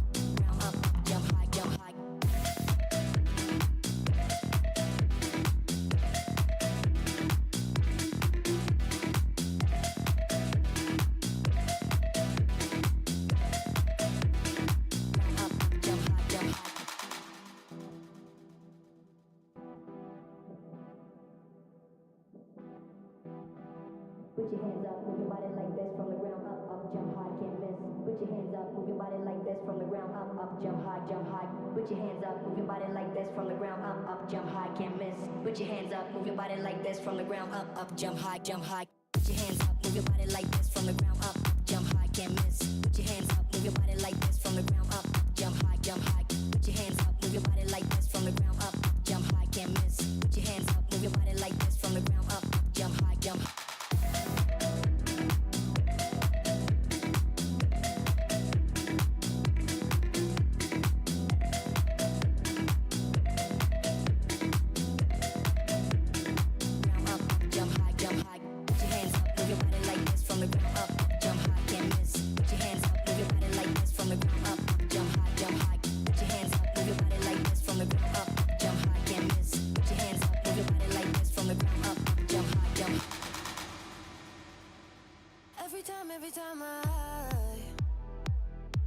to doubt if I'm good enough.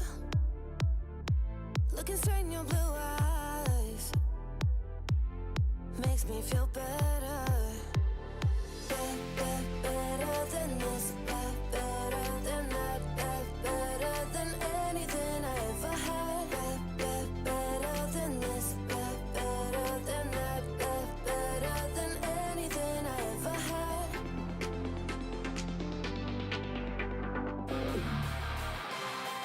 Welcome back to VCT Pacific Stage 1. This is Victoria together with Pilski and Big Time. Now, we just saw a Korean-Indonesian matchup, and we're about to see one more. It's going to be RRQ and Nongshim Red Force. Nongshim had an amazing Ascension Pacific run, and they also had an amazing debut here in Pacific. Yeah, they set their expectations very, very high. They saw Ascension as merely a stepping stone, and although they could have lost there, they did make their way into Pacific, and they did turn a few heads. I don't even think they necessarily even hit their ceiling in Kickoff. And look, they might have caught lightning in a bottle with their patented style that got them all the way through challenges and all the way through Ascension, but they're a team that has definitely had to change their identity a little bit and find different comps and new ways to play. So I'm interested to see, with the current change of the meta and a lot of new agents coming in, map pool shifts as well, how Nongshim is going to be looking going into Stage 1. Yeah, so they're still running that Neon, or at least they were in Kickoff, but we definitely saw it change stylistically, right? It wasn't as focused around Danby going crazy and killing everyone. He was instead making more space for the support players like Ivy and Francis, so that they were able to kind of clean up his mess in a way, but it certainly didn't feel as effective as it did for them in their Ascension run, because all of last year, these guys were the team to beat. Yeah, I mean, Neon did get nerfed, so it was quite remarkable that they decided to keep it at all, while a lot of other teams opted to drop her out of a lot of maps. But you're right, I expect an evolution here, reworking of how their comps are and how they play, because they're gonna have to. The meta is completely changed. Now, another team that seems to get it better and better every time we see them is RRQ. You know, they had the addition of Warbirds joining as an assistant coach, and they did one more swap here, opting in with Crazy Guy now on their roster. But their Kickoff performance also showed a lot of promise. It did, yeah. Not only in terms of their results overall, they very nearly could have beaten Nongshim. That was a very tight series the last time around, and I'm sure we'll highlight that going forward. Jemkin was probably the best player in the tournament as far as I'm concerned. Absolutely unreal statistically, not only on the Duelist but also on the Brimstone. And the addition of Crazy Guy, a player who we have seen in Pacific before and maybe didn't wow a lot of people, neither did the team that he played on, to be fair. But he's got a lot of experience even going back before Valorant came out. He's got a bit of a storied history behind him. And I'm interested now that he's gone back into Tier 2 and been pretty successful. His teams are minimum top 2 down there in Challengers SCA, if not winning it going into the grand final. So he's been slugging it out. He's been plying his trade as an IGL in English-speaking rosters already with mixed nationalities, and now he's going to take the step up into RRQ to replace Estrella. So most of the systems can remain the same. They're just going to add a new, different player into the same role. Yeah, but for me, he still has to win me over. I'll be honest. For me, VCL SEA is strong. It's a strong, strong league, but is it as strong as Pacific? Doing this is a different level coming back to this stage. And of course, he was with Bleed last year, didn't have much success. He gets his second chance here in unarguably a much stronger team with better historic results. But he's definitely got a point to prove here, and he needs to win a lot of people over, I think, before he's going to get a lot of trust. He's got a lot of great tools, though, like Cushy as well. Unbelievable debut from him in Kickoff. Jemkin, maybe the best duelist in the league. Monya, I think, was kind of mixed, I would say, but maybe he didn't have a lot of space overall. And Xfero, a little bit mixed as well, although he did struggle with some illness as well, particularly in some of the important make-or-break games. Yeah, that's actually huge. We could see very visibly how ill Xfero was, and yes, it did impact some of their play. Now, we can't stop talking about this because it is actually crazy how many rounds they played on Lotus. And it's like they know each other inside out at this point. I mean, both Nongshim and Boom have brought exactly what they did in Ascension to Pacific, that entertainment value, the long games, the overtimes, the misplays, the big plays. They bring the entertainment value into this league with as the newcomers here.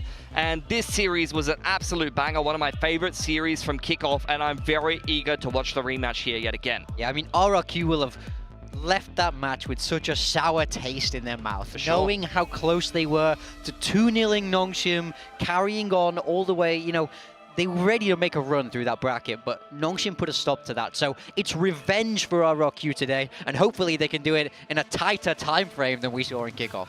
Yeah, I mean, things have changed. Xfero's definitely feeling better. Crazy Guy is on the roster, so we'll have to wait and see. And I don't know if we're going to end as late as last time. Surely lightning doesn't strike twice.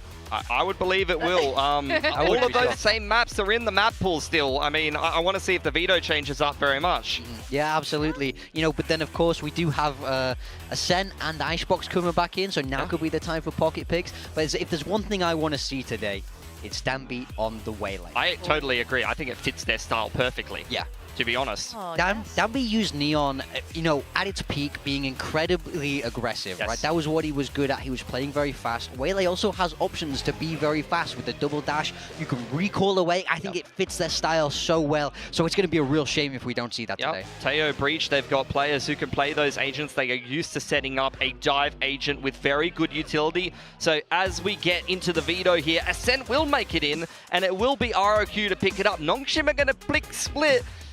As someone who's followed Nongshim a lot, I mean, we are going to have to see an evolution from them in this veto, because these are two maps that in Challengers Korea and in their Ascension run, these were not maps that they played very much or liked very much. Ascent was a map that they avoided in Challengers Korea, and they let it through in 1 or 2 vetoes, but they didn't go towards it, and Split wasn't one that they played very much. So those being the first 2 maps, I'm a little bit worried about that, and we're going to have to see some new stuff from Nongshim. And for Pearl, that was the decider that Nongshim won in the series between RRQ and Nongshim in Kickoff. So that's going to be a safe ground for a 3rd map decider. Well, you know what? I think there's a case for Waylay on these 3 maps, at least definitely for Ascent. And like you're saying, Nongshim does need to switch things up a little bit here. Maybe this could be it. Because I don't think Waylay is necessarily that one-for-one replacement for Jet, but there is that surprise factor, right? If you're able to bring out something people haven't seen as much from scrims, then, you know, we saw it in the first series with Boom's Ascent comp. It was very different, so I wouldn't put that past Nongshim, so I'm very optimistic. Fingers crossed. Okay, well then we're going to have to talk about predictions here. I don't think it is as extreme as the last one, but still, it's actually reversed now. So more on the favor for RRQ. Are you guys... I think we're both RRQ. You're both RRQ today. All right. Kilios, Quack, and Komodo on the Nongshim train. All right. RRQ, even with the IGL change, you guys are going with RRQ. I think I was pretty convinced by RRQ in the last stage of Kickoff. You know, they've really gone from strength to strength. They've improved a lot. They need to work on closing out games, and I think maybe adding someone with a lot of experience who can maybe help in terms of IGLing this English-speaking mixed nationality rosters could be a good thing for them. So I think it could be a very positive change, and I'm a big Crazy Guy fan. I have been for ages, like almost 10 years now. Yeah, I'm on a very similar train of thought, I think, where communication should be a little bit easier now. The level of English should be a little bit better, so that will fit nicely for RRQ, as well as I kind of feel like they should have won this game in Kickoff. I think they lost map 3 partly because it was so difficult mentally to come back after such a long game where you lose. So I think in the run back, I'm going to give it to RRQ. I think this is there a case for Nongshim, though? Because I think even though whatever our predictions are, this is going to be a really close one. I mean, it was a close one in Kickoff. I think that continues to be the case here for both of these squads. They're both fantastic. Yeah, there's a massive case for Nongshim. You know, they won this matchup before. They looked very strong, and I feel like there was another argument where they could have gone further on in Kickoff, so we got to wait and see. Yeah, we do have to wait and see, and we're going to see if it's going to be another really long overtime. We're going to see Nongshim Red Force facing against RRQ again for Stage 1.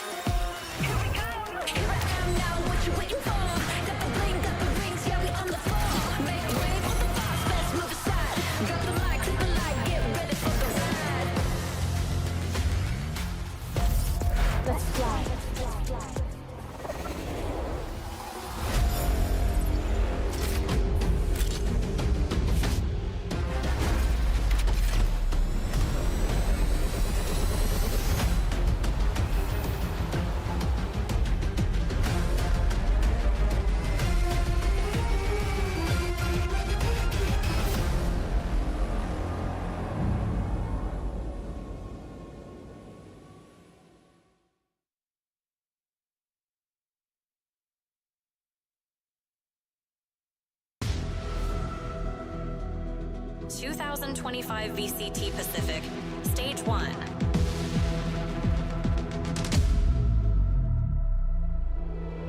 Rise Pacific.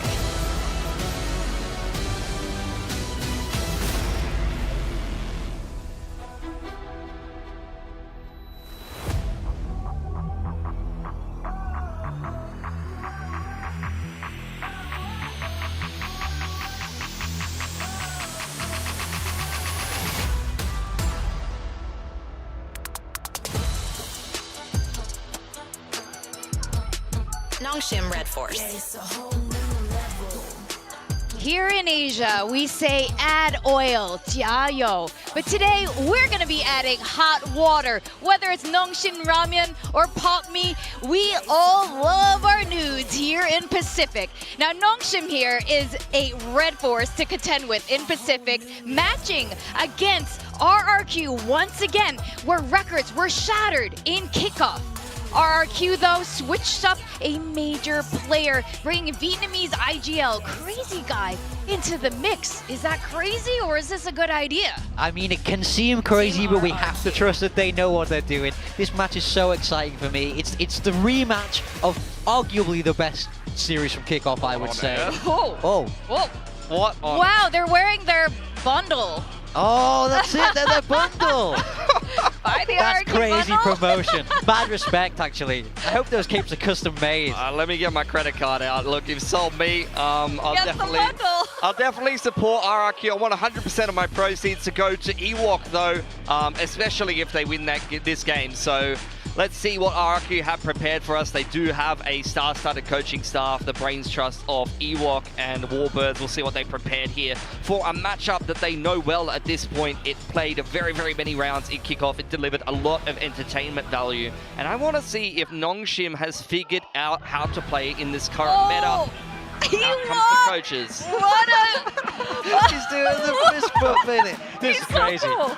You know what? Mad respect for RRQ. This is the best bundle promotion I've seen. Yeah. Oh, I'm buying the bundle tonight. Yeah. This is fantastic. Oh my gosh, I love it.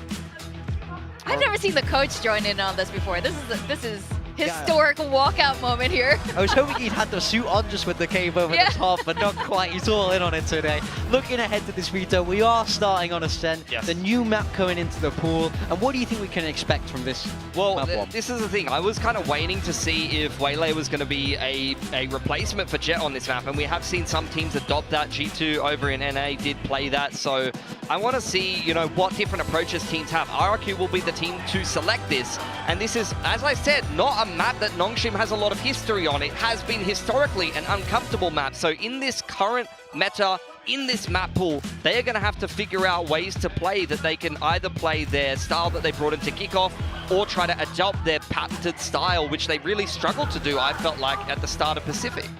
Yeah, I mean, it's hard to know. We got to wait and see for this map. That's what's so fun about this kind of rotation, is we get to see new things. Nongshim, of course, are they going to go for that patented style? Do we see Neon on Ascent? Because even when Neon was strong, obviously Ascent wasn't around. So it's hard to know. There we go, Nongshim. I mean, there you go. Teo is the sub for Sova. You are subbing out Jet for Waylay, so it has some elements of the meta comp, but make no mistake, these guys will be setting up Danby to make crazy plays with pixel-precise utility. It's their bread and butter. Yeah, I can't wait to see it. Across on the side of RRQ, we got that double drone, so it's, are you going to be able to stop Danby? That's the question. That's right. Well, I'm very excited for this first map of today. We're going to send back to our casters, Achilleos and Paperthin. Welcome back. Here we go. Match number 2 and a big rematch at that. RRQ, cult-like approach onto the stage there. Now going once again up against Nongshim. I, for one, think that with the signing of him as a co-streamer, Nongshim should dress up Chobra in a Shin Ramyun like cup outfit. Yeah. And he should walk and escort the team out. Yeah, I support embarrassing Chobra, absolutely. Yeah, I think that would be phenomenal, and we need to see it. So we'll try to make that happen. We'll get in touch with Nongshim to see if it could be put into the works. But here we go. Our first cast of the Waylay in the hands of Danby. When I saw this agent unveiled at Bangkok, I was like, Danby. Yep. All day long. Yep. That looks like a Danby agent. He was in a lot of folks' mind that are keen on Pacific. definitely were like, yeah, Donby seems like he'd be a good fit. So let's see if he can take advantage of some of that high speed ability that Waylay can bring to the game, like he does with the Neon. Kind of curious what this is going to look like for RRQ. We saw something kind of similar with Boom. Different duelists, different sentinels, though. The meat and potatoes are kind of the same. It's just the trimmings around the edges for RRQ are going to be a little bit different, but a little bit early control of space. Persia going to tuck himself into wine, and the rest of Nongshim fanning out across the map. Worried about some of the maybe Yoru shenanigans that you could see. Drone doesn't identify anything in the mid. Now a counter drone comes through. Jemkin sees some Cypher activity and says, let's wait this out.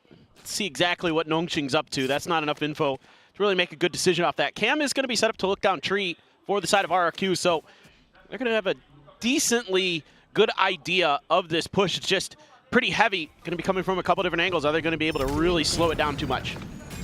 All right, well, dashing forward, Donby taking some space there around Jen. Again, staying tucked here at Hell. And going to be spotted, but France able to find 1-6. Pharaoh going to be taken down there at Heaven. Some stray shots coming out. Monyet steadying the aim, but has to go for the reload, and Donby's able to run him down. Heal out, crazy guy. We'll find one. So far, Spike still not yet going to be planted here in the hands of Francis. Now going to be going for it. Just here outside of Hell. Spike in play. 3v3, a little bit of damage taken there by Cushy, but still HP bars in the favor of RRQ for the moment. They're a little bit wary of a flank. They didn't get full information on how many players actually committed to that push. Through the doors, do have a flash left. And we're just waiting it out, trying to get that salvo cooldown back, ready to go. Francis now stuck, trapped, dead.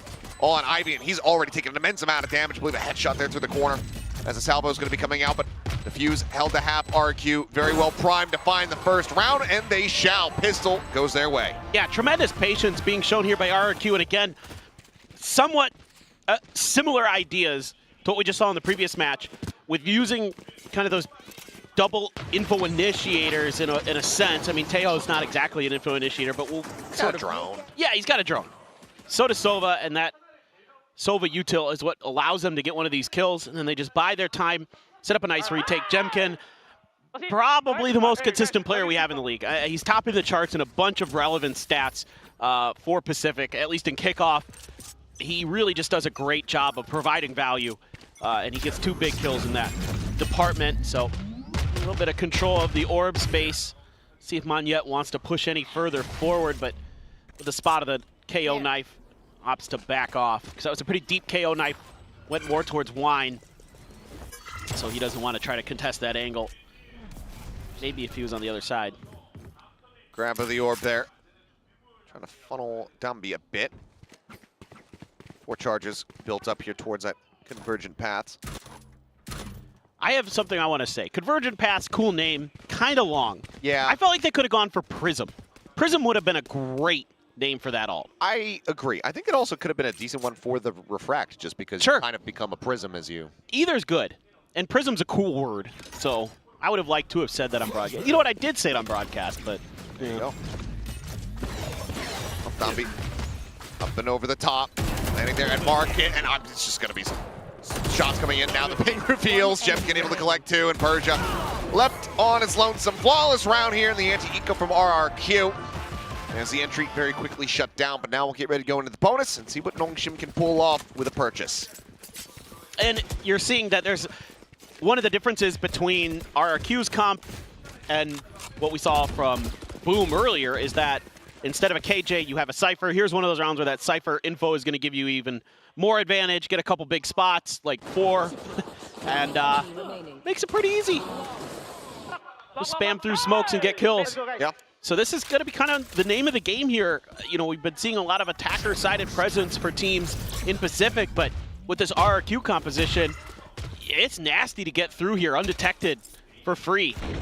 And going to have to kind of keep our eyes on Nongshim and how they're going to deal with this. They know the Outlaw's in play now. And 3 of them only have either the half or the recharge armor. Shot going to be used. Just spotting out the Yoru. He knew that he was there, so nothing much going to be gained there from Nongshim. As Margaret wanted to try to challenge into this angle. Does get a nice bit of damage there. Sparrow taken down to 22. Kill, however, still not found. Enemy mark. Right now it looks like Nongshim trying to make up their mind as far as where they want to go. Spike is going to be handed over to Dambi as he starts working his way across the B. Looks like maybe an attempt to add a fake here. Yeah, the early conditioning from Nongshim has been to sort of put some presence of Margaret at B and then pivot. So they're trying to sell that that's continuing to be the case. There was even the TP over from Jemkin. They bought into this hook, line, and sinker of RRQ.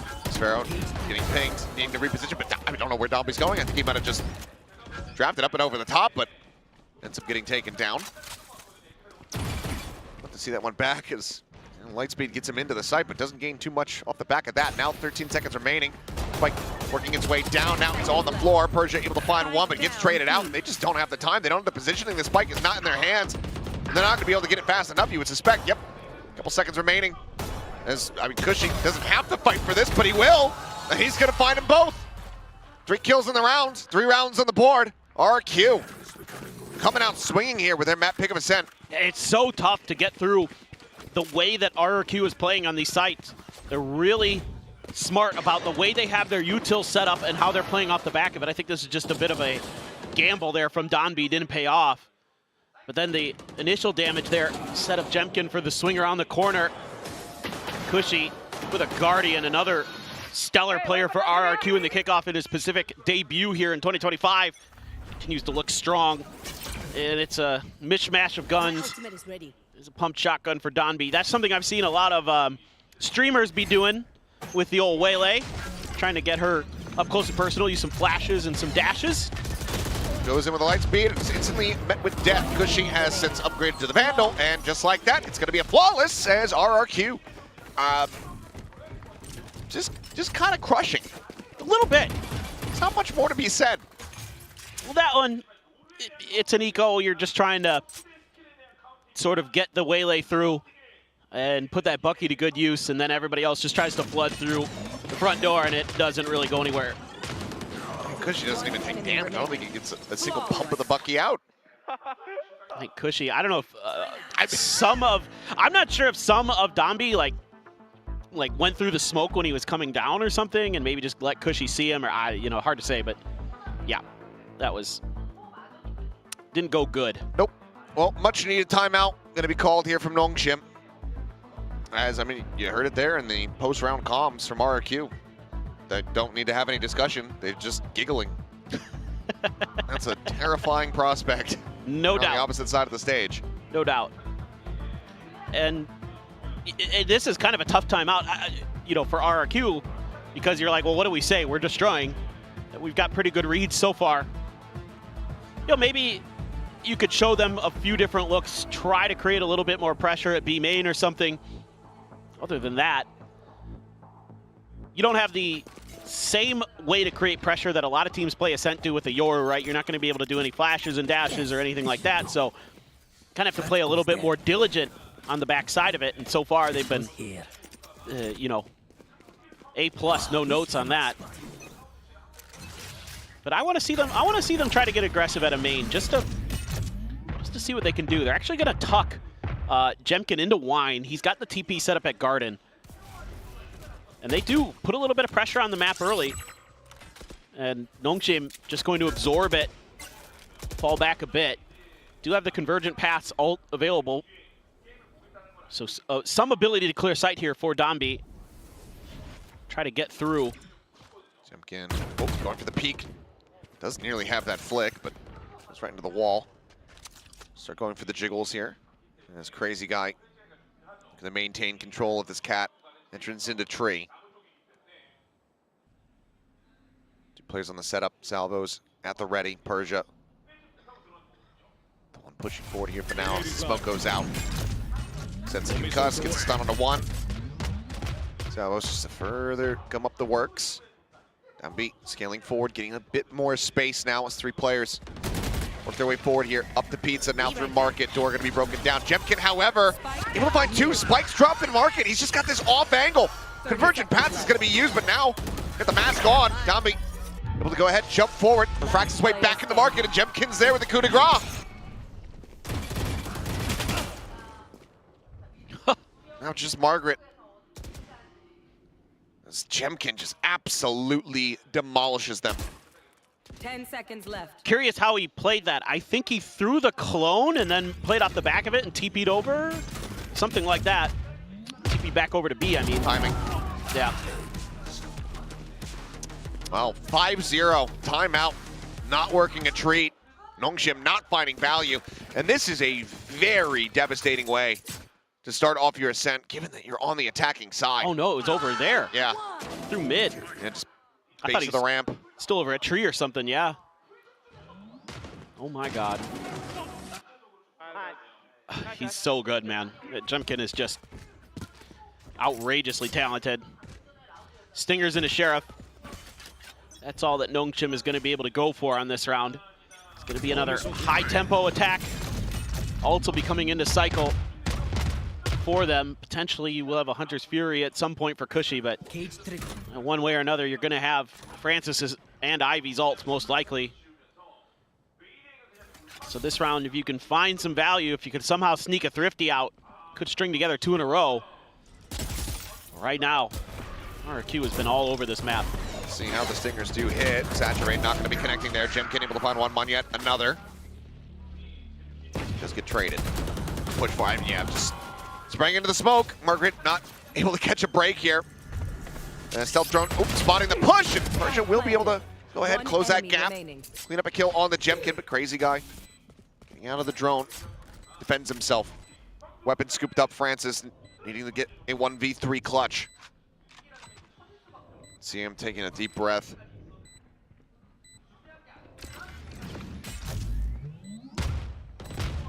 Salvo's no connection. Spotting one, finding the first kill, but cannot find the follow-ups. 2 survivors on the side of RRQ, with a couple players getting cash capped. Defuse will be handed off to Cushy to go ahead and get the Hunter's Fury online, and RRQ maintain dominance here on Ascent. Yeah, I really like the ideas that RRQ has here, because the way they're playing up their information is either we're going to react to it quickly and just try to cover off some of these angles. You can see here, they're like, okay, they're coming through tree. Let's get a couple players to set up some crossfires through there. Or if they don't have the crossfire set up, then they use something like the Tejo to buy some time for the other members of the team to get into place. So it's making it really, really hard for Nongshim to do much. With all these ults available, is this just going to be some kind of big, fast hit? You know, use the Tejo ult, try to clear through. Francis has his ult as well. He's way on the other side of the map. Where Jemkin is. Out so wide. It's just completely unexpected, unread. Jemkin is just undeniably destroying them. 2 spotted there with the drone. Ping onto 1, the push for Jemkin. Looking for a little bit more, maybe a bit of an overheat. Gonna play off the information gathered, but you can see Nongshim are just so damn scattered. Hit from every single angle, with no reprieve, no mercy shown. Another damn near flawless round, 7-0 here for the side of RRQ. We joked about it in the first map, about, you know, the huge streak to start, and then the run back, like we saw from Paper X CRX yesterday. I see basically no window right now. It has to be off the back of the ults, which they don't even use in this round. They never get into a comfortable spot to do it. I think when Francis dies, everything just kind of crumbles in terms of their thought process and how to execute that round. Second timeout. Yep. Has to be used. You got to talk them through this round. You got to talk them through how to use these ults, how to set up some kind of big A dump hit where you just pop the no command, use the Armageddon to clear out tree or something and scale into sight. I don't know, but I mean, I'm scratching my head a bit too, Nongshim, because RRQ has you read at every twist and turn. And that's the first round where we've seen RRQ get kind of aggressive out towards a deeper part of the map. We've seen them contest the mains a little bit, but just walking up courtyard there, that's a great read from Crazy Guy and from RRQ, which, you know, welcome back to Pacific, Crazy Guy, by the way. Yeah. You're having a pretty good start Vietnam once again has a representative here. Very happy about that. Saw the fan asking for some spiciness from Nongshim here in the game. I mean, this is about as mild as it gets. Oh, look, dude. I think like a UK person, big time, could eat this dish right now. Wouldn't be breaking a sweat. All I was going to say is I was gifted some Indomie, which is Indonesian ramen, and it is mega spicy. Spicier than anything I've ever had in Korea. I'll just leave it at that. And Indomie is my new favorite ramen. Oh, bye. Well, locating targets. Jemkin just continuing to be dominant. One suppressed. They're so diligent. There's just very little of the map that's unaccounted for. I mean, just, yeah, peek in. Why not? Against an eco. Why take any chances? Maintain the streak. Flash not going to hit. Crazy guy not reading on the angle with the Odin. Does push up into the smoke, though. A little bit of greed going to be shown. Spike down. Dambi able to collect one. Refracts back. I have the Spike recovered. Still just that stinger, though. Not wanting to bring that Odin in. Yeah, that's kind of one of the few, I'd say, minor mistakes. This crazy guy walking back into that smoke. Probably could have just held that back. Just spreading the map a bit, RRQ. 30 seconds left. Assuming that could be B, but they're pinging out the negative space. Like, their understanding of what they're giving up, and our Jimkin's so aware. Oh, okay. Does get pressured out. It's a bit too much from too many angles. As Dambi needing to get the spike planted. Hunter's Fury opening up. Plant interrupted here for the moment. Needing to re-stick it. They do so. But that Hunter's Fury does connect. Spike planted. Everyone other than Ivy dangerously low. Ivy still a world away. Standing ahead. As Monyet taking some damage. Getting hit there from behind. Perja able to find the shot there to the back of the skull. Cushy now. Going for the lock in place. Snaps on for the headshot. Does he get the Armageddon out? It's going to be the salvos to start. Still a decent amount of time to work with here. It looks like Ivy just going to be going for the peak. Cushy spotting him. Retaps it. Cushy desperately trying to just get him to peek in to go for this one. He finds it though! And Cushy will keep the streak going with a Red Bull clutch. It looks so damn good for Nongshim. But the noodles that dropped all over the floor. The ramen is ruined. It's one of the few rounds where I think they sort of outguessed RRQ, where Francis is able to outread them a bit. That pinch onto Jemkin, good understanding that someone might be tucked behind that box, and they reacted really quickly to it.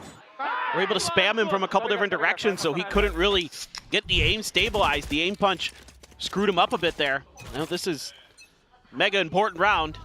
All the ults. Jemkin is an op. Stealth drone. Oh, no. He's gonna get spammed out. Has to exit down to 2 HP. Frankly, he's lucky to get out. In the meantime, Convergent Path's gonna be used, and that's 3 players caught. Dambi is able to find one because she's gonna be taken down. Second death thus far. His crazy guy is desperately trying to find the head here of Margaret. Cannot do so. Tucks back, avoids the stun, but Margaret eventually is able to collect, and now it's Jemkin at 2 HP. And Monyet, nope, never mind, just Jemkin at 2 HP. Try to keep that win streak going, but he knows that is not going to be possible. Makes his exit. Not going to be the 1 in 7, and it will be the 8 in 1. RRQ still in a very healthy position, but Nongshim at long last get themselves a round win. Yeah, it's an attempt at a crunch into mid. Trying to come at Nongshim from a couple different angles, RRQ, but it gets read really, really nicely. Plus you have the Waylay ult to hit 3 different players, trap them completely into Market, and then Margaret scales into B site. Was able to cut down a couple players from there. So really nice reaction from Nongshim. I think saw the smoke and guessed pretty wisely. Okay. Okay. Jemkin on the knife's edge. Stays alive, but yeah, this time seeing that Convergent Path starting to get some value. The other 2 players not really able to recover. Margaret just dancing around those shots. Yeah, and you can see how brutal it is when you get hit by that hinder. It is so annoying.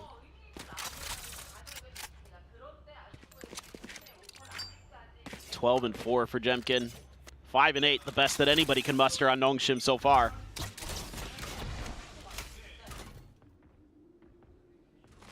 Just being a little bit quiet. Cam set up. Just going to be cleared out. Cushy. Not looking to stick around. Recon at the ready. 3 players. Oh, rather Shock Dart at the ready. For the moment, I mean, if he had just sent it, might have actually been able to get a significant amount of value. Smoke's going to be coming through. Armageddon to check out Ali, but no one's there to really eat the damage.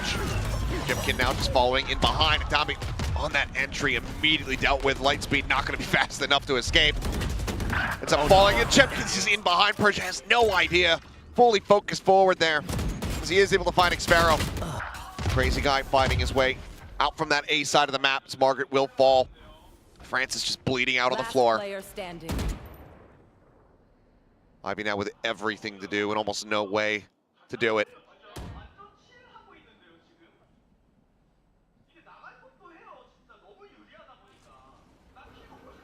Thirty seconds left. They're going to know he's right around that corner here very shortly. Yep. Oh, and into the headshot, into the spray down. Crazy guy. Able to get them over the line, not allowing for a second round to come through, not allowing for Nongshim to start trying to claw their way back into this.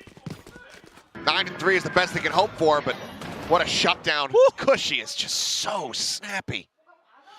This is just a great idea. The way that there's some patience here from Crazy Guy. He sends his ult after they send theirs. When Domby dashes in, he throws his ult at the door, cuts off the reinforcements of Nongshim, and they're able to just kind of pick them apart piece by piece. And it helps when Cushy's just shutting Domby down every time he tries to dash up and over. Yeah. I mean, even with the shortcomings of the team in Kickoff, Cushy, stood out. Yes. Continued to look like, okay, is this guy Rookie of the Year? And right now, holy hell. Yep. He is continuing that narrative. Him and DOS9, man. Yeah, I mean, honestly, between those two, it's going to be a tough decision, but tougher still is the round here. Is Domby going to be taken down? Jemkin just peeking out from Market, able to find that, so entry power taken away. And just look at Crazy Guy. He's just waiting around the corner. Just waiting to see if they execute through. The gun barrel gets the hit. Persia going to be taken low. Jemkin just bouncing back. Francis wanting to try to pressure this out, but smoke comes in. Jemkin just slowly drifting away, keeping his life intact. Oh, on yet. Across the site, find the headshot. Ivy noted here in mid. Spike being ushered across over towards Pizza. Jemkin, as well as Crazy Guy with a double stack setup here in the spawn. As Xfero just plays it patiently. Margaret has absolutely no idea. Francis decently fast to go ahead and pivot, find that elimination, but I mean, what more is there to say? Well, not much. Just RRQ has great protocols built in. Again, there's so much ability to find some kind of contact on the map and then make a play off of it. I mean, Jemkin just goes on a bit of an exploration there. Way earlier, Domby had cleared the trip, and Jemkin kind of anticipating that maybe somebody stuck around, anticipated correctly. And then they're just sort of able to catch the players of Nongshim in market. And I love the way Crazy Guy is calling this. He's hanging around there towards that mid part of the map the whole round. Just sort of just understanding the way Nongshim wants to work the map. Oh, Margaret, that didn't feel great. Certainly not. 47. That feels worse. Flushed into mid. Jemkin's there, ready for it. Yeah. The ramyun's gone bad. Everybody on Nongshim right now with a stomach ache, it would seem. RQ in position, ready to strike. Crazy Guy watching for a late lurk, and he's correct about there being one.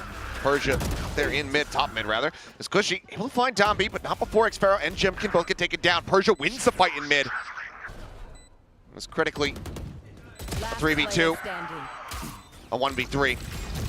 Cushy the last one standing, lined up for him! As he collects them both. The tap, he's got no idea. As Persia will be able to get Nongshim a second round win. 10-2 the score at the half. RRQ got to be grinning ear to ear. That's just magnificent stuff. I mean, you have to be so thrilled if you're an RRQ fan with the way that they played this. Even in the rounds that, you know, that are won by Nongshim, it's still very difficult. They're just making great decisions all across the board, and I think you're gonna be looking at what we've seen on Ascent here today with the Tejo Sova combos. I think you're gonna be seeing a lot more of that because the way you can control the map is really, really powerful. And if your protocols are in place, the way to play off of that information is super difficult to deal with. And it seemingly doesn't get any better on the other side of the coin for the side of Nongshim. As we saw with the attacker side earlier, I mean, granted, yes, a Phoenix, but with a Yoru there as well, you could have some similar ideas, have some similar flashes. That's some unity between these friends who are cheering for two different teams, but one significantly more likely to have the correct prediction at the moment, unless Nongshim can go on one hell of a run. It's possible. Jim can go kill. I mean, it's been a good strategy so far. It generally works out pretty well. Yeah, saying, you know, Cushy back him up has also been doing wonders for the team. Yeah. They're just really, everything is just kind of slotting in nicely. Only a few rounds where really Nongshim was able to kind of set RRQ off balance. And with that Yoru in there, very curious how they're going to work the map here as RRQ. Something about his girlfriend. I didn't. Something about his girlfriend. Didn't catch it quick enough. Cheering for Dambi or something like that? Yeah. Which, look, I was excited to see Dambi on the Waylay. Yeah. I was hoping for a bit more. But I haven't really seen the ideas. And you do have like a KO in there. You do have the flashes to try to set it up, but it really hasn't connected. You know, you think it'd be some similar ideas to Jet, but so far it doesn't seem like the pieces are quite fitting. As you know, I think that, you know, people might be catching on by now. Seems like we have some kind of minor issue on the back end of the halftime. So we get a little bit more time to chat before we get into the action once again. So here's something I've been pondering. Yeah, go ahead. If you were going to become a pub owner, okay, think like Cheers. It's like a local, everyone. And you call me the boomer. You just reference Cheers. I mean, come on. It's a great show. Don't get me wrong. Anyway, dance, continue. etc. Yeah. What would you name your pub? What would I name it? Yeah, because I feel like that's the thing that kind of makes or breaks a good pub is the name.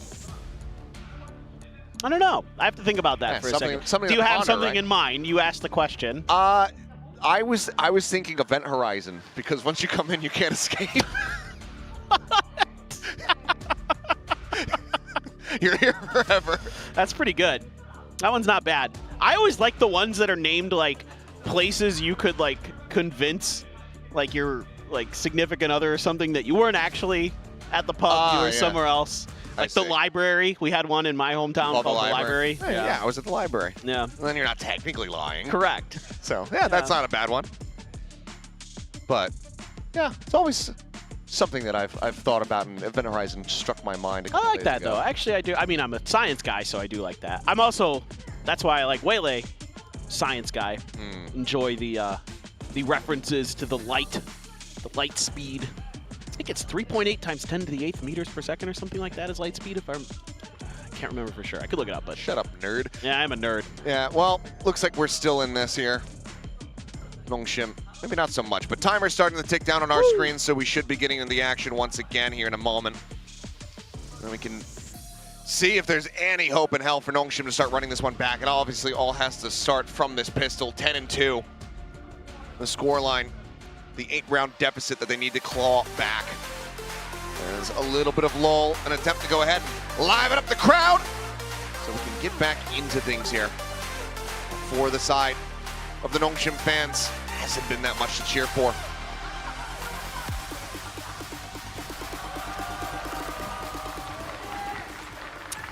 Whoa. Man, oh man. Time to jump. What a half, but who knows? Maybe Nongshim's going to have some solid defensive plans. Oh, Persia. Oh, no. Oh, no. Jemkin. No, he is just looking to wreck any and all hope of coming back into this game. 2 kills found. Refract used here by Dambi. And this looks like he'll just wait it out. Stick around here on the site with that Sheriff in hand. In the meantime, Stealth Drone checking in towards B main. Margaret there is able to clear it. I think RRQ here trying to get a sense of maybe where Ivy's at. Worried about those salvos a bit before they make this execute. I don't think you have one more TP. You still have a TP available for Jemkin. There it goes. They're going to use some salvos of their own. Recon going to be cleared out. Dambi needing to hit some absolute heaters. It's going to be Ivy who does manage to find one to start. Cushy finishes off the waylay. As it's now just down to Margaret. They have to have a very strong idea where the approach is going to come through. I mean, door's already shut.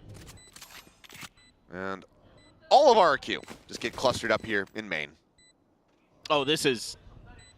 It would take something very bizarre to happen for Margaret to have any hope. Doors closed, windows still intact. There's going to be zero ambiguity about what happens. With 4 players there, you wouldn't expect that RRQ is going to give any chance for Margaret. I mean, the cam is cleared, but there's just no time. There's just nothing to be done other than maybe to try to find some limbs to potentially, hopefully, have a future neural theft, but none given. No chances allotted. Nongshim surely will have to go for a force, you would expect here, as RRQ get up to 11. Oh, it's so good. You know, Nongshim trying to catch RRQ a bit off guard. And I want to talk about this execute here. They use a lot of the utility to get the identification that Margaret is behind Dice. And then when Ivy steps in to get that first kill, immediately he's hit with a paranoia from Monyet. And Monyet steps through and kills him. I mean, the protocols, it's obviously we're seeing on the defensive side, you're seeing on the attacker side. The way that they've prepared for this match here today is impeccable. Gotta love this map choice and the way that they've designed things from Ewok and Warbirds.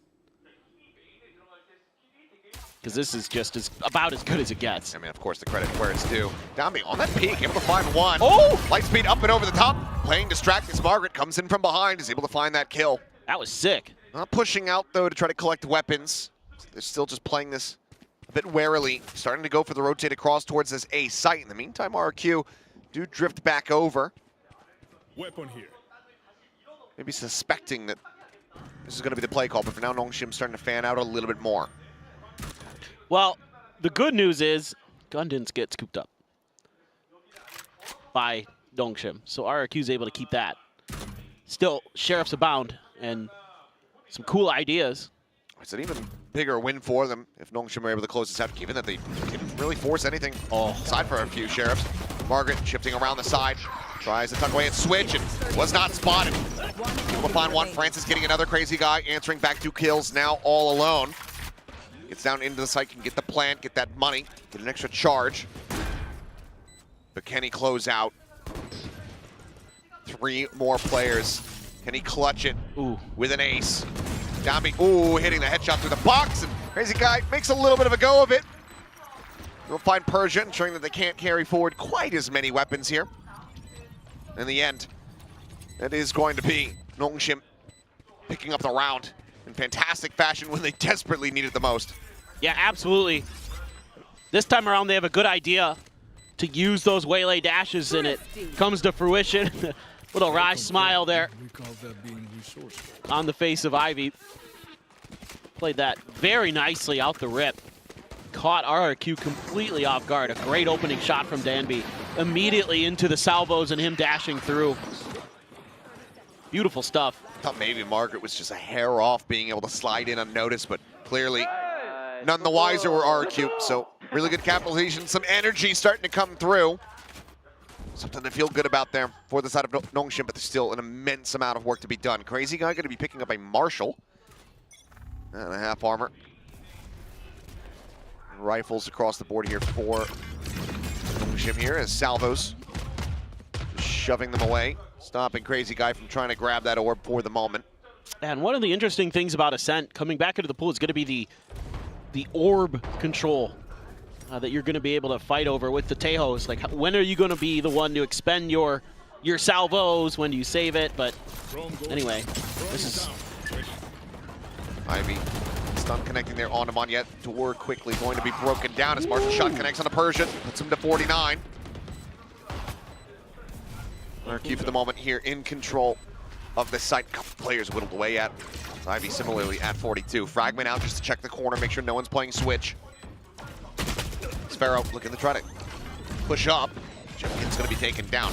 Dash in, Dombey arriving here at Gen, drops down, does get the ping reveal. Crazy Guy with a headshot, able to find Margaret, but now it's just Cushy all alone. Can't find any further damage, so some HP whittled away at, but further kills not found. Nongshim continue to rally back for a 4th round victory. Don't miss me too much. Yeah, they're doing a good job of at least kind of anticipating some of the positioning of the RRQ players. A couple times we've seen where Jemkins wanted to be up on Raptors and he's just dealt with. Yep, just he likes to play behind that box. A couple nice shots of the Marshall. But other than that, just a good flood retake here for the side of Nongshim. Even though it's a good read initially, frankly, by RRQ to take a small pause after the salvos come out for the A main orb and then be like, you know what, we hear him going the other way, let's just see if we can get through to A for free. And they do, and they get the plant, they get the money. Now they've got the guns to work with. Salvos to send Ivy a little bit further back. Smoke in response from Persia. They're gonna set up the TP on Old Boy. Old Boy. Going for the spray. Surprisingly little damage. Cushy, they're at 72. Oh, that dash onto the box. Yeah, light speed across the side, but Jemkin able to find 2 as he TPs into hell. One yet gonna be put down, but the flood is just far too much. Jemkin with the entry. No one looking in his direction. Spike planted. For another elimination. Swing out Margaret, unable to make it happen. RRQ not allowing for a, in quotations, bonus conversion, you could say here, for the side of Nongshim to get into the round win and get themselves up to map point. It's all about the timing of when the Yoru stuff happens. Like, Persia pushes around the corner to try to catch the Sova player off guard when they're sending the drone. That's why the smoke is a little bit further out in the main like it was. So he has a little bit extra safety to do that. But right as that's happening, that's when the TP goes through it. It's not noted, I think, by anybody from Nongshim. And that's why it goes into the back of hell. And there's just no identification at all of Jemkin just sending himself back there and sending them to the graves. And he's got the ult. So what's the plan with this? Is he going to go through tree, try to clear out the front of A? But he's pinging out mid. Nope, okay. It is going to be tree. I was suspecting. General warnings, but yeah, it's going to go forward. Spot of the 1. Doesn't turn back, I believe. So Persia unnoted and able to find value. 3 kills picked up as Jemkin exits that dimensional drift. He is met with his demise. And this round completely gets flipped around just because Jemkin doesn't look into main. Bit weird. See if Xferro can do any more damage. Any kills that he could find would be value, but in the end, not going to check over towards that right side. So Ivy from Switch able to find it. Nongshim hold on by a thread. A 5th round win. It is a bit strange because that's how Persia played the previous round. They just seemingly didn't anticipate that he'd do it twice in a row, but Persia, you don't want to give him any opportunities. We know what he's capable of at his best. Phenomenal controller. One of the big reasons that Nongshim is here in the first place. Absolutely. Jemkin 29-8. Cushy not far behind. He said Persia trying desperately to catch up and to keep the team in the mix here. Salvo's out. Sphero on the wide swing. So the flash will connect, as does that massive suppress. Virgin Path's going to be used. Dombey dashing forward, looking for it, but Xferro just go ahead, find that elimination, ducks into the side. Avoids those salvos. And RRQ take 1 step towards pulling off a bit of a threat of their own to go ahead and close things out on Ascent. Persia around the back. Maybe not quite noted. No, not noted at all. Strikes finding 1. Paranoia, dodgeable. So they shift over to the side. Ivy looks to reinforce his position here at Tiles, but Jemkin finds another. The swing out, just trying to go for it, but Jemkin, wise to it, ready. Just far too good. Go up that reveal. Margaret, 1-2, needing some more. And Francis put him down on the floor. Monette still standing, closes the distance with a stinger, and comes up with the goods. 13-5, RRQ looking electric here on their map pick of Ascent. Just brilliant stuff, top to bottom. Can't say enough about how impressed I am with RRQ's game plan and the way that they've got these agents all lined up, the way they've got the protocols in place. Talked about it a lot through that match, and it's truly impressive. And what's even more impressive is this match between these two teams the last time was so damn close. Yeah. And they just come out here and they just wreck them on map 1. They really did. I mean, it was maybe Victoria said that she had talked to Jemkin earlier, and he said, like, oh yeah. He told us in the elevator, fast yeah. day. Yeah. Fast day. It's like, all right, sure. Sure, man. Sure. But a very fast map, at least, to start off this series. Plenty more to be played. Who knows what's going to happen when we get the split, which, of course, is Nongshim's map pick.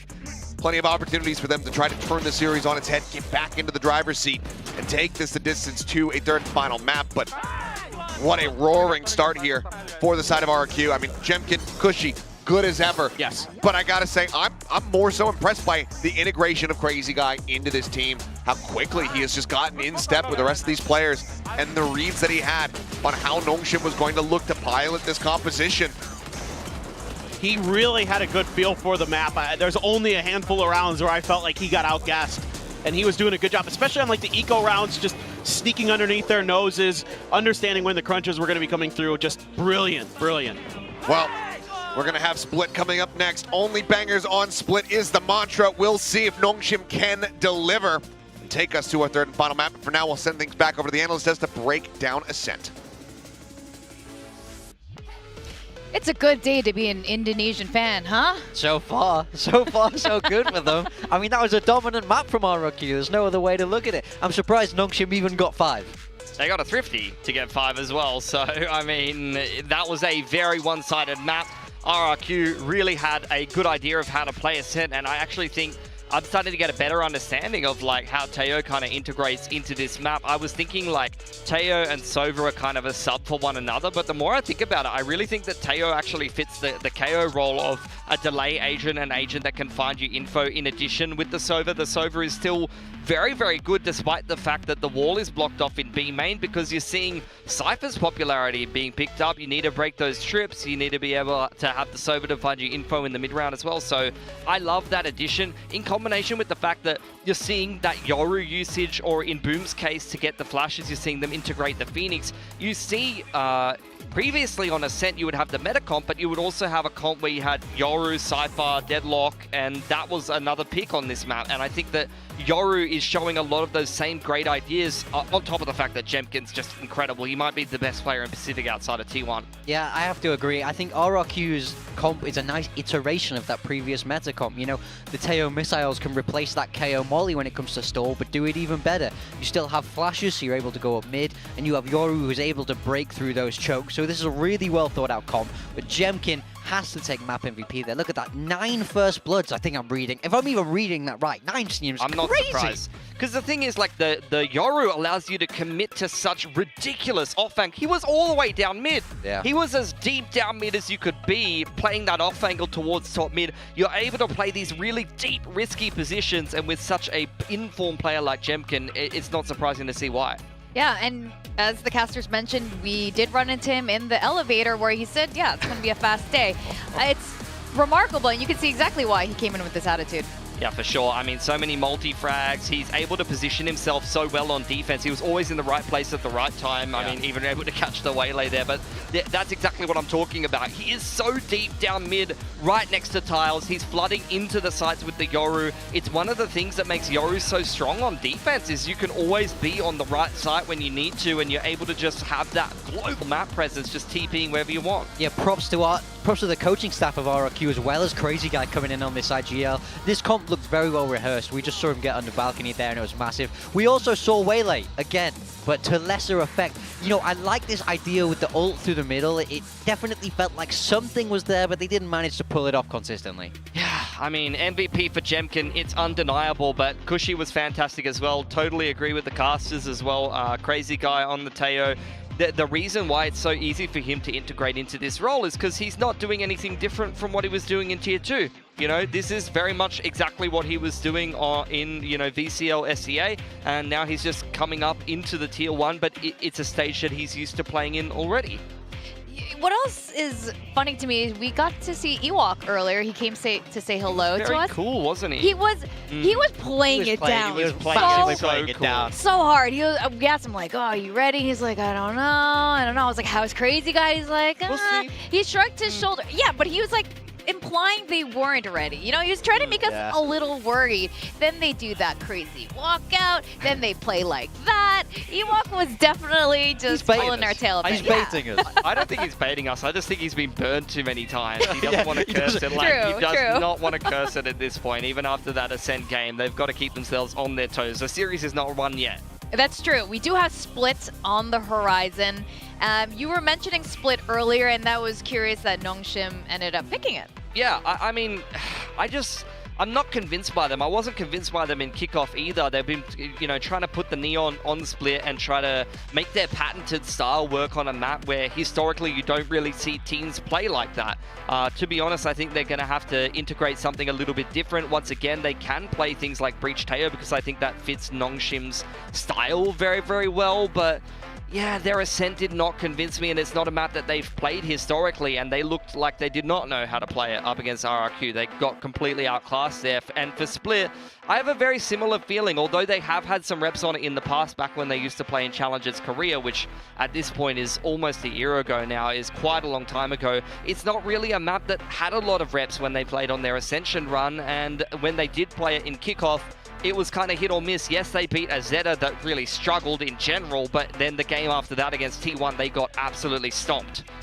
But then on the flip side for RRQ, we can see that they banned it out during Kickoff. And we know Kushi loves Sova, and it's hard to play Sova on this map. Maybe they're just taking it there because they can sense a little bit of weakness from RRQ there. Maybe it might not necessarily be Nongshim's map. They might just think they could get a leg up there. Well, either way, for sure, both of these teams have been working on this since Kickoff. Otherwise, I can't see why else Nongshim would pick Split. I mean, a lot of these teams have been doing homework. A lot of these teams have been reworking their comms, even switching roles around. Yeah. So Split could be bringing us more surprises, as they say. You wouldn't pick a map if you didn't think you could win it. I mean, that's the number one thing. You see this all the time from chat of, oh, why did you pick Split? And it's like, well, because we thought we could win it. That's the obvious answer there. This feels very personal, Morgan. This feels very personal. They have more information on their Split than we do, right? Well, they must be going well for them in scrims, so whatever they're going to bring out, they're going to feel like they can beat RRQ on. That's all you need to know from them picking it. We're yet to see if it's going to work. 2-0s do happen. It's the hindsight Andes, isn't it? You got to trust them. Have some faith, have some belief. It's easy to say, why did you pick it when you lose? I think that exactly like you said, they've kind of picked it because RRQ has not shown it yet, and they've even banned it in a lot of series. So it's almost like force us to show us that you can play it. You know. We were talking about playstyle earlier, and there was a slight change in how Nongshim has been playing, even though we do definitely love the way they used to play. On a map like Split, how do you see their playstyle fitting into this? I mean, I'd like to see them kind of doing what they did in Ascension, right? I want Dambi to get activated. I think the util should be for Dambi. He's a very, very strong player, and they need to use it. I mean, we saw them try to do that on Ascent, but every time he double dashed, he just got shot in the head. That's what it felt like. Something's changed in this team, but they need to get back to how they were in Ascension. The thing is, they did try to play their patented style on Split, and I don't think that it fits the map. I think that compositionally it didn't fit the map. I don't know if you're going to see Waylay on Split or if that's something that it fits, but to be fair, I didn't expect Waylay to be that good on Fracture. Maybe it is a good agent to break some of these chokes, but that was not a good debut for their Waylay, unfortunately, on Ascent. So I'm getting very concerned for them in this veto. I want to see what they're going to be playing here. Well, they definitely need to do something, otherwise this is going to be a 2-0 kind of day. Very different than the last time these two teams faced off, and a very different match than just earlier today with a Korean versus Indonesian team here. Ideally, you know, you seem so passionate about certain agents or certain comms coming in. What what is your heart's desire? Because it usually seems to come true. Yeah, I mean, stick with the Waylay. If you know, Danby was great on Neon because he was a really early adopter. So if you think he can become this guy on Waylay, stick with it and make it work. But, you know, he needs to do better than he did map 1. Yeah, I agree. I think Nongshim is the kind of team that they really try to abuse what's broken early before other people really commit to it. So the problem is I don't think Waylay is that broken, to be honest. I think it's just a choice. So let's see what they're going to be bringing into this map pick of Split. They need to turn this series around, and they are going to back themselves. Almost a kind of similar comp to what you might have seen from them on Bind in the past, but the Teo is the single initiator. You're going to get Danby on the Waylay, and Ivy is going to be on kind of a secondary Sentinel in combination with the double controller of Omen and Viper. A little bit more of a classic look coming out for RRQ. We see that Breach Tail, which is still so strong, paired up with the Yoru, but then of course the Split staples of Viper and Astra, allowing them to lurk and go a little bit slower. I'm shaking my head at that sign there in the audience. What is he doing? All right, we're going to send this back to our casters for Split. It's Achilleos and Paperthin. Alrighty, here we go. Time to jump into the action. Map 2, Nongshim's pick. Sticking with the Waylay, bringing a deadlock into the fold, something that we don't really see that much of here in Asia. How does this look for Nongshim, and can they get this over to a third and final map? Yeah, you know, you got to feel confident in terms of a team that could pilot the deadlock well. That's definitely Nongshim. They've done it in the past. Ivy, a very good player on that agent, but with how impressive RRQ looked, and they're not running something super different here. You know, a little bit of congestion for mid. Going to use the salvos to clear the space. I mean, some pressure going to be onto Monyet with the Astra, but he's no slouch on that agent on this map, as we know. Back when he was on GE, had some stellar performances. I think he was when he stole the land kill record. I believe he was playing Astra, and oh yes, it has. She going to be taken down. Margaret, nice and elusive here, looking for a little bit more, but Xfero with a widely dodge out a lot of those shots. Scoops up the Sheriff for himself. All of Nongshim now shifting back over towards his A site. Still going to be triple stacked though by RQ as Xfero taking a really aggressive position. He's just sprinting at him. And Nami says, well, thank you very much. I think the smoke on the other side of the map might have convinced him that they weren't going that way. Goes up and over the top here to Zombie, now in heaven. Crazy guy, however, tucked in back sight. Finds one. Jemkin still an absolute menace. Goes for the reload. As Ivy now left alone with everything to do. Looking for one, but ends up falling. Jemkin starting things off with the right foot forward. Finds himself a 3K as RQ are 3 for 3 on the pistols. Just good crossfires this time. You go on a bit of a fact-finding mission. Nice dodge there, using your own toxic screen to get around the drone. But pop flash didn't really matter too much there. Crossfire angle is very difficult to deal with in that position. So, well handled by RRQ, and a buy up here from Nongshim. They're going to force. They're going to try to see if they can turn things around. Stingers and a Sheriff try to break through. Saturate in the back site. No one there to receive it, though. Everyone from RRQ is playing a bit more disconnected. Feel like they're wildly happy to try to go for a retake, but Nongshim forcing up for Stingers and the Sheriff. Try to tie things up off the rip here. RRQ, how do they want to pilot? This is the question. Gate crash at the ready here for Jemkin. Sends out the fake out, drops down off the rope. Might have caught a glimpse there into the smoke, but is able to find one. Tommy going to be taking down some decent kills. Traded back with Cushy, coming away with 2. Fishing for some more. The Guardian delivering. Persia and Francis now needing to clutch this out. The smoke dissipating. Persia about to be in the open, and he will fall. RQ not going to allow for the Forest to find value. Get themselves a 2-0 lead. Really break the economy from Nongshim. Yeah, it's tough there for Nongshim. I mean, you're able to get into the site basically for free. You're able to get your post plant set up. You're able to get that barrier mesh at the alley door along with the smoke to create a little cheeky play. But, you know, the Flood retake here, so efficient. Able to cover each other really nicely. Cushy doing a great job. Oh my God. Stunned up, but with the Guardian, not that big of a deal. Backing up Jemkin's entry really nicely there. So RRQ continues to have impeccable protocols. Teamwork looks really, really nice. Dash to try to get some space. There's no one there, so Bucky at this range needs to close the distance a little bit more, so goes sliding forward. And Jemkin had an outlaw.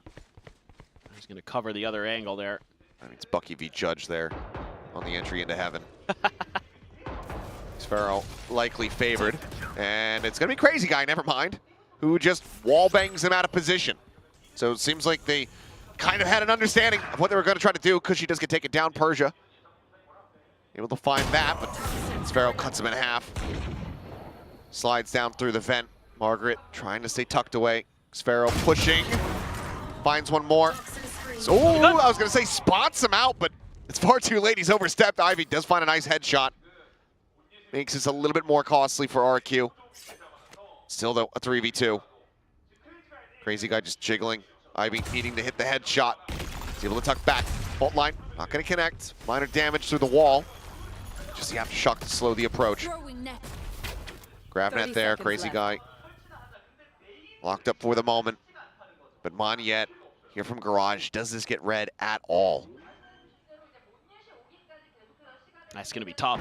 They've only spotted one. I don't think they have any idea about Francis being on the site as well. So for now, that uncertainty works to Nongshim's advantage. Splash. Oop. For the spot out, Monyet finding Francis. The Judge cannot be put to use. RRQ get the defuse. They get themselves another bonus conversion. Yeah, they're just so impeccable. The patience there, understanding that the Judge have been forked over, making sure that you're layering the utility to clear that spot. The pop flashes, the stuns, everybody getting involved in that final kill. That's still alive for RRQ. Just, yeah, understanding that maybe somebody had tucked in behind that wall. I mean, Persia's still able to find his, but xFaro, I was a bit worried initially that they might try to set up a crossfire there, coming out of ropes on the top of xFaro. But he just didn't quite register that he saw a gun. Maybe he was looking at the map or something. And yeah, now you're still able to just bank up a ton of money. Jemkin's got his ult already. Things are getting a little bit scary. Outlaw's carried over, so not going to be able to find the most amount of value, just innately with one shots. Only one player going to be vulnerable to that, which is Dambi. For now, though, Nongshim scaling forward. I mean, A site is completely open. And you can play for retake, you know, having the Yoru ult. Oh, well, second shot will connect, and Ivy's going to be eliminated. Deadlock now out of the equation here. Spike brought forward, plant here in the hands of Francis. Going to be 2 charges away from having that Armageddon online, but right now there's just no ults to work with. Jemkin at the same time, while he is, you know, whittled away at taking a little bit of damage, he does have that dimensional drift, so can use that for the retake, and that's exactly what it's going to look to do. They're trying to flush him out here, but wires get crossed. Salvos to try to force a position. Cushy does end up getting traded, but it's hardly the kill they were looking for, but Margaret and Persia start fighting back. Player advantage now in their hands. Margaret tacked up on Monyet. A hell of a headshot. Now it's just the 2 low HP players remaining on the side of Nongshim. Spike is not planted for them either. I mean, it's just over. There's nothing more to be done. Surely. Never mind. How did he have just enough of an angle to find the kill? He must have. Okay, I got scrambled. I thought it was done. I might have missed it. I apologize. A rare flub from me. I thought it might be a little bit different because I thought they were going to have to go a little bit wider on that angle. Yeah, but maybe they just was just enough. That was a great reaction from Margaret. This one, Oh, he just swung out on rafters and managed to just absolutely nail the shot. Okay. My mistake. Either way, Nongshim now on the board. Solid effort there. As, once again, Lightspeed just trying to take some space. Persia as well. TPing forward here in the mid. Checking the mail. Nothing going to be spotted here. As it's widely just been Monyet alone over towards this B site. Portal closed. Cutting through. Jemkin looking for that close quarters contact play, sends out the TP, but that was a huge round for Nongshim. Their economy would have been busted. They weren't able to get that through. Wow, the fade away for Jemkin. Just barely able to find it. Crazy guy. Fault line gonna be sent, pushing up, finding Dambi. Hinder is there, Aftershock to try to keep himself protected. Francis trying to swing out, but Smoke is there, obfuscating. Crazy guy just dancing around the bullets as the collapse comes in from Xfero. Gets in behind, and Ivy all alone here in Garage. And I don't think I'm gonna curse it this time, but surely the round is over. Well, say it with me, Sliggy. Yeah. Surely we can't goof this. He's already saving, I think. Yep. There's just no money. Some crucial ults to work with as the Armageddon and that pit are available. So I think we kind of have to see a timeout call from Nongshim. Widely, I agree with you. This round is just a lot of really nice individual plays from RRQ. Jemkin playing that angle early, gets the fadeaway, catches his opponent, Margaret, just enough off guard. And then the timing there from Crazy Guy. The smoke blooms, he just kind of pauses, sends out the fault line, catches Dambi just out in the open, falls right back. I mean, that really smothers this round out. Phenomenal stuff. And then the salvos to flush Purge out into the open for Monyet. Really, that was a good combo play, so yeah, you're right, timeout. Has to be thought about. Things are very difficult for Nongshim today. And, you know, the desk was talking about this has been a map that RRQ has been widely avoiding. They haven't really wanted to play it. You know, so as Nongshim, you're thinking, surely they don't like this map. Let's test them on it. Well, they're really leaning into this Yoru, you know, breached AO meta. And they look very, very strong on it already. And then you can put Monyet onto his comfort of Astra. Phenomenal on that agent. A lot of things slotting into place nicely for RRQ in that regard. And Nongshim toying around with the new agent, trying to get Waylay integrated, trying to get a way to figure it out. We have seen it in some other regions, you know, China, Americas, where some teams have had success with Waylay, but so far for Nongshim, I haven't seen sort of what I'd like to. And I think on this map in particular, without like a breach or something there to set her up, I think it's pretty challenging. Yeah, it feels like for now, maybe just going to be Forsaken who's able to find the most individual success. True, yeah. With the agent. Yeah, who else, right? But even then, it seems like the legs that Waylay has to stand on might be faltering a bit. Some salvos out to try to take some space forward here in mid. Not fully scaling off the back of that though, but space is going to be given up. Xfero pulls all the way out of vents across in towards A heaven. Spike for now still going to be on the floor over at Ramen. This has been the way that a lot of these rounds have been playing out, and RRQ's happy to try to control the area outside of vents or at mail to shut Nongshim out of these rounds. They'll give you that mid space. They'll let the Taeho use the abilities early. I think now for Nongshim, maybe if you pause a little bit longer before you try to make your attacks, you can get those salvos back into rotation, try to make something go off the back of that. What's the play call here? 45 seconds remaining. Two players, I mean, in heaven, not necessarily going to be finding too much contact, too much to dissuade them. Looks like they want to try to keep some interest over towards the A side of the map. Ivy swinging out, wins the fight. Jemkin, bit of a rare whiff. Does end up getting taken down. Now the cut through the vents coming through. Monyet filling space, gets himself forward here into the Nebula. Paranoia not connecting, finds the first, knows that there's another here in Garage, and the shorty is able to go ahead and script the kill. Cosmic Divide now going to be called out. The Spike is stranded here alongside Monyet. They can't push forward. They bounce a concussant, and they're just going to lose on time, if not deaths. Fantastically done from Monyet, and he will be the finisher to find the third. Gorgeous. You talked about the comfort. You talked about how smart he is playing this Astra, and he puts it all out on display right then and there. He just refills the space after Jemkin gets killed. Ivy doesn't feel comfortable wide swinging that angle, backs off, and that gives Monyet the space he needs. Persia was just about to turn, and Francis reloads the classic, thinking he might be safe, and Monyet just pressures him, sees the spike is down, instantly reacts with the Cosmic Divide. Absolutely unreal. The way he can react to stuff sometimes. Even then, maybe minor in the long term, but you can tell things are off. Margaret just drifting back and forth, eating a burst of that damage from the salvo. Does find the headshot. Monyet still using that shorty, finding another, quickly traded out by Francis. So for now, advantage to Nongshim. Oh, and if you can just get that spike down, you know, and RRQ's assuming that they're going to try to make a play towards B because they haven't heard anything over there and they haven't really seen much going on in that part of the map. Instead, Nongshim just holding the line outside of A main. RRQ isn't pushed any further forward. Stealth drone checking over through the vent. Nothing spotted there. Looks like France is going to have to go wide swing out back through the spawn. This is widely relying on Margaret and Tommy to be able to find some openings, and they're going to find absolutely nothing. But now they're committed to the side of the map. Persia going to try his luck, but Crazy Guy has been absolutely unscouted. They're just messing with their minds. And he's immovable. Uh-oh.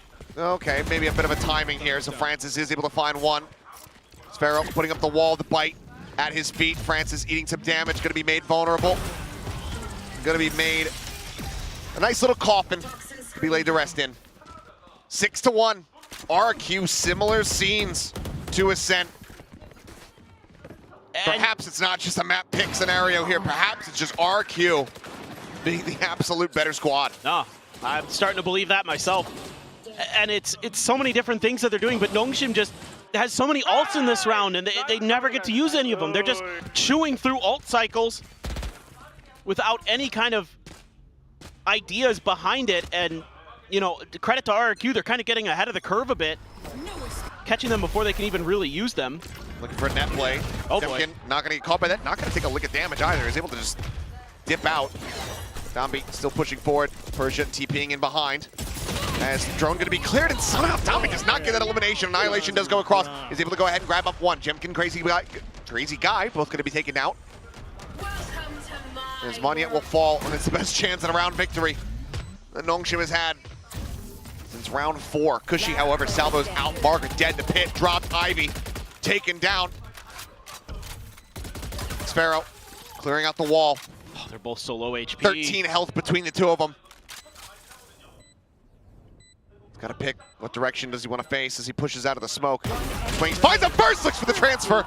And by the skin of their teeth, Nongshim will get the second round win. Just Francis to survive. And if they don't, I thought he had it there for a second. Oh, yeah. I think a bullet just missed. Nice annihilation through the smoke. But it's still so much committed. Yep. To be able to pull off the Thrifty.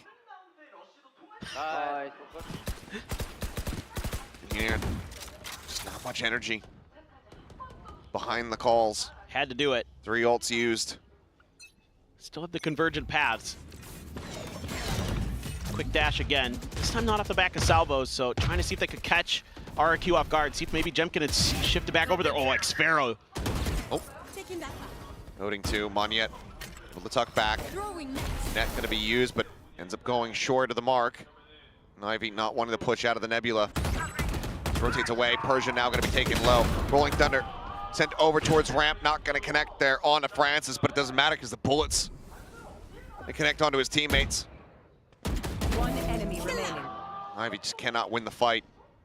Francis now once again alone. Fights back for one. Need to be an ace clutch. And Xfero slowly and steadily is making his way across through sewer. Riding the rope up top, and right now, I mean, it's just not even an afterthought in the brain of Francis. Xfero, no way.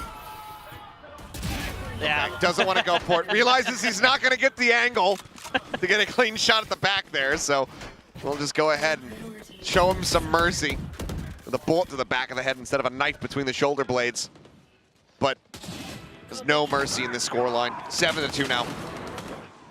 What I love about the way RRQ is playing this map right now, there's a lot to love, but there's a couple big things. One of them is that they're willing to absorb contact over towards A, and then just kind of fight for A tower control because of some of the util they have. You know, they can send the Teho stuff. They can use the Yoru to keep them off balance. They can use the toxic screen. Oh boy, that's aggressive. Yeah, just a self-flash out from Jemkin. Able to find one, but quick trade. Weapon potentially recoverable here. Xfero trying to get away. It cannot. Said maybe a bit too aggressive here for the side of RRQ. She can't shut down the push. Site now open, Monyet, crazy guy. The two to try to turn the tide. It's a lot of T-words. A tongue twister, if you will. Might have just invented one. The crazy guy will fall. Now it's down to Monyet. Disrespects the Sync bite, creeps forward, looks for it, cannot make it happen. It's going to be another Thrifty here. Nongshim get themselves a third round win. Potential to still yet make this a 7-5 half. And it's a different look from RRQ where they heavily contest mid, and they pay the price. A nice little exchange of fire there, using the util to bait out for Persia. That breaks things open for Nongshim. They're able to scoop up a gun, use it to trade out Cushy, get through, get that man advantage onto the site. See if they can string a few more together here. Dambi's still on his ult, but you have a bunch of big ults for RRQ. You're almost another Cosmic Divide in cycle for Monyet as well. So this time they're gonna set up the crossfire. Those salvos. Oh, whoa. Okay, well TP in from behind. Persia is able to find Chippy. Finds Xfero as well. It's looking like a 1-for-1 trade, but big show up there from Persia to get them in with an advantage. And Cushy nearly getting timing, but still so fast to readjust. Didn't take any damage.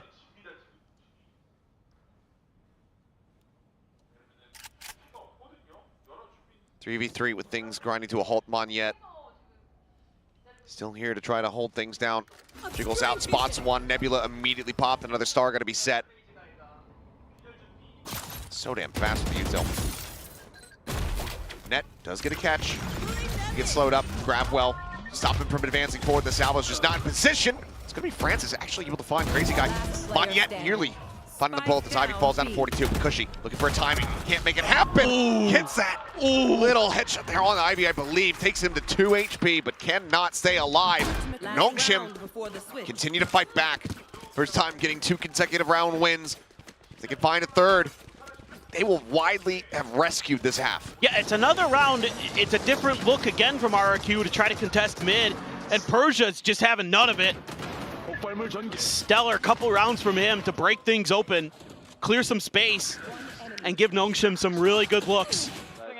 That was close. That was real close. If he got in that first one, who knows, but just enough of the ground in the way. Oh boy. Ivy looking to try to go for the ult, but ends up getting the fake and still is able to hold his ground, finding one, but Cushy fights back, finds 2. Ivy Francis both going to be taking down crazy guy, caught up in the crossfire here as Spike still on the floor. Now going to be grabbed up. Dambi unable to chase fast enough there with the speed of light. Refract now expended. Could use the ult to clear back sight. Persian paths are available. Persia just going to look to TP. Has to cancel though. Or is broken. As Cushy continues to try to stave them off. Are they gonna really read that? Oh, Margaret. Xfero's right there. Jiggle peeks out. Just no hope in hell to scope in that fast.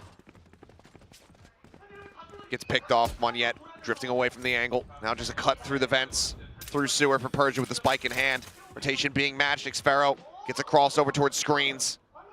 No chance for a punish here for Dambi. 30 seconds left. Just gonna wait. Make sure that they commit to this. Got to worry about that judge.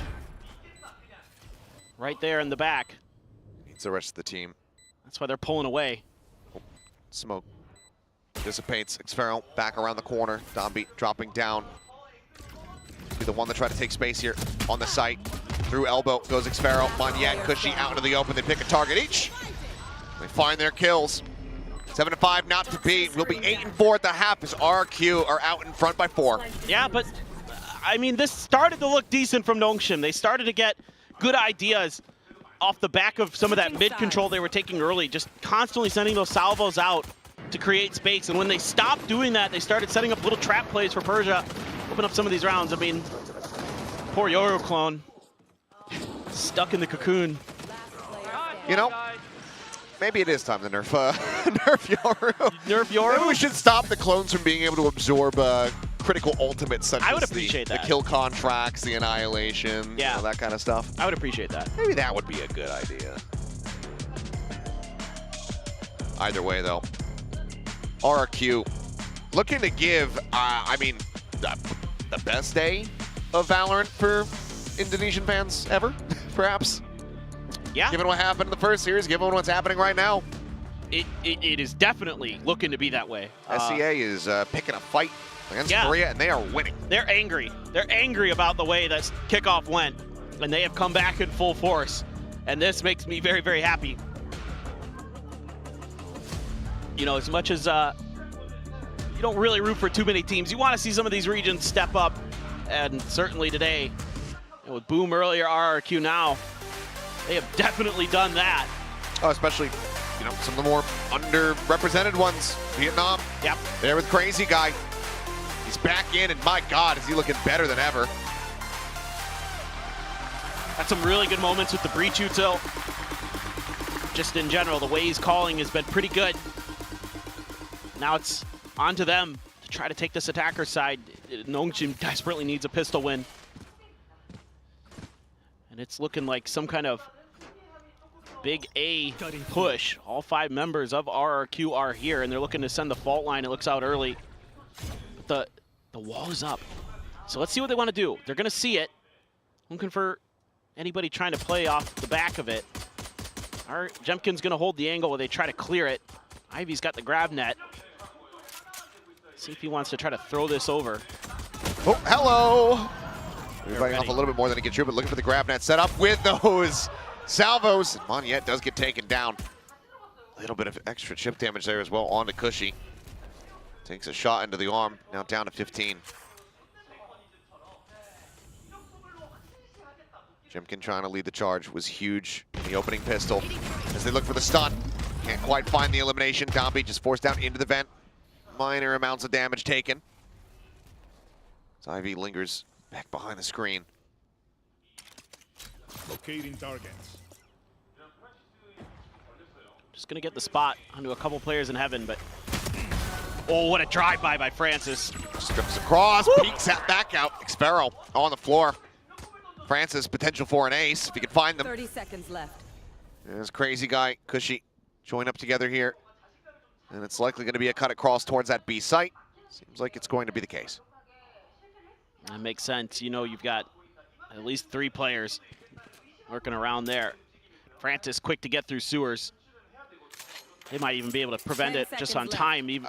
Yeah, I mean, okay, well, is able to find one. Stun. They try to slow him up. Dobby, however, still able to find one, and Cushy. No real help with that little HP. Pistol, first one of the set for Nongshim. Get them up to 5 on the road to recovery here on Split. Yeah, and off the rip, this is something I actually thought they might do earlier when Monyet got caught outside a B door with a grab net, that I thought they might send those salvos on top of him. Instead, they use it to clear some space around where the grab net landed. And this time they get the combo to go. Monyet just screwed. And it hurts to lose your Astra like that. Yep. Especially on a pistol round. Love to have those extra layers of smokes to try to scale your way through. Okay. How's a ghost? I mean, sometimes you get lucky. Yeah. Sometimes you play roulette and you get a direct hit on your number. That's, I mean, Domby style. So again, the early barrier mesh. Yeah, needing to clear this. Not exactly the gate crash location that you want. There you go. Now it can fly through. Does get spotted and cleared, however. That's interesting. It is a good counter to the Yoru. Now that you start kind of seeing what Nongshim has thought through. So RRQ might have to make a different adjustment with where the TPs are going to be leading into the next round. But they're just going to stack up through mid. Domby. Yep. Sending out the saturate. Ender will expire. Pop flash sent into the nebula. Is Persia going to be distracted? Eyes, however, not turned away here from Margaret. Persia on the repeat, able to find one. Paranoia goes across. Cushy going to be caught by that. As I do believe it's Jemkin. Either way, easy pickings there for Dambi. As they're looking for a flawless here. It's just Sparrow 30 seconds left. stuck here on the rafters. Realistically, nowhere to go, and Dambi will peek back in, finds the shot, so maybe starting to come alive here is this Waylay. It's Nongshim, flawless anti-eco, now just 2 rounds away from tying things up here on Split. Yeah, so the deadlock giving you a lot of control in these early rounds, especially against the weaker buys. And they're able to kind of force their opponents to the other side of the map. They're able to take B main control and just kind of wait it out. Shut everything down, nicely handled by Nongshim. See if they can string some more together, see if they can get a bonus of their own. Guardian, a couple stingers, a couple bulldogs. Well, round over round, these last 2, Dambi has doubled and then doubled again his kill count. So if this continues. If there's exponential growth like that. Yeah, oh boy. Woo. Trap in. Oh, double peek. Jiggle there from Ivy. Perfect bait. Jemkin ends up falling. Nobody's covering Jemkin there. Seems like a bit of a mistake. Yeah. Shrug that off. Yep. Regen shield in. Poison's off. Well, for now, RRQ has to figure out how to get through onto the site without their entry agent. It's going to be real annoying with the Tejo there. Seemingly, though, a little bit of breathing room garnered. How they want to get through. Ooh. It's close. Spray just a bit off. Saturate out again. Looking to try to get the slow, get the salvos out. RQ able to dip away from those. Stay safe here for the moment. It's Persia watching towards heaven. Crazy guy just kind of strafing in. Paranoia connecting onto both. The drop down the site, firmly in control of Nongshim. Munyet trying to open things up, but that smoke just sticking around for far too long. Can't find a damn thing. 15 seconds remaining. Looks like RRQ just going to make the call to tuck away and save these weapons. Nothing more to be done. Nongshim converting the bonus in flawless fashion. Great stuff. They're really well drilled on their defensive protocols here on Split. Say flawless. Oh. Still not, okay, never mind. Last one. Expecting someone's going to try to play off the salvo pressure there. So they do manage to find one more, but Nongshim not going to be bothered by that whatsoever. 1 away from tying things up. I was kind of thinking there might be a timeout from RRQ. Didn't mind seeing them hitting the stop button for a brief moment, but Ewok's going to let it go. I mean, he's got to be feeling good with how they played throughout most of today. And maybe give Crazy Guy a chance to try to kind of rally the troops on his own. Would be a great confidence builder for sure if Crazy Guy was able to find a way to break through. Ivy going to throw the sonic sensor a little bit further forward this time. He's been setting it up mostly towards Mail. But he's going to kind of anticipate that maybe there's going to be some mid-pressure attempted by RRQ set up for a trap play for Persia. They've done a great job with that in mid, giving Persia the opportunity to play off contact or play off someone's utility, find kills. Persia. Not taking the bait here. What if that was Jemkin? He's well, checking. He's double checking. He would have ended up dying is what would have happened. Francis making some noise here around A main. As all of RRQ getting grouped up aside from Munyet, who still sat back.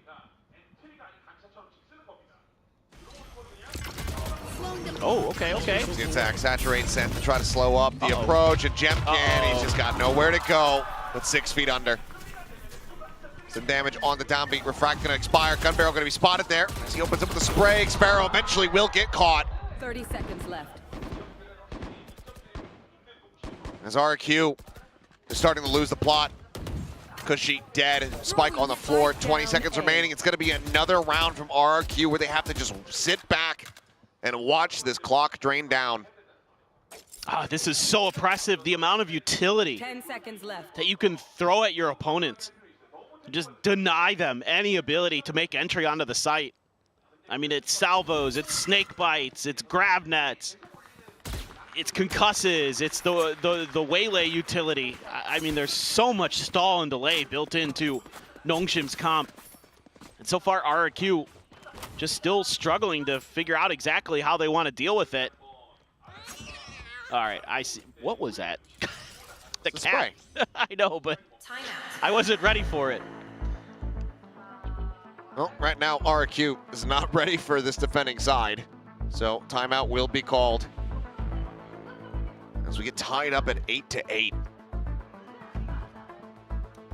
This is a scary prospect. Nongshim starting to find their footing again.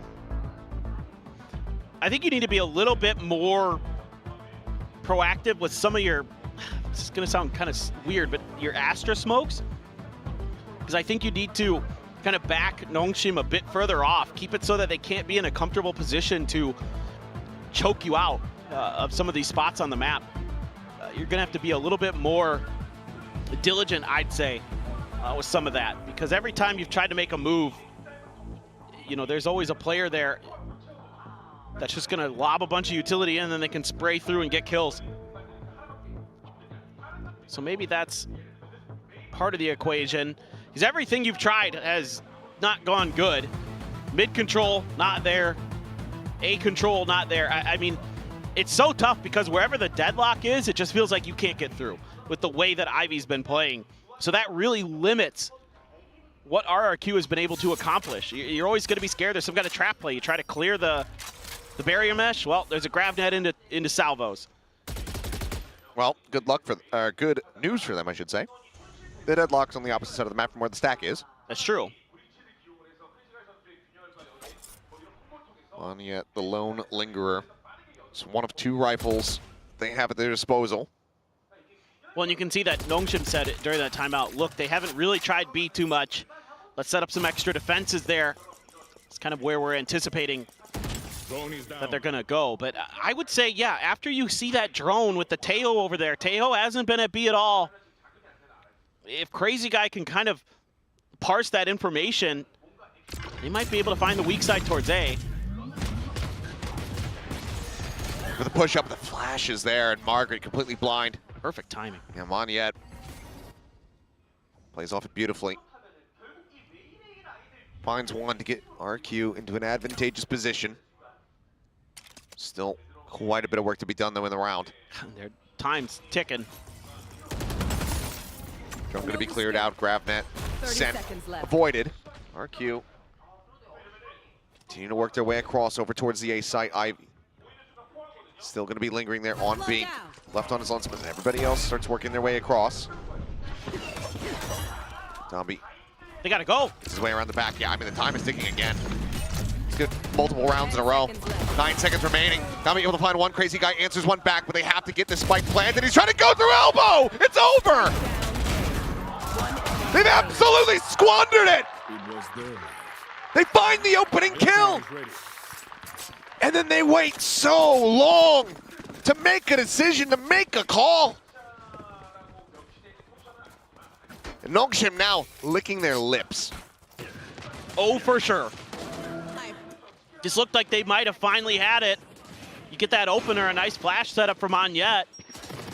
And then they just kind of gambled that nobody's going to be in that corner. They gambled wrong. It's a little bit troubling. I haven't really been able to find the answers, but credit to Nongshim, who have a phenomenal defender setup there. Yeah. No way that's going to work. Salvos, once again, backing them off, but they're going to re-clear this space. Meanwhile, Nongshim is backed up a bit. Trying to put some attention in towards mid. Teleport out, clone through. Barrier mesh, going to cut off the entry into sight. There's the wall. TP's in. Demkin, he's just cut off. Wall's broken down now, but Monyet dead to rights. Locating target. Armageddon just continues to just keep the rest contained back. They're going to have to likely save again. They should. Maybe they try to play it out or pick up here for Crazy Guy. 2 charges away. Salvo's going to be sent, and it looks like Xfero's going to start working his way across towards his A site, which has been completely evacuated, left open from the side of Nongshim. But they have a two-player advantage, and yeah, you can see this is where it comes to an end. Nongshim will get to double digits by just widely finding opening kills and having RRQ take way too much time to make up their minds. For sure, that's part of it. Ooh, this is a oh god, crazy guy. Okay. He's not going to be ready for this, Even though. if he dies, he gets his Rolling Thunder. Oh, he is going to. So Rolling Thunder in death can save that. It's the one consolation, the one silver lining you can glean from this round. For RQ, still 0 rounds found here on this attack. Nongshim looking fantastic with his defense.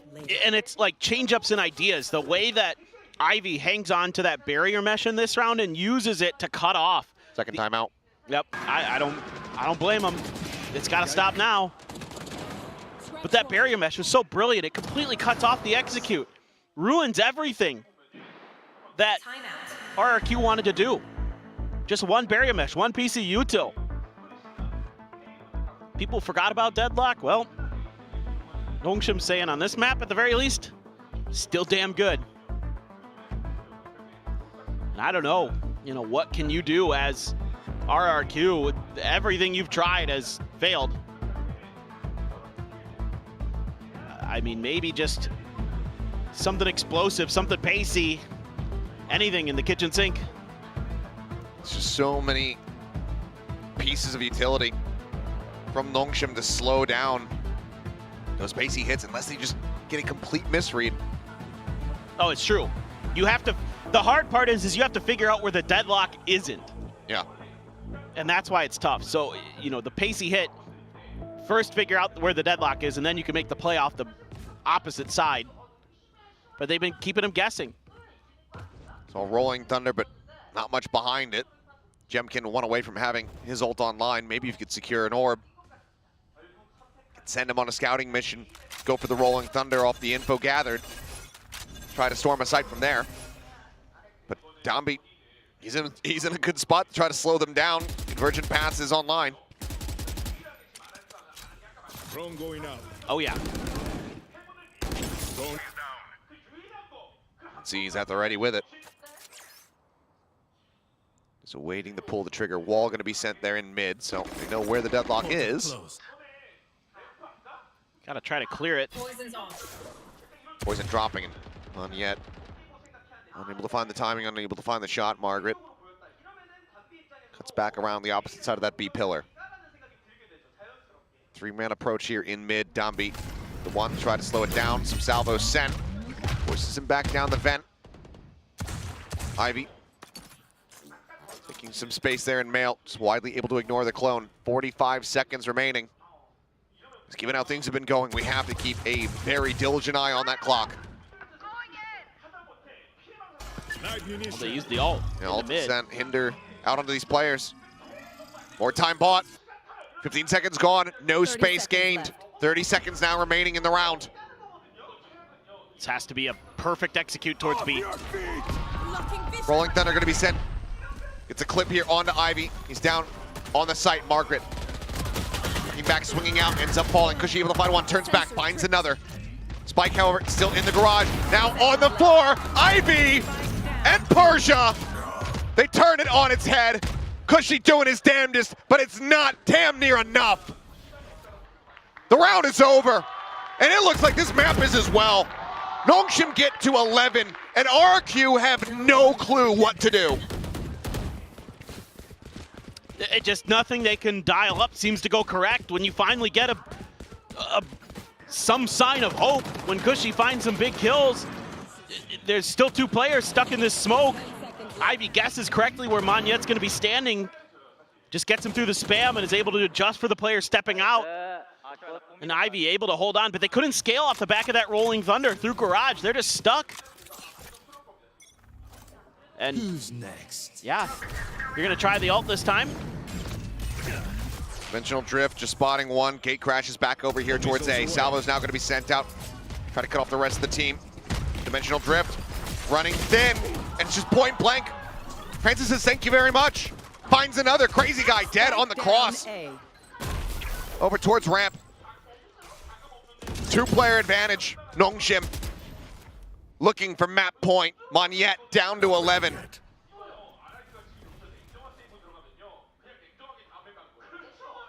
That was just very awkward. Trying to get the setup. Xfero's now pinned. Wall to try to get across. Tiny bit of damage taken, but I mean, you gotta save. It looks like it's gonna be the case again. No money on Jemkin, no money on Crazy Guy. No health on Monyet. This feels like the most attacker side saves I've seen in a half of Valorant. They just, I mean, this time it's kind of a little bit of disjointedness there. So you're trying to set up the stun off the back of the Yoru dimensional drift into him, you know, pulling out the shotgun close range and taking out his opponent, but the stun misses, and Francis just is already looking at Jemkin when he's coming out of the drift, and he had bumped into Jemkin, I think, at some point during the drift, kind of had a sense he was around. Margaret. Does he push? Looks like the answer's gonna be no. Doesn't want to risk it. Doesn't know who could be waiting for him in that spawn. Monyet is one away from having a Cosmic Divide online, but Nongshim now, they're one away from taking us over to Pearl. What a rally back. Flawless in this second half. And RRQ have just been round over round, just running around like chickens with their heads cut off. Yeah, I no mean, clue what's happening around them. No. And you could see Crazy Guy there trying to dissect his way, trying to figure out some way to peel through this Nongshim onion, but it is fruitless. Nothing they can really do. Trying to create some mid pressure, but there goes the barrier mesh, so maybe that's the goal. If you could get that popped out, you know where Ivy is. Now you can try to play around that a bit. Gotta be careful. Contest for the spike, or excuse me, the orb, but spike in the hands of Cushy. They try to wrap towards the other side. They have to use the salvos to clear Garage because they have no idea what's going on in there. That's a huge tool, potentially, for an execute out of their hands. So are they just gonna pause and wait the clock out again? What a way for this to come to a conclusion. That's going to be the case. Crazy Guy going to be taken down here. Ivy finding two, bringing this to a swift ending, it would seem. Spike on the floor, Monyet on a flank, Xfero on the A site. There's nothing more realistically to be done unless Monyet goes absolutely nuclear right here, right now. Finds the first. 34 more seconds, 2 more players in mid to try to deal with. He cannot make it happen. Xfero with 21 HP. Finds one. Realistically, though, no hope in hell. 13-8. As it is a colossal streak from Nongshim to take us into a map 3. And that is one of those maps that I think RRQ is going to find difficult to recover from. It was a flawless defender side from Nongshim. Extremely, extremely impressive. And it all revolves around that deadlock and the way that you're able to control space around the map, particularly with the barrier mesh. Saw a cool combo with the grab net into the Tejo salvos as well. Little things like that, but every answer that RRQ tried to find was thwarted quickly. And it just took them so long to try to work through the rounds. And that allowed Nongshim to be very reactive as well. Good start on their defender side, 8 forward, not bad, but clearly not nearly enough. I don't know if there ever was going to be enough rounds on that defender side. Not enough rounds, not enough time. Give him 5 minutes. I don't know if it would have made too much of a difference. There's not really a specific word in Korean for melons, it's just melon, but call them subak, I guess. Well, that's Watermelons. watermelon. Yeah. Out of time, and the water was crystal clear. Nongshim was able to see right through it. I don't know. I'm grasping at straws, much as RRQ was on this map, but they need to be able to rally back.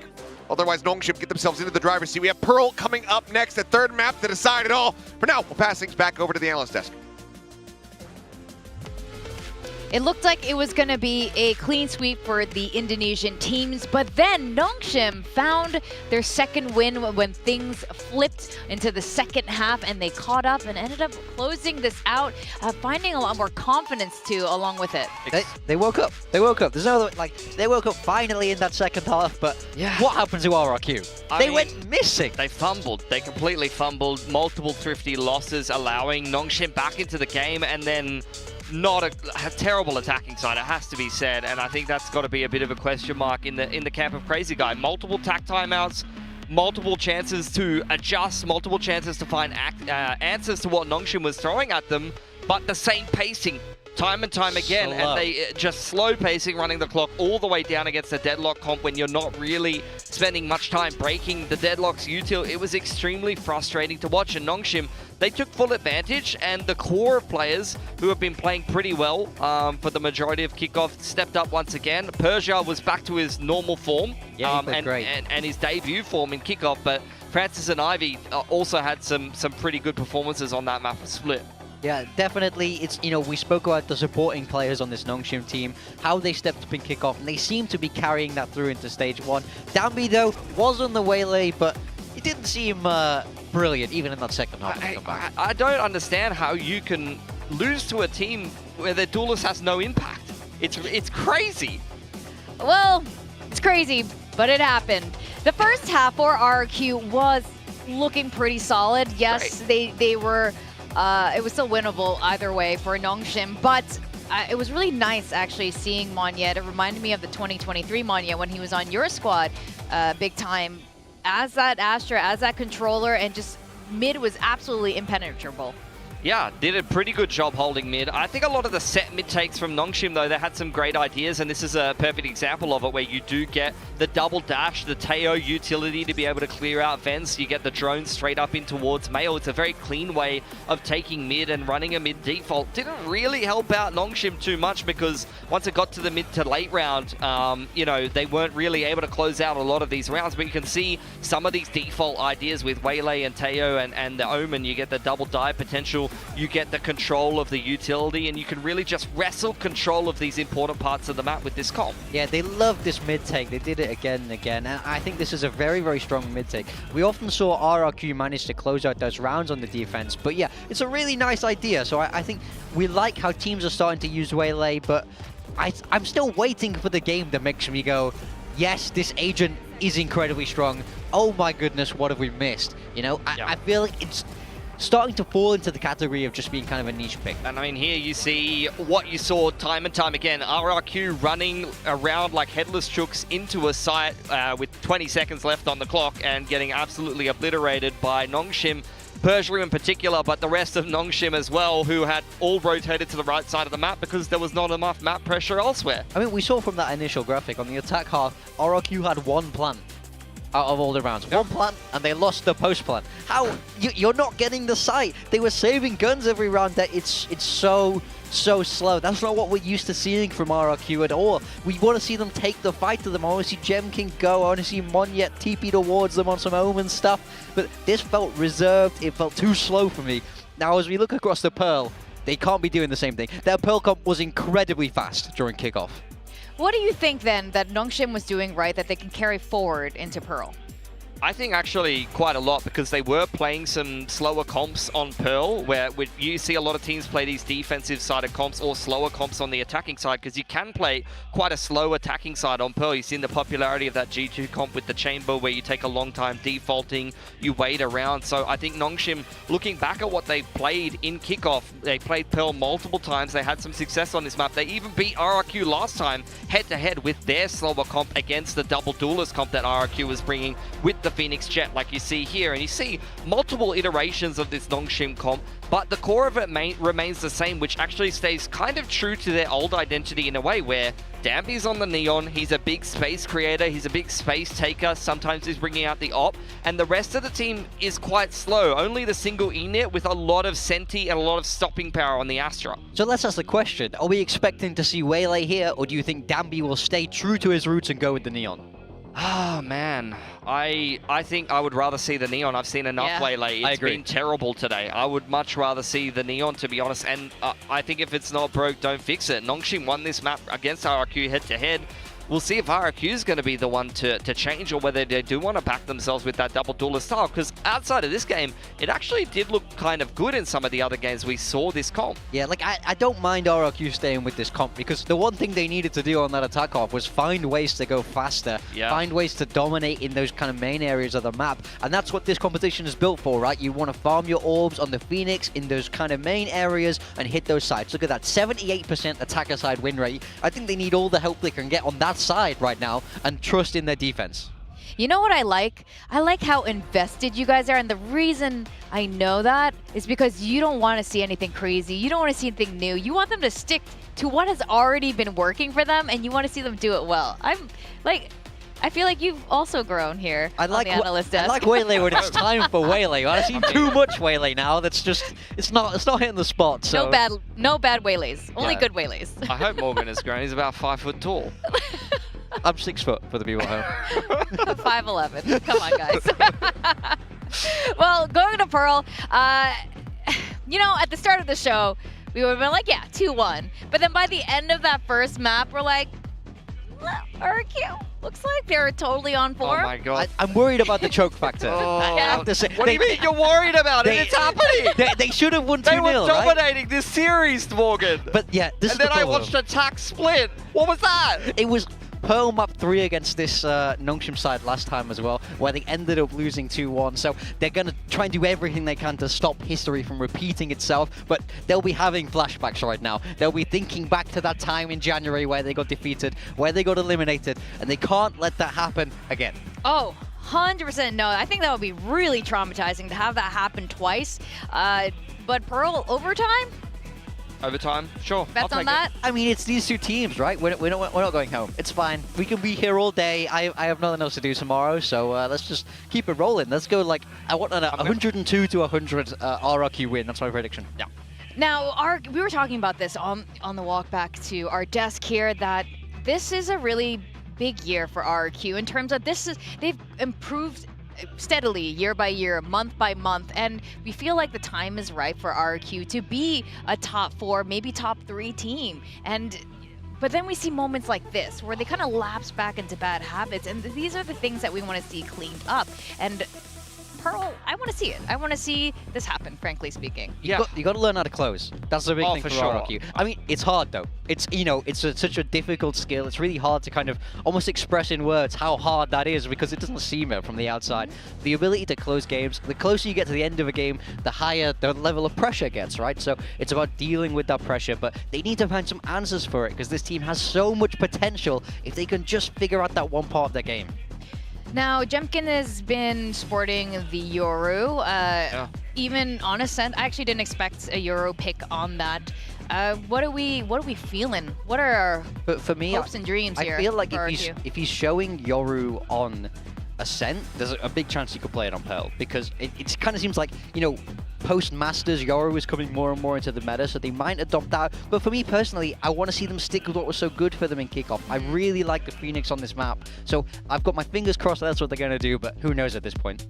Who knows indeed, but we will find out in seconds what exactly will be happening. Oh, all right. Well, Nongshim, they're going to back what works for them, and they're going to trust in their game plan initially. No more Waylay for Danby. They are going to back themselves with the comp that won them this series last time. RRQ swapping away from that Jet Phoenix style that was so strong for them during Kickoff. We are seeing that Yoru, so they clearly have a lot of faith in this agent, but they're slowing it down with Vags, with Astra. So I'm expecting a good defensive half, but don't get caught too slow when you're attacking. All right, well, both teams did change things up, but hopefully they don't disappoint our analysts. Either way, we're going to send it back to our casters for the last map of the series, to Achilleos and Paperthin. Thank you. Here we go. A map 3. Let's see who is going to be walking away victorious. RRQ needing to bounce back. A critical failure on split, not able to close out so many of those rounds, any of the rounds, frankly, on that attacking side. Nongshim get themselves into the set. And now Danby is back on the Neon. And that's scary. He's so annoying. it's not just his individual skill, it's the way that he sets up his teammates by running around like a madman. Ooh, those are some good salvos. Francis just about able to go ahead and dodge out that damage. But that opened up the space on A. Now, okay, well, Smoke gonna be following Monyet, able to come away with 2. Persia and Dombey both gonna be taking down Francis, trying to get that transfer, but cannot make it happen. RRQ looking for yet another early advantage here. Looking for another pistol. Spike planted. Found the opening there, even with 2 Sentinels on the map. Able to scoot through Art, set up the pick. Really nicely dialed up. Ivy and Margaret with classics in hand at range versus Ghosts. All 3 players here in main. Start, set up, tap. Just trying to bait out this util here. So there you go. Grab well going to be used. Swing coming through. Margaret eating some damage. Minor amounts in reply onto Cushy. They try to play forward, but in the end, looks like it's just going to be Margaret answering one back as Monyet gets himself 3 kills in the round. RQ picking up the opening pistol. Yeah, just a really good idea off the rip. Use some of that util towards the elbow on A main, and then just come from a couple different angles. You can see they're swarming. Francis just tries to hold the line, recognizes that he's getting crunched from a couple different directions. They're still able to do it. I almost flashed you. Yeah, that was a good flash though. It was an almost, but he got 2 assists out of it to Cushy at the end. Very nice with the KO. Now Nongshim put some pressure. Solo player, just an outlaw. Xfero might be able to be overwhelmed, and he will, at the cost of 2 players on the side of Nongshim. Dombey scooping up that outlaw very quickly here is Ivy. Setting out the flash, swing in the corner, but quick little turn, regaining vision. Jemkin finds the headshot. Mitigates their losses. Really falls on Dombey's shoulders to try to see if he could find some hefty value here with this outlaw. Isn't buying in for the fake. Does manage to get the double pump shot there. Jemkin going to be put down. For now, given the disconnected positions from RRQ, that is going to be a Vandal on the floor. See if they can make a play to try to retrieve a tap on that spike. Persia just going to go pushing forward, try to go ahead and lead the charge here. Eventually does fall. Cushy able to find it. Stealth drone on the hunt, waiting for Dombey to come peeking back out. Nothing noted there. Fragment now to delay. And looking for the no-scope, will be able to get it. So some very solid damage dealt. Vandal going to be recovered. Outlaw carried over here instead of the Guardian. RRQ, though, still off to a 2-0 start. Well, it's still better than it looked on split, that's for sure. Yeah, good recognition here by Nongshim that if there is going to be a solo player over at Long B, they can punish that, give themselves a pretty good chance here, do at least a ton of damage. And so they've got probably the 2 most important pieces of the puzzle there, the Vandal and the Outlaw back. You at least force out mostly full shields. Jemkin just disrespecting that. And gets punished for it. Yeah, gets annihilated. Just tries to get through all that util, and Dombey's like, yeah, I know what you're doing. Quickly takes him down, looks for a bit more here, does Francis. And I'll pop here at the double door. Monyet forced away for the moment, swings out, wins that fight. Margaret take it down. With a ghost! Yeah, just some great headshots. And push in to try to recover the weapon. At least not for the moment. Had to be wary about potential pressure coming in. Other sides of that link position, but all the same. Good trade back. As now RQ getting gathered up outside of B. Just Persia on the site here for the time being. This could work out nicely. There's no Vice Wall here. Just Persia's smokes and util. A Nano at the plant spot. Ambi is shifting over. All right, Nano at the plant spot, but Killjoy dead. Oh, yeah. 30 seconds left. Finally is nullified. Dombey just able to stabilize, down to 1 HP. Now the spot out here is Persia. Finding Monyet, still some damage taken. Potential opportunity, but time dwindling once again here for RRQ. One gonna be found, that's Francis gone. Ivy still alive, still healthy, but Dombey finds himself a third. Persia gets the other. And with 3 players surviving, Nongshim will deny a bonus conversion. I belong here. Just good patience there. Getting Donby over in position to get the crossfire set up. Oh, he just caught a glimpse of him before the flash hit. The timing. Off on the timing. Yep. Salvo's there. Probably made that a little bit trickier because he had to do a little bit of jumping around. Might have slowed it up just enough. It's the little things. Xpharaoh does have an ult. So does Donby. Let's see if the Steel Garden finds some value, but Donby could, you know, let loose with the lightning fingers at any moment and spin around on its head. They're stacking up towards mid, but they're really playing kind of passively, trying to react to the info that comes out to clear the utility of Killjoy with the salvos. Gets rid of the turret there. Portal closed. So as alarm bot as well as 1 nano set up. Thorns as well here on that B site. Jemkin just taking a quick little peek around. Really being seen, no real attention being tied over there. Still fanned out our Nongshim. They're trying to sell a bit of a fake with Jemkin on the other side. Big cluster here in towards Ard. Really, they're only showing the Vice right now, RRQ. Haven't let loose with any other info, so they've kept the heavy stack on the B side. This has worked out about as well as it can for RRQ. Jump back, crossover into the spawn there for Jemkin. Try to catch up here alongside the rest of the team. Ivy gonna get hit by the suppress. Steel Garden though, Wiley not catching anyone, and Ivy just swinging around the corner, able to find 1 crazy guy dead, finding 3.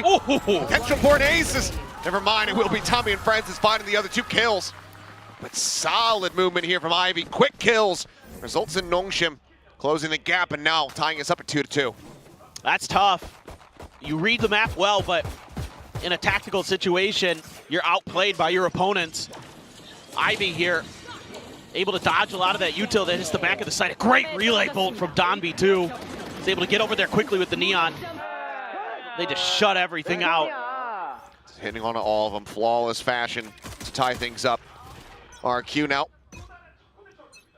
Gonna be in a bit of a rough spot, so Stinger, 2 Sheriffs, Ghost in a Frenzy. A big, oh no, big mishmash is what I was gonna say.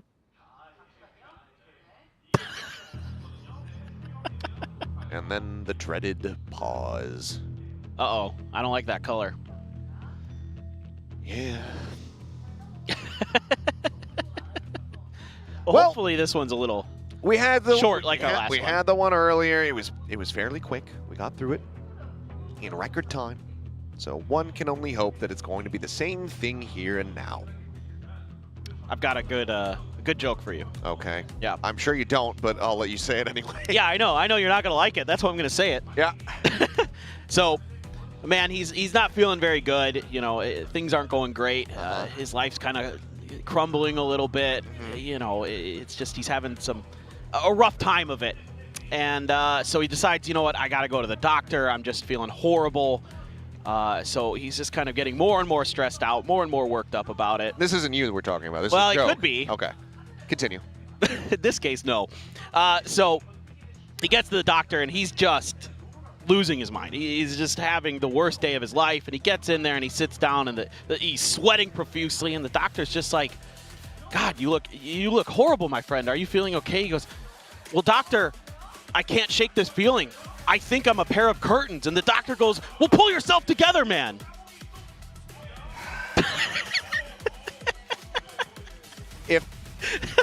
If production and Jake Shin are listening, I would like to submit my resignation. I think I've had enough. This was a good day. This was a good day. Oh, God. This tech pause needs to be fixed now.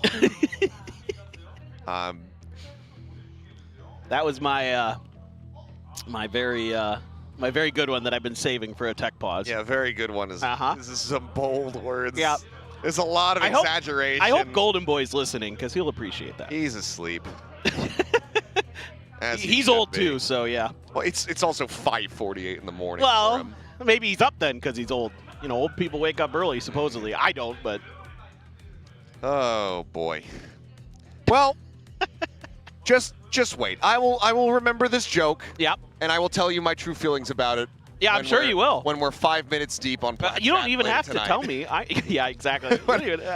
When I can use the language I would like, I will let you know how I feel about that joke. Oh, boy. Well, it's just another struggle for me, a struggle for us all, as we wait for this tech pause to be alleviated. Monyet having a nice little layback, nice little micro nap. Dose that sleep. That's right. I'm all about those. A good nap every now and again. Nothing better. Looks like Francis is just short and sitting far away. Doesn't really appear that he's leaning back at all. Yeah. He's usually like got great posture. You know, he's sitting in there and just straight up, straight faced. Next Pharaoh, do something. Entertain me. Oh, okay. A lot of Nongshim fans here today. Like, okay. A ton. Well, I'm being told that we need a bit more time to fix this. So it looks like we are going to be going to a break. So apologies, ladies and gentlemen, but hopefully we'll be quickly taken care of, and we'll see you guys on the other side of this, so don't go anywhere.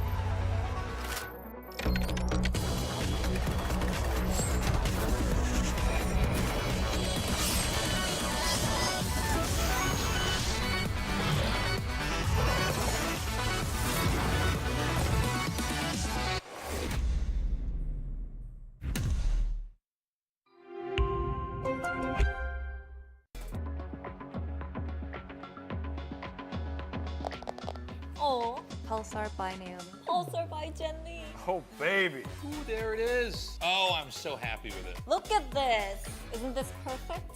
And it even has my name on the side. 마우스 누가 만들었는지 알려주는 것도 같이 들어있고. Thanks, Joshua. This mouse is ready for a fashion show. It's Pulsar by me. It's by me. It's by me. It's by me. It's Pulsar by you.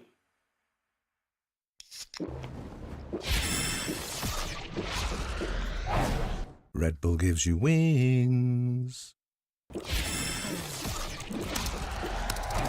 Red Bull gives you wings.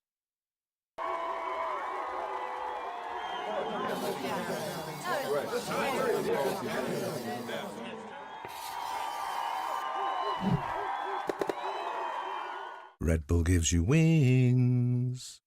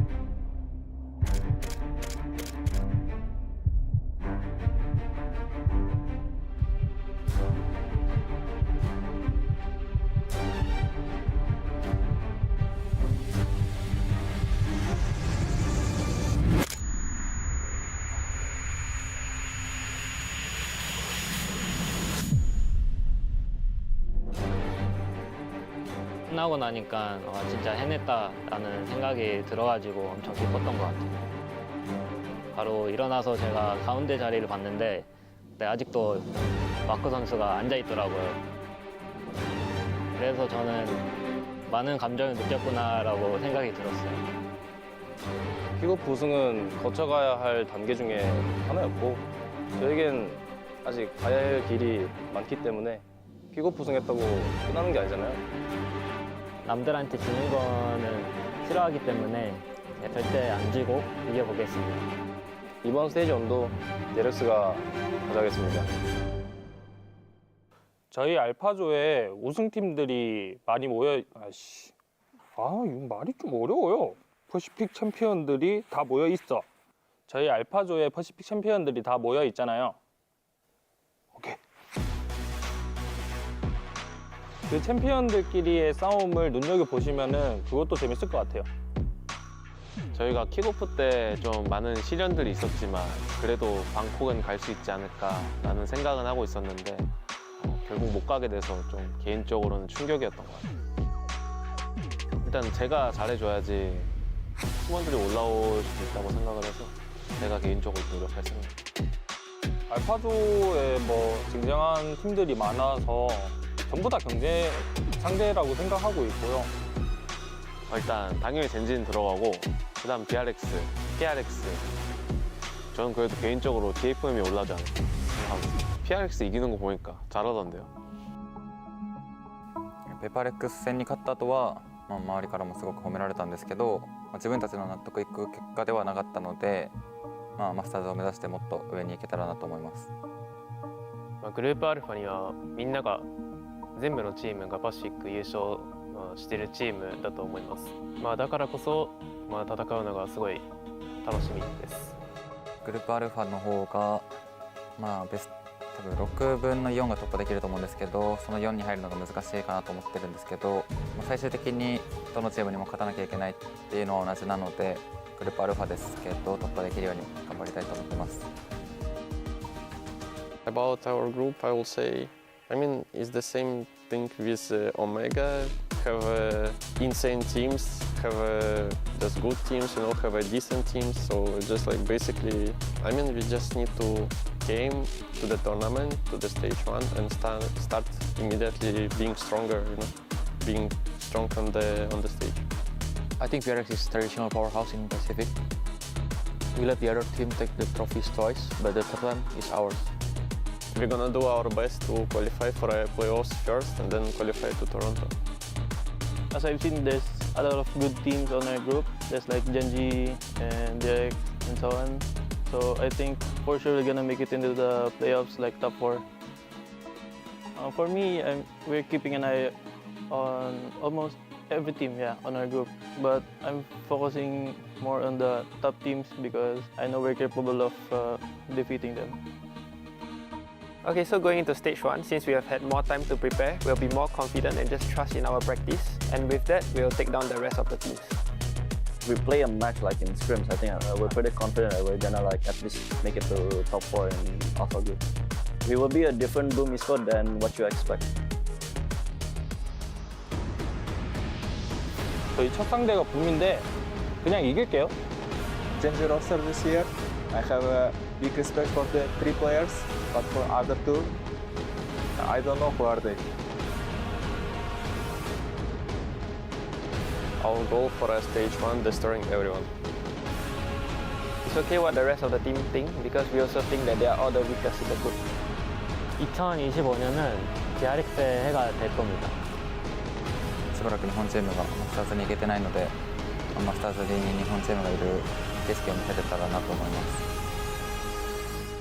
Now it's time to reclaim the honor.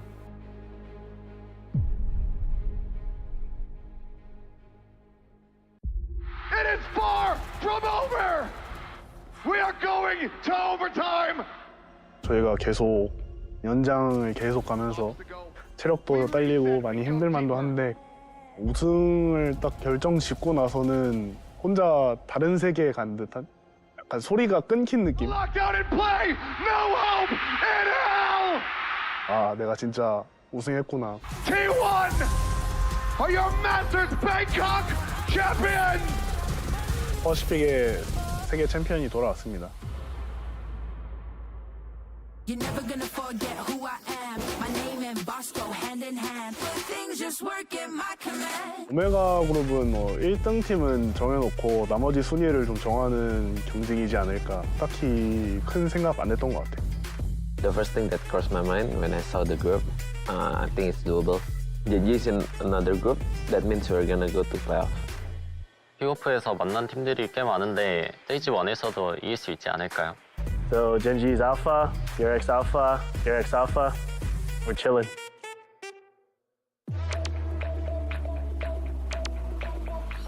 올라갈 것 같은 내 팀은 일단 농심이랑 T1. 탈론하고 RRQ가 올라오지 않을까 싶습니다. T1 is, I think, the best team in APAC right now. T1이 제일 잘했던 거는 개개인 퍼포먼스가 좋았다고 봅니다. Meteor has been proving himself as like methodical and very fast at approaching the game. Their macro, Stax is pretty good with macro. 저에 대한 얘기한 사람은 없었나요? Talon, I think, better than last year. Now finally being a full-tier roster. I look forward to play against Killua. Hey Killua, welcome to Pacific. ก็รู้สึกว่าเข้าขากันได้ดีครับแล้วก็จริงๆก็รู้จักกันมาตั้งนานก็เลยรู้สึกสบายใจที่เล่นด้วยกัน So this stage 1, we're gonna destroy every team mechanically. 농심도 어린 선수들도 되게 많다 보니까 경험치 챙기다 보면은 강해질 것 같아요. I think RRQ has a very solid team. They seem to have a hard time closing out games, but I think they're still very strong. The champion, however, holding it down now. It's showstopper! Oh! It is an ace! Swings down, it's another ace! Nongshim, it was a pretty fun game to be honest, but I'm scared that like all of us, like our energy, especially if you lose the game. 다 즐겼었던 것 같고 갈 때까지 가보자라는 생각으로 텐션 높게 재밌게 했었어요. Nongshim, the next time we meet, we're gonna crush you because I'm gonna be in my best form. For RRQ, they always beat us, but we always take their playoff spot as always in every year. Our team secret, kind of same like last year. Like they don't change any roster. I don't think like their roster is good enough. Nagselos na ata kayo sa team namin eh. ステージ1のゼータは各選手の強みが出る、ちょっとアグレッシブな試合がより見れるかなって。NS にはちょっとリベンジして勝ちたいですね。 저번 경기에서 매운 걸 덜 먹어서 그런가 너네 신라면 먹어봤어? 라면? 라면? 라멘. So before retiring, I will always want to lift a trophy. So as soon as I lift one, I think that's it for me. Confident kami ngayon sa stage 1. Since dami kaming iniba sa team namin, and yun, tatry namin yun sa kanila.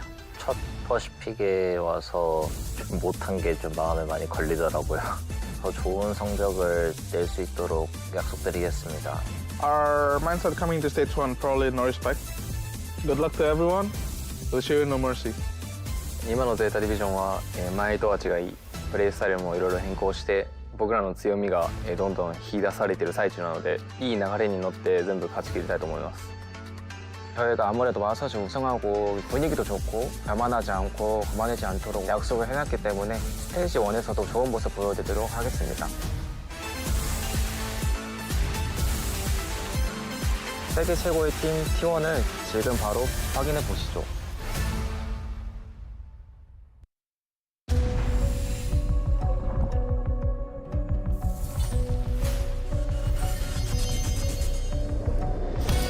Everyone, it's Victoria here. Now, Masters Bangkok has just wrapped up, and with VALORANT Champions Tour Pacific Stage 1 just around the corner, I think it's time for a little refresher on what went down earlier this year at Kickoff.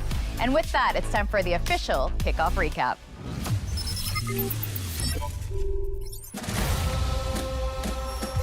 Even looking back now, Kickoff was incredibly intense, with most matches going the full distance. Not only that, we saw Ascension teams exceed expectations, a Pacific powerhouse Paper X struggle, and DFM at last breaking free from bottom placements with a completely new look. All signs point to 2025 shaping up to be a whole new era. After 960 days of pain and change, DRX have finally reclaimed their Pacific throne.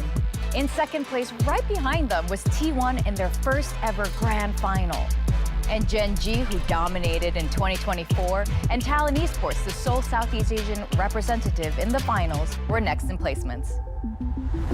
Ultimately, DRX and T1, who secured first and second place, earned 3 and 2 championship points respectively. Meanwhile, Gen G and Talon finished third and fourth, each claimed 1 point, marking their first step towards champions. And after Masters Bangkok, T1 now stands at the top with the most championship points. So I've already mentioned earlier just how intense Kickoff was, right? Now, comparing it to last year, it really highlights just how competitive it was.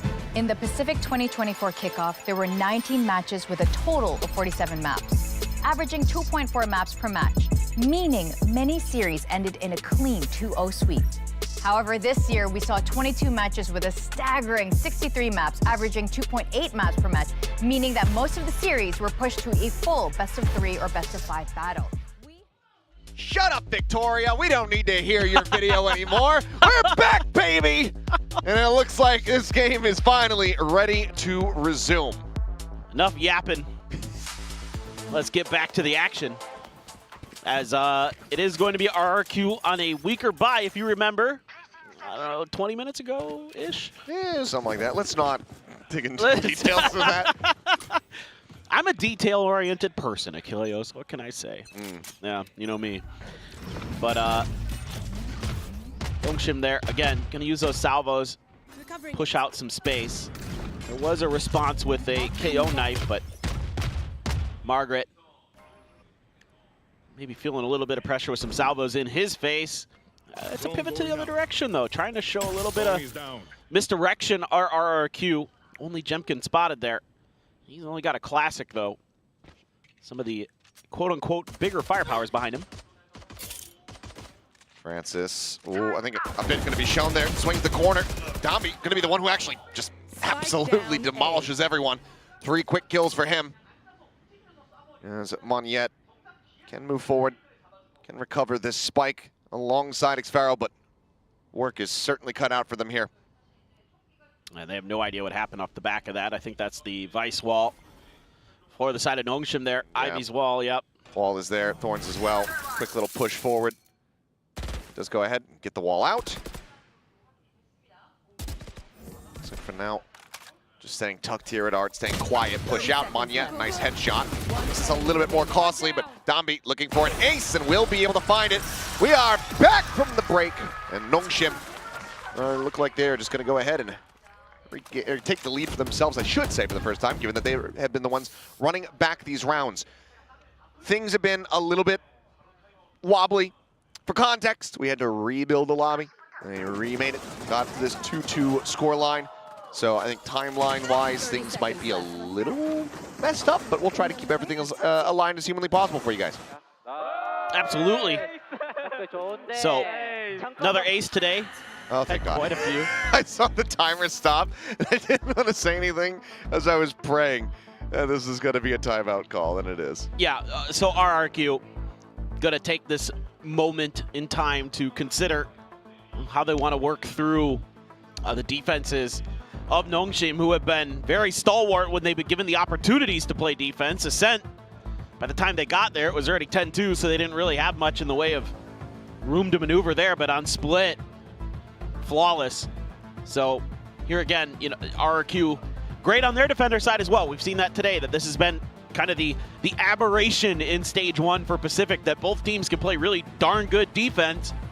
Who's going to be able to dial up some good offense, and that's what Coach Ewok and Warbirds are trying to square away. And you do have a Cosmic Divide as well. Of course, there's a counter Cosmic Divide from Persia, so gotta be considerate with how you place it. I've seen a couple times this year, not just in our league, but in others, where the Cosmic Divides are a little wonky. Domby's ult still there as well, but push out again. 3-man. Oh, Xfaro.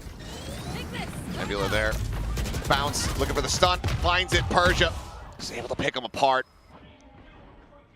Timeout call from RRQ, widely being dismissed here by Nongshim.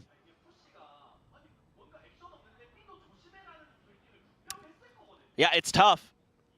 And now you've got so much Sentinel util to try to meander your way through. Oh, just flash in. I mean, you're just locked in at that point as well. Solid, patient play here from Nongshim as things continue to unravel for RRQ.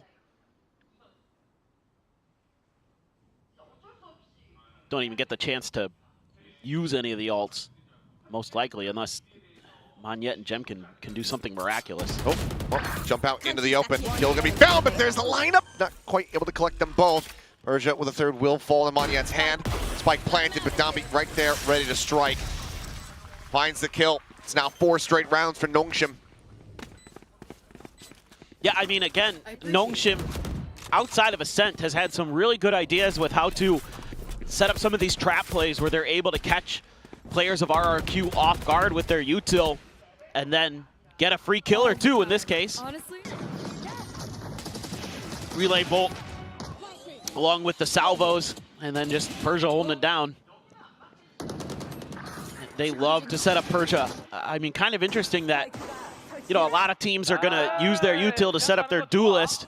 Well, on Nongshim, the duelist sets up the people behind him. That's, you know, one of the cool things, even though Dambi's 12-2 in that round, you know, he's willing to use that relay bolt and kind of break some space, break some angles. Now Jemkin going to go on a walkabout. Ult in hand, that's going to be dodged there by Margaret. He's not seen. Doesn't really matter. Just quick exit right here, center of the site. Rest of the team dropping down over the wall. Ivy trying to push forward, but what is that? Ivy had stolen the horseshoe from Victor. As he comes away with that kill, Margaret's still going to be taken down. Monyet able to find one.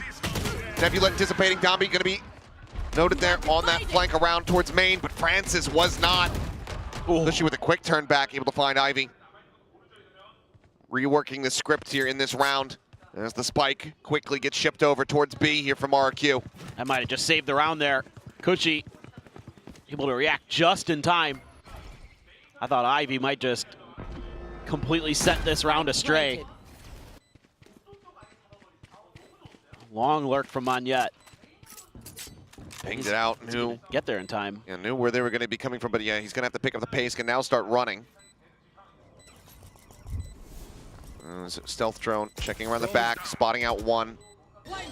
Kushi's position for the moment unknown, but yeah, fantastic headshot, and then Monyet striking right when he needs to. Cosmic Divide even getting brought out there of Nongshim, so nice little victory on the back end as RRQ pick up the round, close the gap down to 1. Yeah, even though this looked like it might be bad because of that for RRQ, they're able to stabilize nicely. Even though there's lurks upon lurks, flanks upon flanks in this round, it's going to be RRQ who win the scrum on A, just barely, and are able to shift over to the other side of the map. That opens up the room for Monyet to kind of do what he's got to do. Cutting through. We'll see what they want to handle. They were pinging out this part of the map a few rounds ago, so they want to make sure. They're going to use the drone to clear in front of B to make sure that there's no more traps. Quick backpedaling. Coming out there, Margaret just abandoning this space, and everyone from Nongshim saying, all right, it's going to be B. Rotate over, and Persia caught in transit, trying to get in behind the screen. Solid opening kill found. The site in their control. Nongshim still guarded. Gonna try to flood back into here, because she's able to find one. Overdrive popped here from Dambi, rushing forward. Jemkin, however, with the short, he has other ideas. Pushes him out.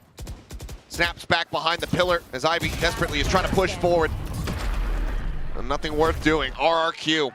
Solid replies. Answer back and get us tied up 4-4. Yeah, I really like the change of pace. I mean, there isn't a ton of resistance along the way, so you're able to just able to bully your way through. I mean, Monyet there just spraying in an anticipated position. Nice to have a shorty when you get steel guarded. You can hold it down, and now we're starting to see some life here on the attacker side from RRQ. Really like the pace at which they play, but they're gonna have to be a little bit cautious with this particular movement, because we've seen this time and time again that Nongshim's often able to win out this utility battle. Nobody really overstepping. A lot of util used, but nothing in response. Monyet trying to create some attention over at Art. I think the Vice wall's on the other side of the map this time, so at least you got that going for you. Ooh, that's not good. Persia, this little angle, able to find Jemkin, pops that Nebula, immediately repositions. Shots just overhead of Cushy, who is able to back out the safety. Just going to be another replacement of the Star. Just keep cycling these smokes in. Now one kill has stalled them momentarily. Thorns lobbed in, looking to try to clear these out. So they just about are able to do so. Relay Bolt just go ahead and further delay. Now Dambi looking to get a bit more aggressive. RQ, however, up on this space for the most part, trying to explore other parts of the map, but Margaret, snappy punish, finding one. Spike now going to be dropped in mid. Gotta save. Just 2 remaining players. Cushy will be able to win out that fight. Dambi, however, not going to be far off.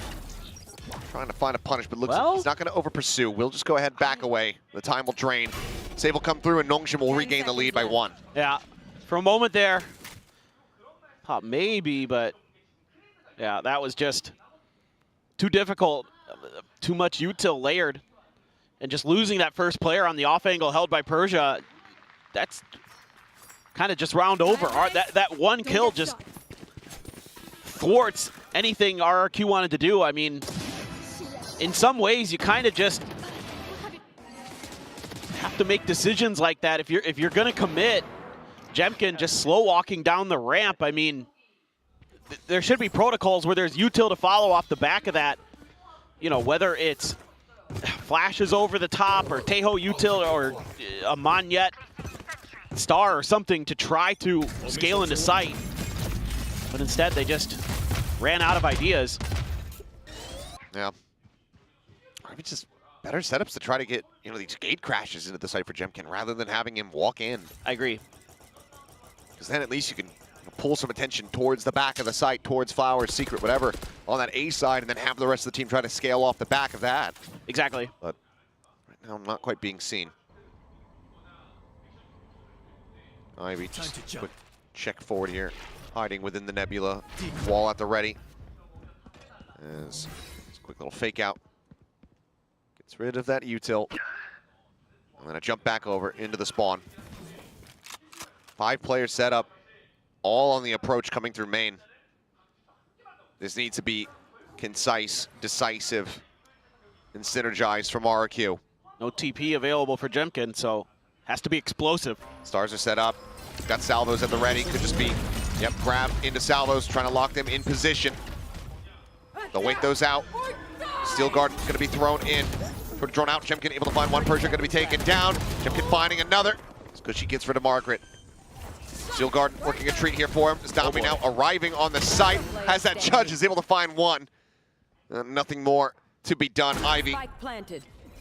Last one standing. Catching a glimpse of an elbow.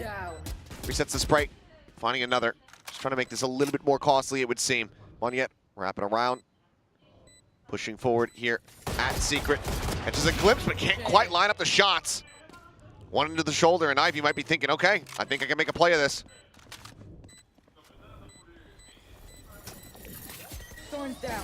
Thorns quickly cleared out, full flash into the face. Retaps the spike, just wanted to make this as costly as possible. As Salvos keep him away from this one, so the view's not going to be able to come through. He will abandon the effort, will go ahead and save the weapon. RQ tying it up, losing out on 4 of their weapons. I do really like the way that they changed how they set up their execute onto the site this time. It's just, okay, we're going to go no matter what. And obviously the Steel Garden gives you a little bit more comfort in trying to do that. The flash up as well. But Ivy makes this extremely expensive. He was just looking for those salvos. They weren't coming, and he was able to catch another player off guard. Jemkin does have another drift, though. So let's see if he can work through the map again. He's going to pop it right off the rip. Looks like it's going to be a similar setup where the last time he used it, just drifted through towards Blink, teleports over. Oh. Yeah, I don't think he was spying, he was hiding within that nebula, so it hadn't quite been noticed there, but pushing forward, trying to think of timing, ends up falling. There's Ivy now trying to hold things down, but Jemkin just a little bit too quick.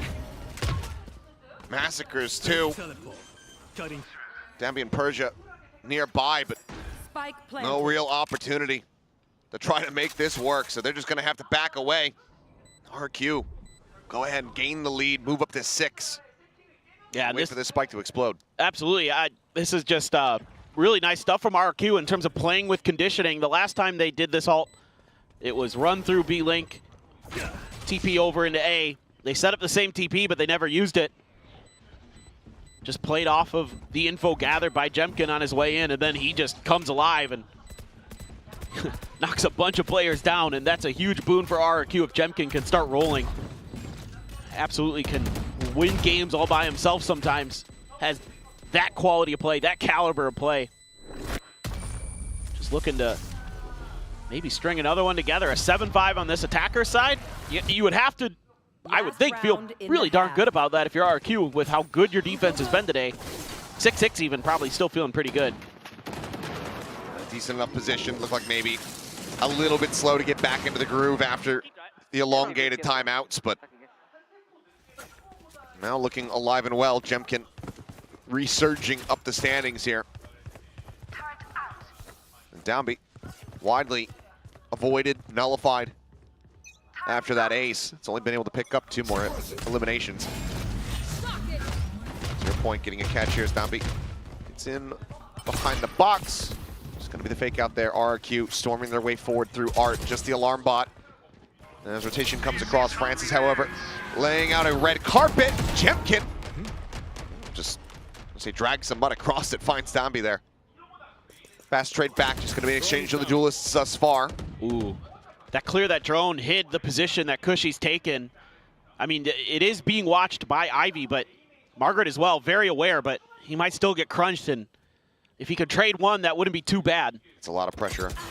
Swings out, sees the first flash though into the face. Fragment at his feet. He is going to be dead to rights there. Cushy claiming the elimination is now Ivy, first one to arrive over on this B site. Wall still going to be set up from long, but everybody else still pushing forward out onto the site. Thorns cutting the team apart a little bit. Whoa! Oh, planting his feet right there in front of Cushy's face. Francis, however, does get taken down a moment before. Steel guarded, invested, going to rob them of their weapons, but not much going to be found there. Left. It's a bit more pressure on Persia. Finds the first though. Spike down B. Yet not quite at the right angle to try to keep his teammate protected. Grenade is live. Cussing to Halls. This crazy guy still sussing it out, still getting a read. Spike now being brought forward. 10 seconds left. And coming in. Safety found, spray in. Crazy guy down to 4 health. And Monyet there, ready and waiting, greets him before the wall comes through. RRQ, solid rally back, get themselves a lead here at the half, 7-5. Ivy, an absolute madman here. I thought for a second, again, he might have one of those rounds where he just does something so crazy that nobody's expecting it, not even Crazy Guy would expect it. Runs right through while they're trying to get that plant down, and then the angles there being covered by Monyet. It's just not quite right, but they're able to recover. So I'd say still a few things to work on, but you're able to come through with a 7-5 on that attacker side for RRQ. Okay, but let's see what Nongshim can do. I mean, we know with this Neon comp, there is a lot of danger behind it. Oh, absolutely. The thing that has not been going their way at all is the pistols. That's true. 4-1 in that regard. Nongshim need to be able to pick this one up. See if they'll be able to do so as they swap over onto this attack. Like you said, Downbeat on the Neon. This is where he really can start to break open some space. He's doing solidly enough on that defense, but still unable to secure a lead, to secure a tied up half. It's going to be kind of interesting. There's not really a ton in the way of flashes other than Vice for them to utilize. With this double Sentinel composition, again, you had to think that it was built more for defender's side, but who knows with this team. they can definitely prove you wrong. When you think you've kind of figured them out, they find new ways to impress. So it is going to be challenging, I think, but certainly doable. And certainly in my eyes go to Dambi and Persia, but Dambi's first and foremost. Some salvos to back them off. Ooh, oh boy. Yep, slides back across, quick exit, but still a chunk taken. Dambi down to 46. Stealth drone quickly cleared out. Francis not going to be getting vision of too much there. Looks like they still want to take some peeks around. Exit from Jemkin. Snaps over towards the A site. Crazy guy and Xfero here for the time being. Tiny bit of damage dealt here to Device. Just a slow, steady creep up, trying to scout out, see if they can spot out these walls, but Xfero through the smoke. Finishing the job there onto the Neon. Salva's flying, a reposition. Margaret, though, pushing through double doors. Solid headshot, finds Crazy Guy. Now suddenly the site opened up. Monyet going to be noted. Ivy waiting around the back. It's not quite prepared for Cushy, however. 2v3, two sheriffs, a ghost. Margaret, the first fight there, wins it out as Jemkin falls. Oh, it all comes down to Cushy. Flash at the ready, finds the first, but just can't quite overcome the odds. Nongshim themselves a much-needed pistol win. They take that first step towards tying us up once more. Now, this got a little scrappy, but this is just RRQ kind of losing the script. They get caught in the back a few times, and when Xfero did that jiggle peek initially, he saw at least 2 players there. And they really didn't reinforce that position much. They kind of just left him on his own to try to lock that down. And he did an okay job of it. I was getting ready to give him a big round of applause, but things got messy on the rest of the map. Made it a lot more difficult for him to track down the space, try to get up on the screens, got instantly just donked by Persia. Now you're having a bit of a rough go of it. Jemkin's going to slide up real close and get immediately identified, and TP's out. Yeah, not suppressed, so he is able to escape. Means for now, this B site completely open. Jemkin going to be sprinting back across, but it's only classics in hand here for the side of RRQ. I just love this. Just a meteor-esque play here from Margaret. Margaret, though. He's walking right into the lines then. Crazy Guy almost certainly would win this, but has he found a timing? Oh my goodness, he has. Margaret swinging around, peeks in towards Flowers for a quick second. Oh, spots a pixel out of place, finds the first, swings the corner, looks back, gets the no-scope. Ivy just rushes forward. Xfero, not really sure what hit him, but Margaret, he's the tail. He's the one to talk about here in the round. Coming away with 3 with that Marshall in hand as Dambi finds the finisher. Close to flawless here for the side of Nongshim. We are tied up 7-7. Yeah, just love the unorthodox play here from Nongshim. Go in with a Marshall all the way through mid-connector, back into waterfall, and just caught the right exact moment. Be one of those things that you saw in a VOD where, you know, a player might watch a spot until the timer hits X, and then they leave. Really nice identification there by Nongshim. It's clocked out. Well, my shift is over here.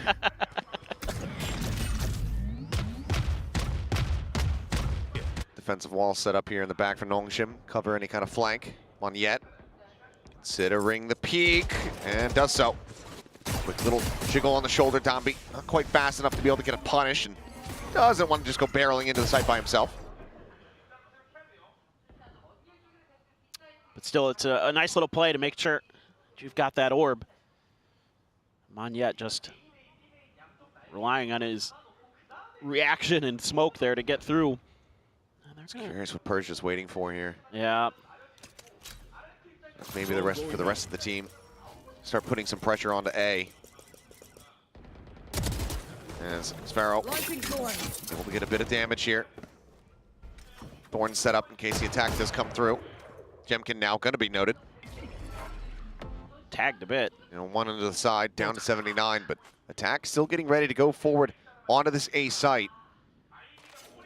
This is 0 point. Taking note of Ivy. Look at the map control. Man, they were all over the place. 30 seconds left. This is their bonus. Cushy, a half wall though. Oh man, I mean, gets a dink on a Margaret. It's a follow-up shot on the Dombi. Salvos, however, will be able to mow him down. Trade going to be found in that regard, but still player advantage for the side of RRQ and time dwindling for Nongshim. Potential for just the spam out. Looks like Monyet just going to stay tucked here for the time being as the concuss comes in. Francis staying planted in place. Is able to avoid the shots, and now the Armageddon goes rolling across the final shot there. Able to take down Monyet. Plays forward, Thorns locking them in flowers here for the moment. Hugs along the side, gun barrel spotted, Jemkin dead. No clue, it hits him. Francis nearly with the ace. It's Crazy Guy now, last one alive versus 2. On cooldown. Has some salvos, will try to clear an angle.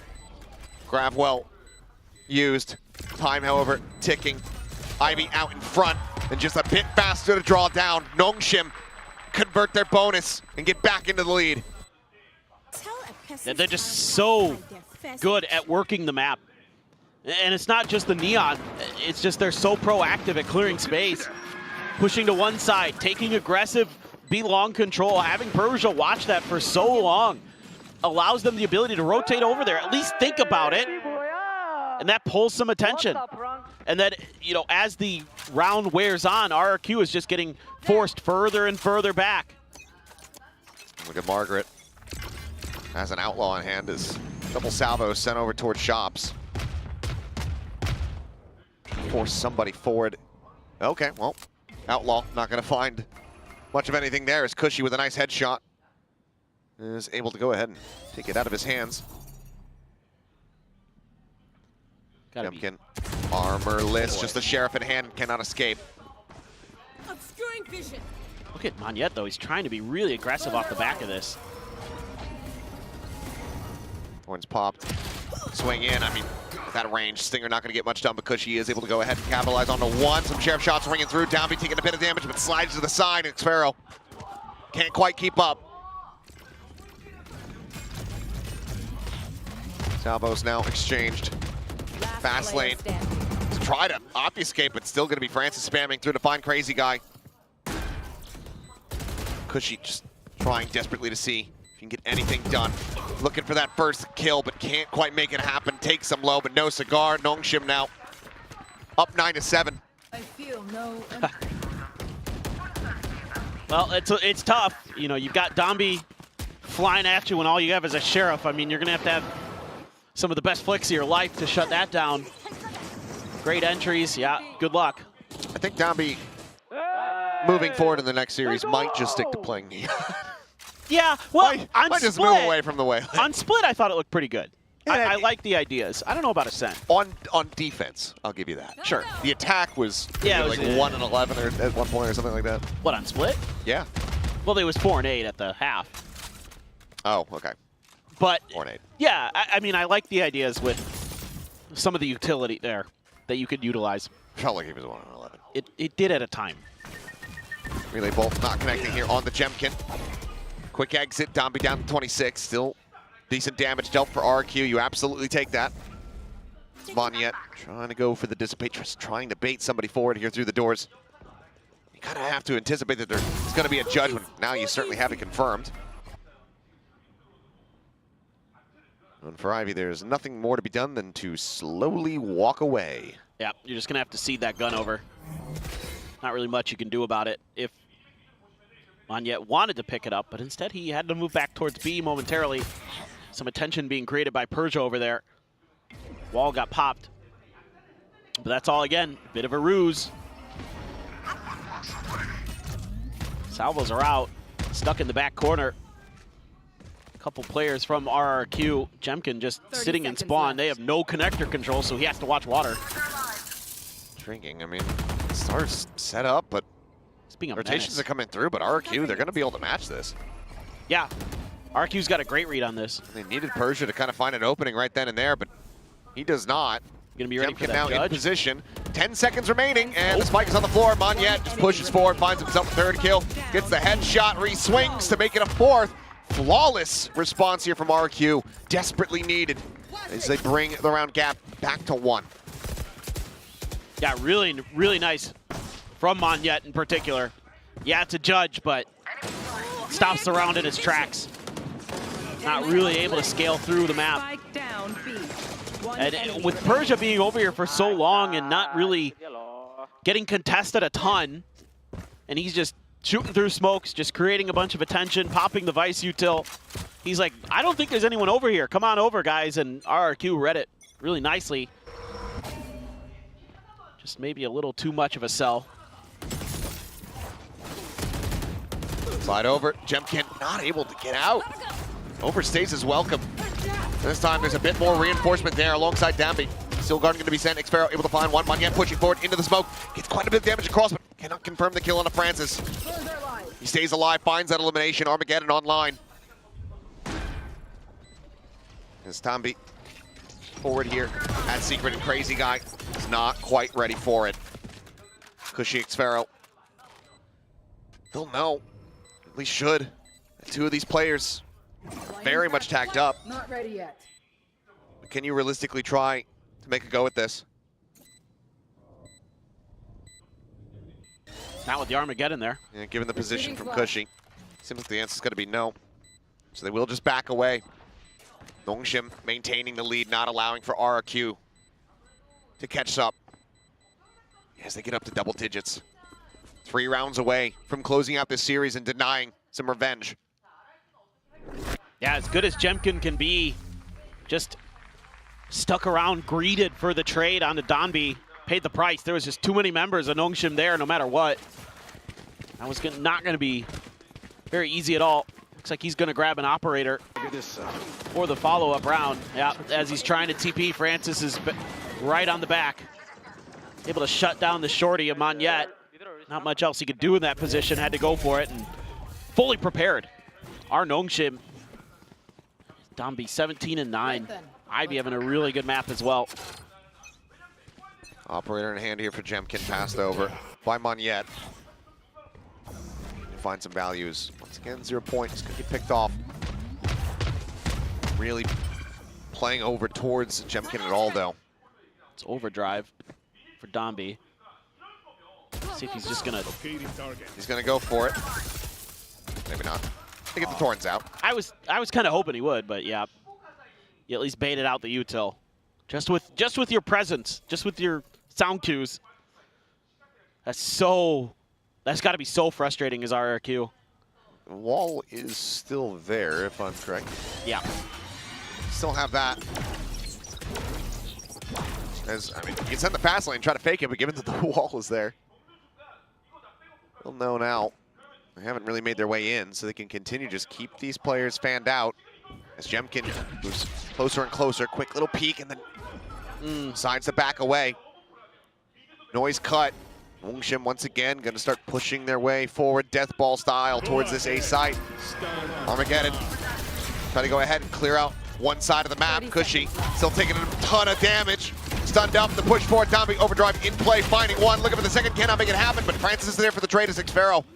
Those go down. 4-3, the plant goes out.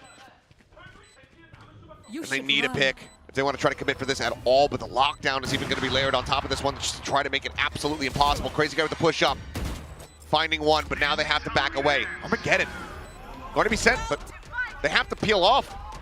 Lockdown, okay, never mind. Destroyed by the Armageddon itself. We'll have to give them an opportunity. Cosmic Divide. Trying to block things off. Persia pushing forward for the defuse, being held. They rush in, and they're just getting absolutely melted. Margaret! Around the side, finding one, tucks back, and gets the Red Bull clutch. So damn close for RRQ, a heartbreaker of a round to lose. But Nongshim just play it so close as they come out on top. Oh, they're so difficult to read, and that catch on the Cushy, he had tried to stick around to just spray down that entry. The whole round, RRQ is trying to use their util to hide the fact that that wall is there, and then their hope is that when Donby goes sailing in, that they're able to cut him off from the rest, just kind of spray down and just sort of chop Nongshim apart as they enter, but it doesn't work. And in fact, it gives away where they're hiding, and that allows that util to be opened up to completely clear out Secret and everything else behind it with the Armageddon. The salvos come right behind the box that's on site. And Cushy's stuck in a horrible position. Just break the site open, and then, yeah, RRQ makes a go of it. They find some big kills in there trying to get the spike defused. But that Cosmic Divide, it's just all on a knife's edge. Yeah. Even just the Armageddon to clear out the lockdown. I would have to look back at how close the timer was, because that would have been damn near everyone detained. Yep. They just barely managed to avoid that. The Cosmic Divide looks great, but Margaret nails it. Just so on point. If he doesn't get that kill onto Crazy Guy peeking through, we'd be looking at a 9-10 scoreline. And the tempo they play at, it's so hard to read because you never know when they're going to accelerate. They'll mess with you the whole round. They'll work the map. Use the drone. Catch Jemkin out. Yeah, has to just go ahead. Gate crash out. Got some util out of it. They're going to put the wall up right behind him there. Very shallow. Yeah. Means that they kind of have to be committed onto the site itself. As, battle in Art, Margaret. Minor concern, but is able to come away with that kill. Cushy on the floor, 2 Singers, a Sheriff, a Phantom. All that they have to work with. They push into Xfero. He can take their weapons away, can try to give the team a bit of an advantage. Buy some time, but right now, he is all alone. The other 3 players from RRQ just now exploring out through Art into mid, spotting absolutely nothing. He's got his ult too. He could really make a meal of this if he can find a good timing. But I think they're pretty aware that he might be in that back corner. He's gonna try to push up into the smoke, does catch a decent little timing there as Francis will fall. He's gonna send it, probably needs to send it right now, and will do so. Ult to try to shove them back, Downbeat rushes forward, does grab the spike. Looks like they want to still try to push here. A brief little pause, but time starting to tick. Downbeat able to find one. The wall, however, still locking them out as Monyet comes up with another. Margaret still fighting back despite the HP disadvantage. Finding one, Ivy out wide, taken down. Margaret now all alone and hounded down. Crazy Guy just running at him. Gets the kills. RRQ get the win. That is massive for RRQ. Obviously, it would have been match point, but they're able to just hold it down, and this is all Xfero. Early kill there, really nice, but Xfero steps into that smoke while the util's coming out from the Tejo, cuts it through, and then sends out the ult and buys that crucial time for the reinforcements to arrive. Really well handled by him. Gutsy play to take a risk, to walk into that smoke at that moment. You get the Tejo completely off guard. And back up. Monyet going to be out with another judge. Right back at that double door position. 11-9, the Cosmic Divide available here from Persia. Jemkin, Dimensional Drift, the only ults to speak up between the 2 teams. Margaret, for his efforts, is damn close to having another lockdown available already. You are divided. Cosmic Divide going to be used first and foremost as Fragment goes out to try to further delay these approach here from Art.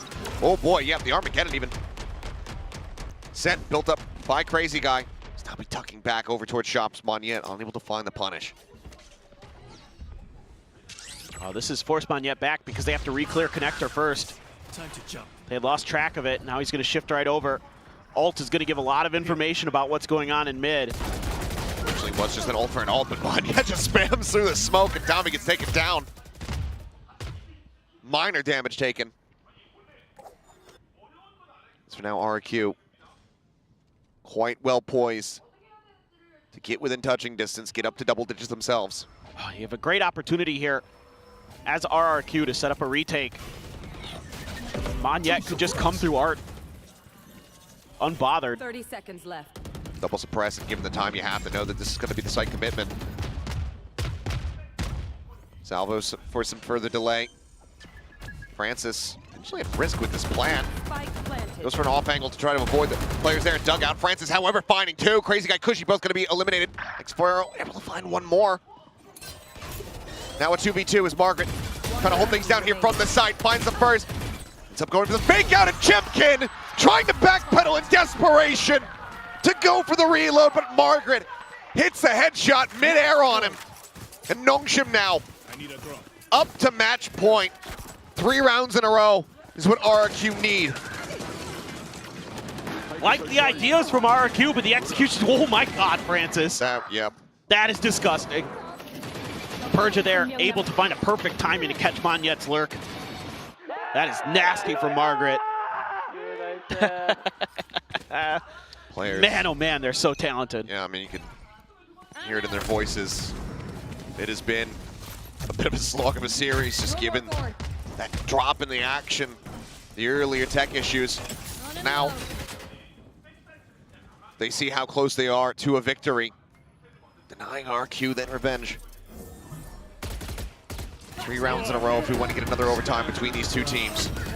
Slide forward, Dambi out into the open. Monyet able to collect one. Xfero sat here behind the wall, judge in hand, but is not ready, not reading that Persia is on that flank. Monyet continuing to deliver, finds himself another kill, but Francis quickly trades back. Jemkin, quick little peek out over the top, finding one, but oh, the timing is going to be brutal. Cushy taken down. 2v2 as the judge trying to go for the swap. Now suddenly Ivy by himself, but Jemkin able to deliver to keep them in this set. 10-12. RQ not done quite just yet. They're going to need more of that from Jemkin if they're going to send this to OT. He's had a rough series, or a rough map, I should say. Had a great start to the series, but here on Pearl, on the Yoru, it's been widely dealt with, and Xfero stuck behind that pillar with nobody able to provide cover, so he can't really pick a direction to hold the judge. Has to guesses incorrectly. But Jemkin, when you needed him most, up to 12 kills now, not too long ago, only at 8, so. Look at their odds of being able to take this 1 round away. The buy from the side of Nongshim. Very weak. Dambi obviously with a Bucky, something that does demand respect. Oh boy. Bit of damage taken. Oh, Cushy. Okay, Francis is going to be eliminated. Monyet finding one. Dambi sliding forward, cutting Cushy in half. Monyet taken down, but Ivy quickly nullified. As we enter into a 3v3, some weapons picked up. 2 Vandals now in hand for the remaining players of Nongshim. Trying to assess where they should go. We can tell B site the correct choice. Everyone from RRQ effectively grouped up over towards A, and it looks like they agree with us. As the alarm bot gets dropped. The spike was noted that it was dropped, and they instead went on an exploration to try to find a lurker or a flank. And instead it was just Nongshim taking their time to go pick it up. A 3v3. Spike now planted.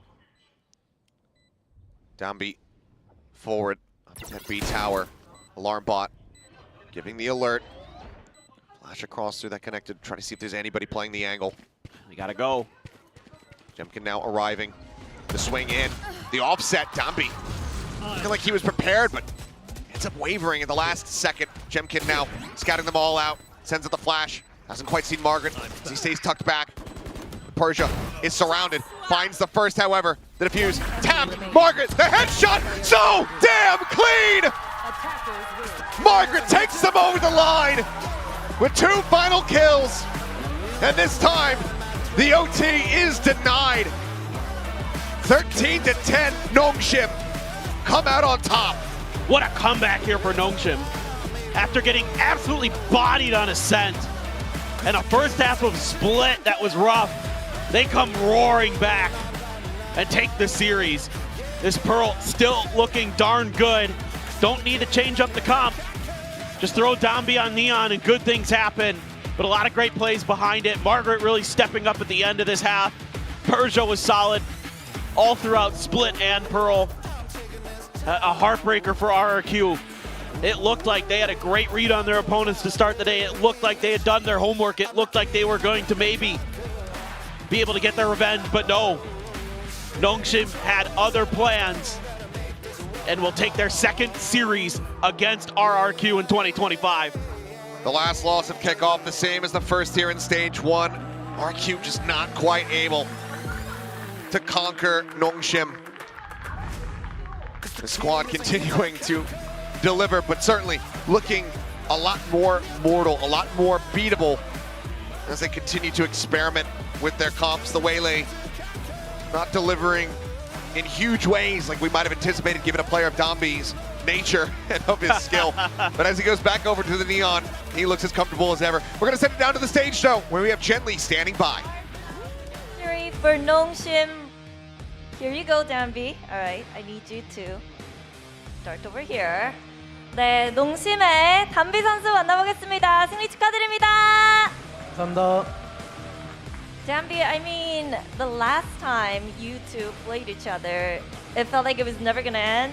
Today wasn't easy at all. So, you know, how was it playing this long match against RRQ for the second time?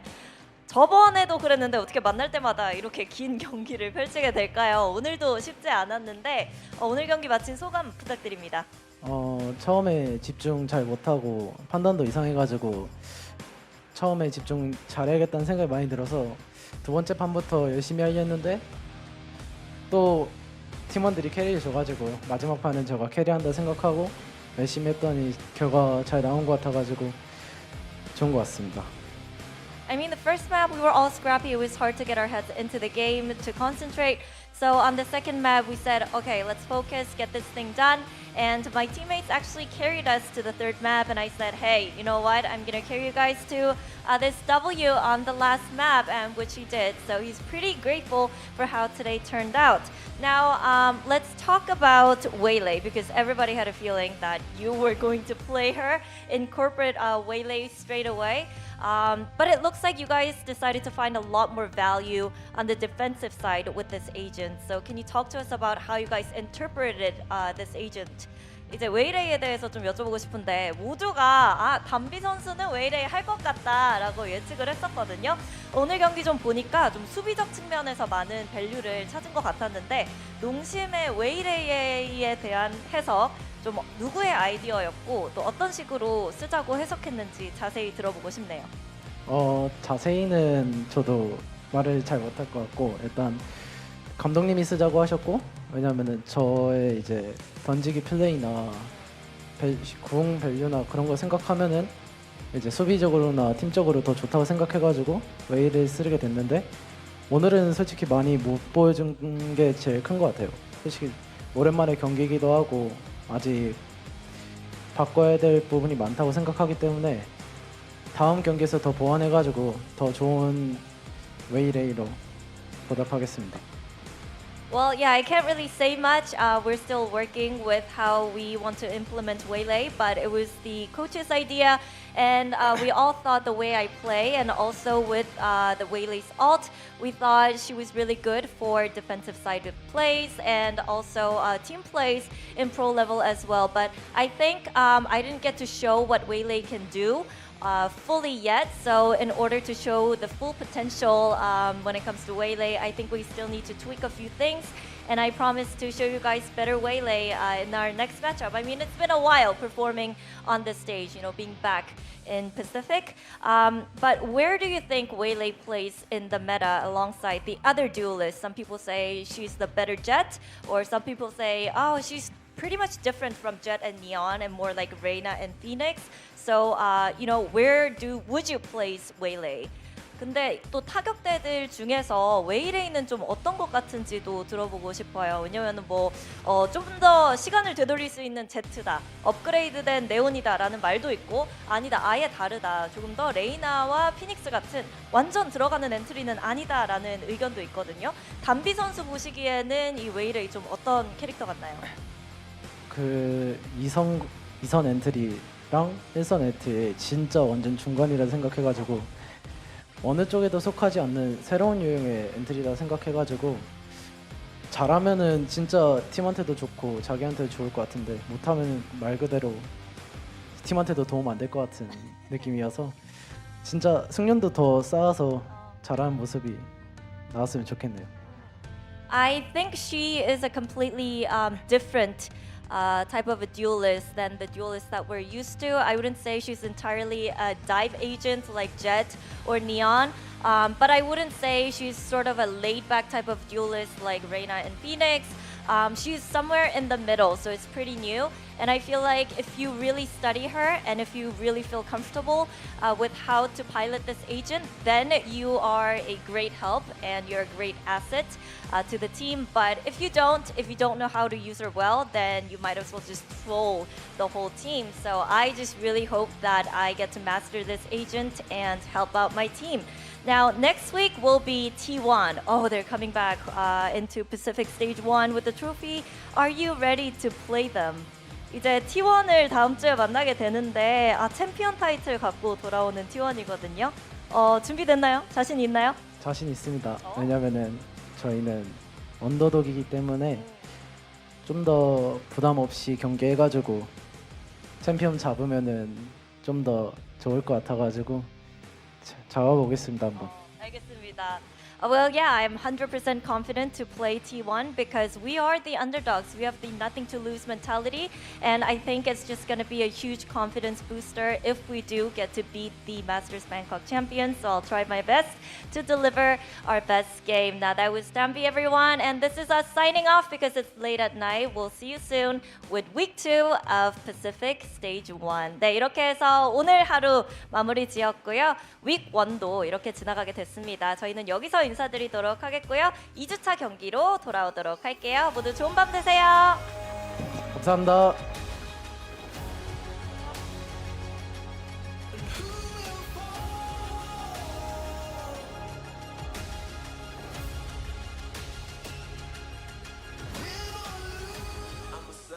It's late here indeed, Jen, but you know what? I know you guys love the death, so we're still here. We're going to break down all the action that happened just now. And it looked like it was going to be a fast 2-0, but it ended up absolutely not being the case. And the most tragic thing has happened for RRQ, which we were hoping wouldn't happen for them. But this is great news for Nongshim. I mean, would it be RRQ Nongshim if we got home on time? I don't think so. No, I think this is a core part of this matchup, to be honest. But as you say, RRQ just kind of, it felt like they fumbled this game.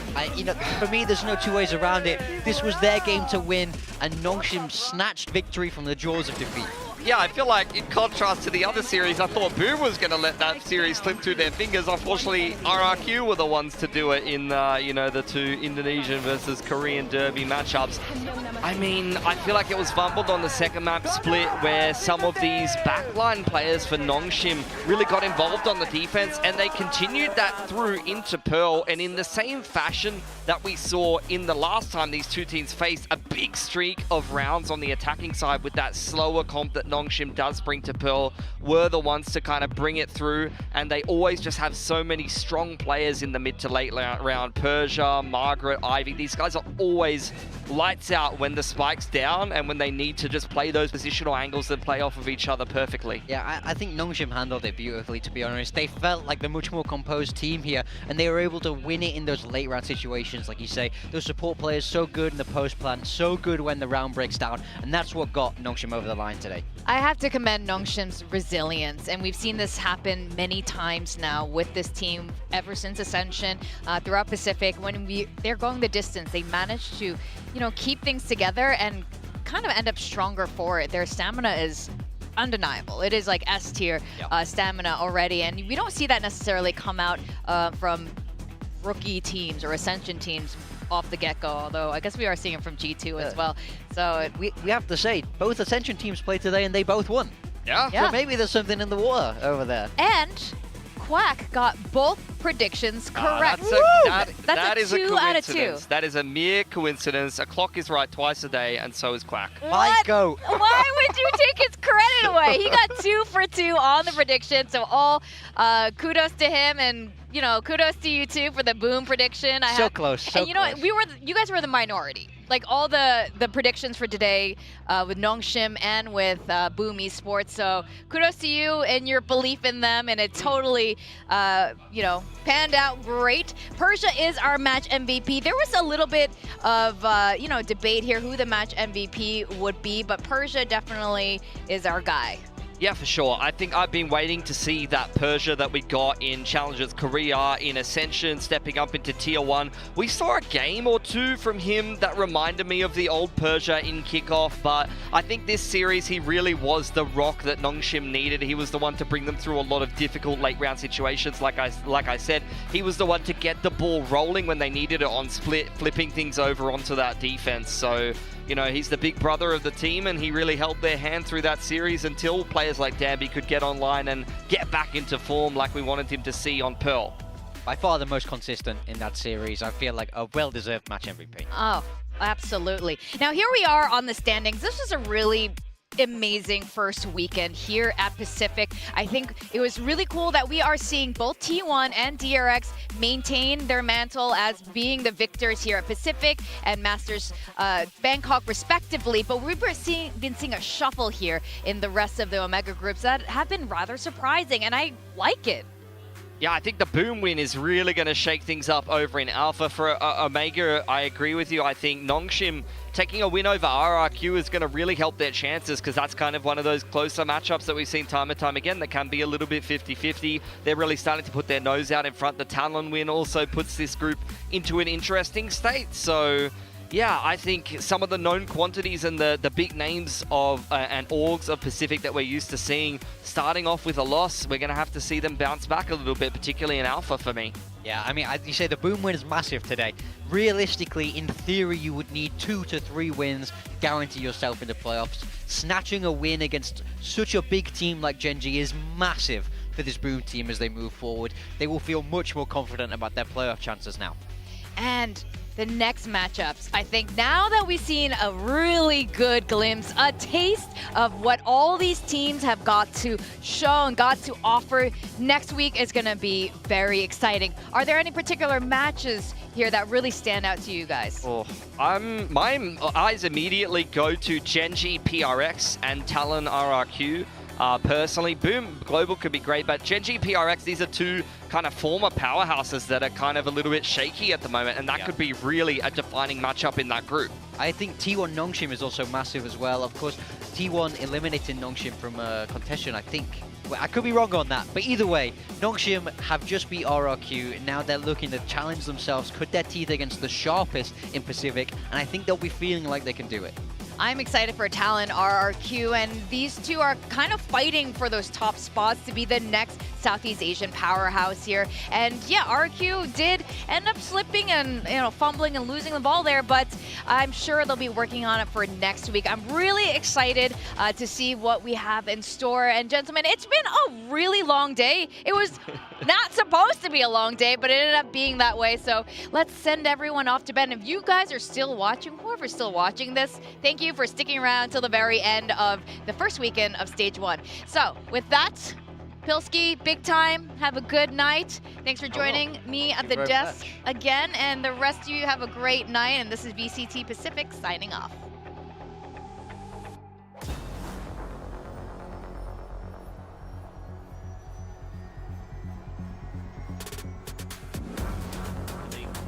Give up the isolated fight. Spotted him out, able to find him there. That extra little bit of HP. Pushes the corner, finds one.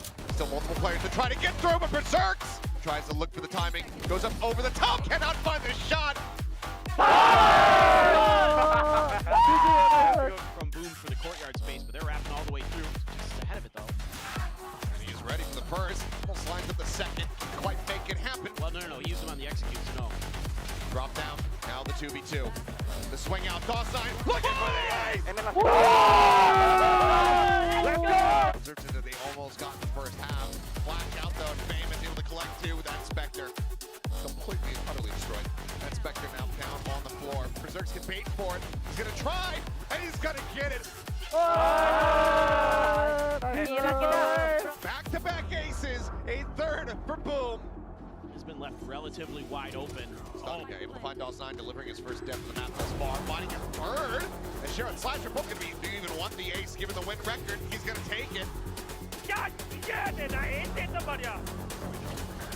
okay, trying to hold here. Is that Sheriff in hand? Flash not going to connect, so just able to turn from it, dodges out the ball line, gets the clean one tap. He's up close, and the ace is confirmed. Off this back away. push coming in, and DOS9 on the headshot! The flash in, tries to turn from it, being watched.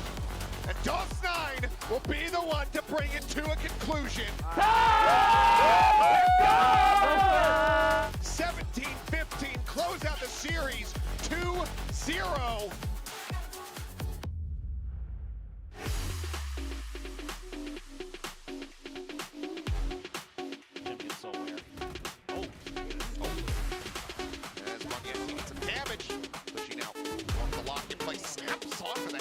Trying to just get the peek in. Go for this one. He finds it though! Hey! Cushy will keep the streak going with a Red Bull clutch. Use that for the retake, and that's exactly what he's going to look to do.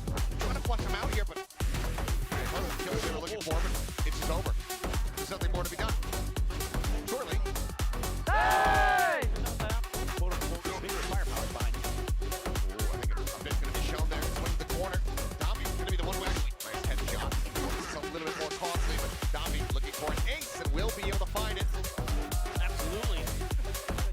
One side of the map, Cushy done down for the push forward. Dami overdrive in play, finding one. Looking for the second, cannot make it happen. Trying to block things off. Persia pushing forward for the fuse, being held. They rush in, and they're just getting absolutely melted. Margaret around the side, finding one, tucks back. Margaret takes them over the line with 2 final kills.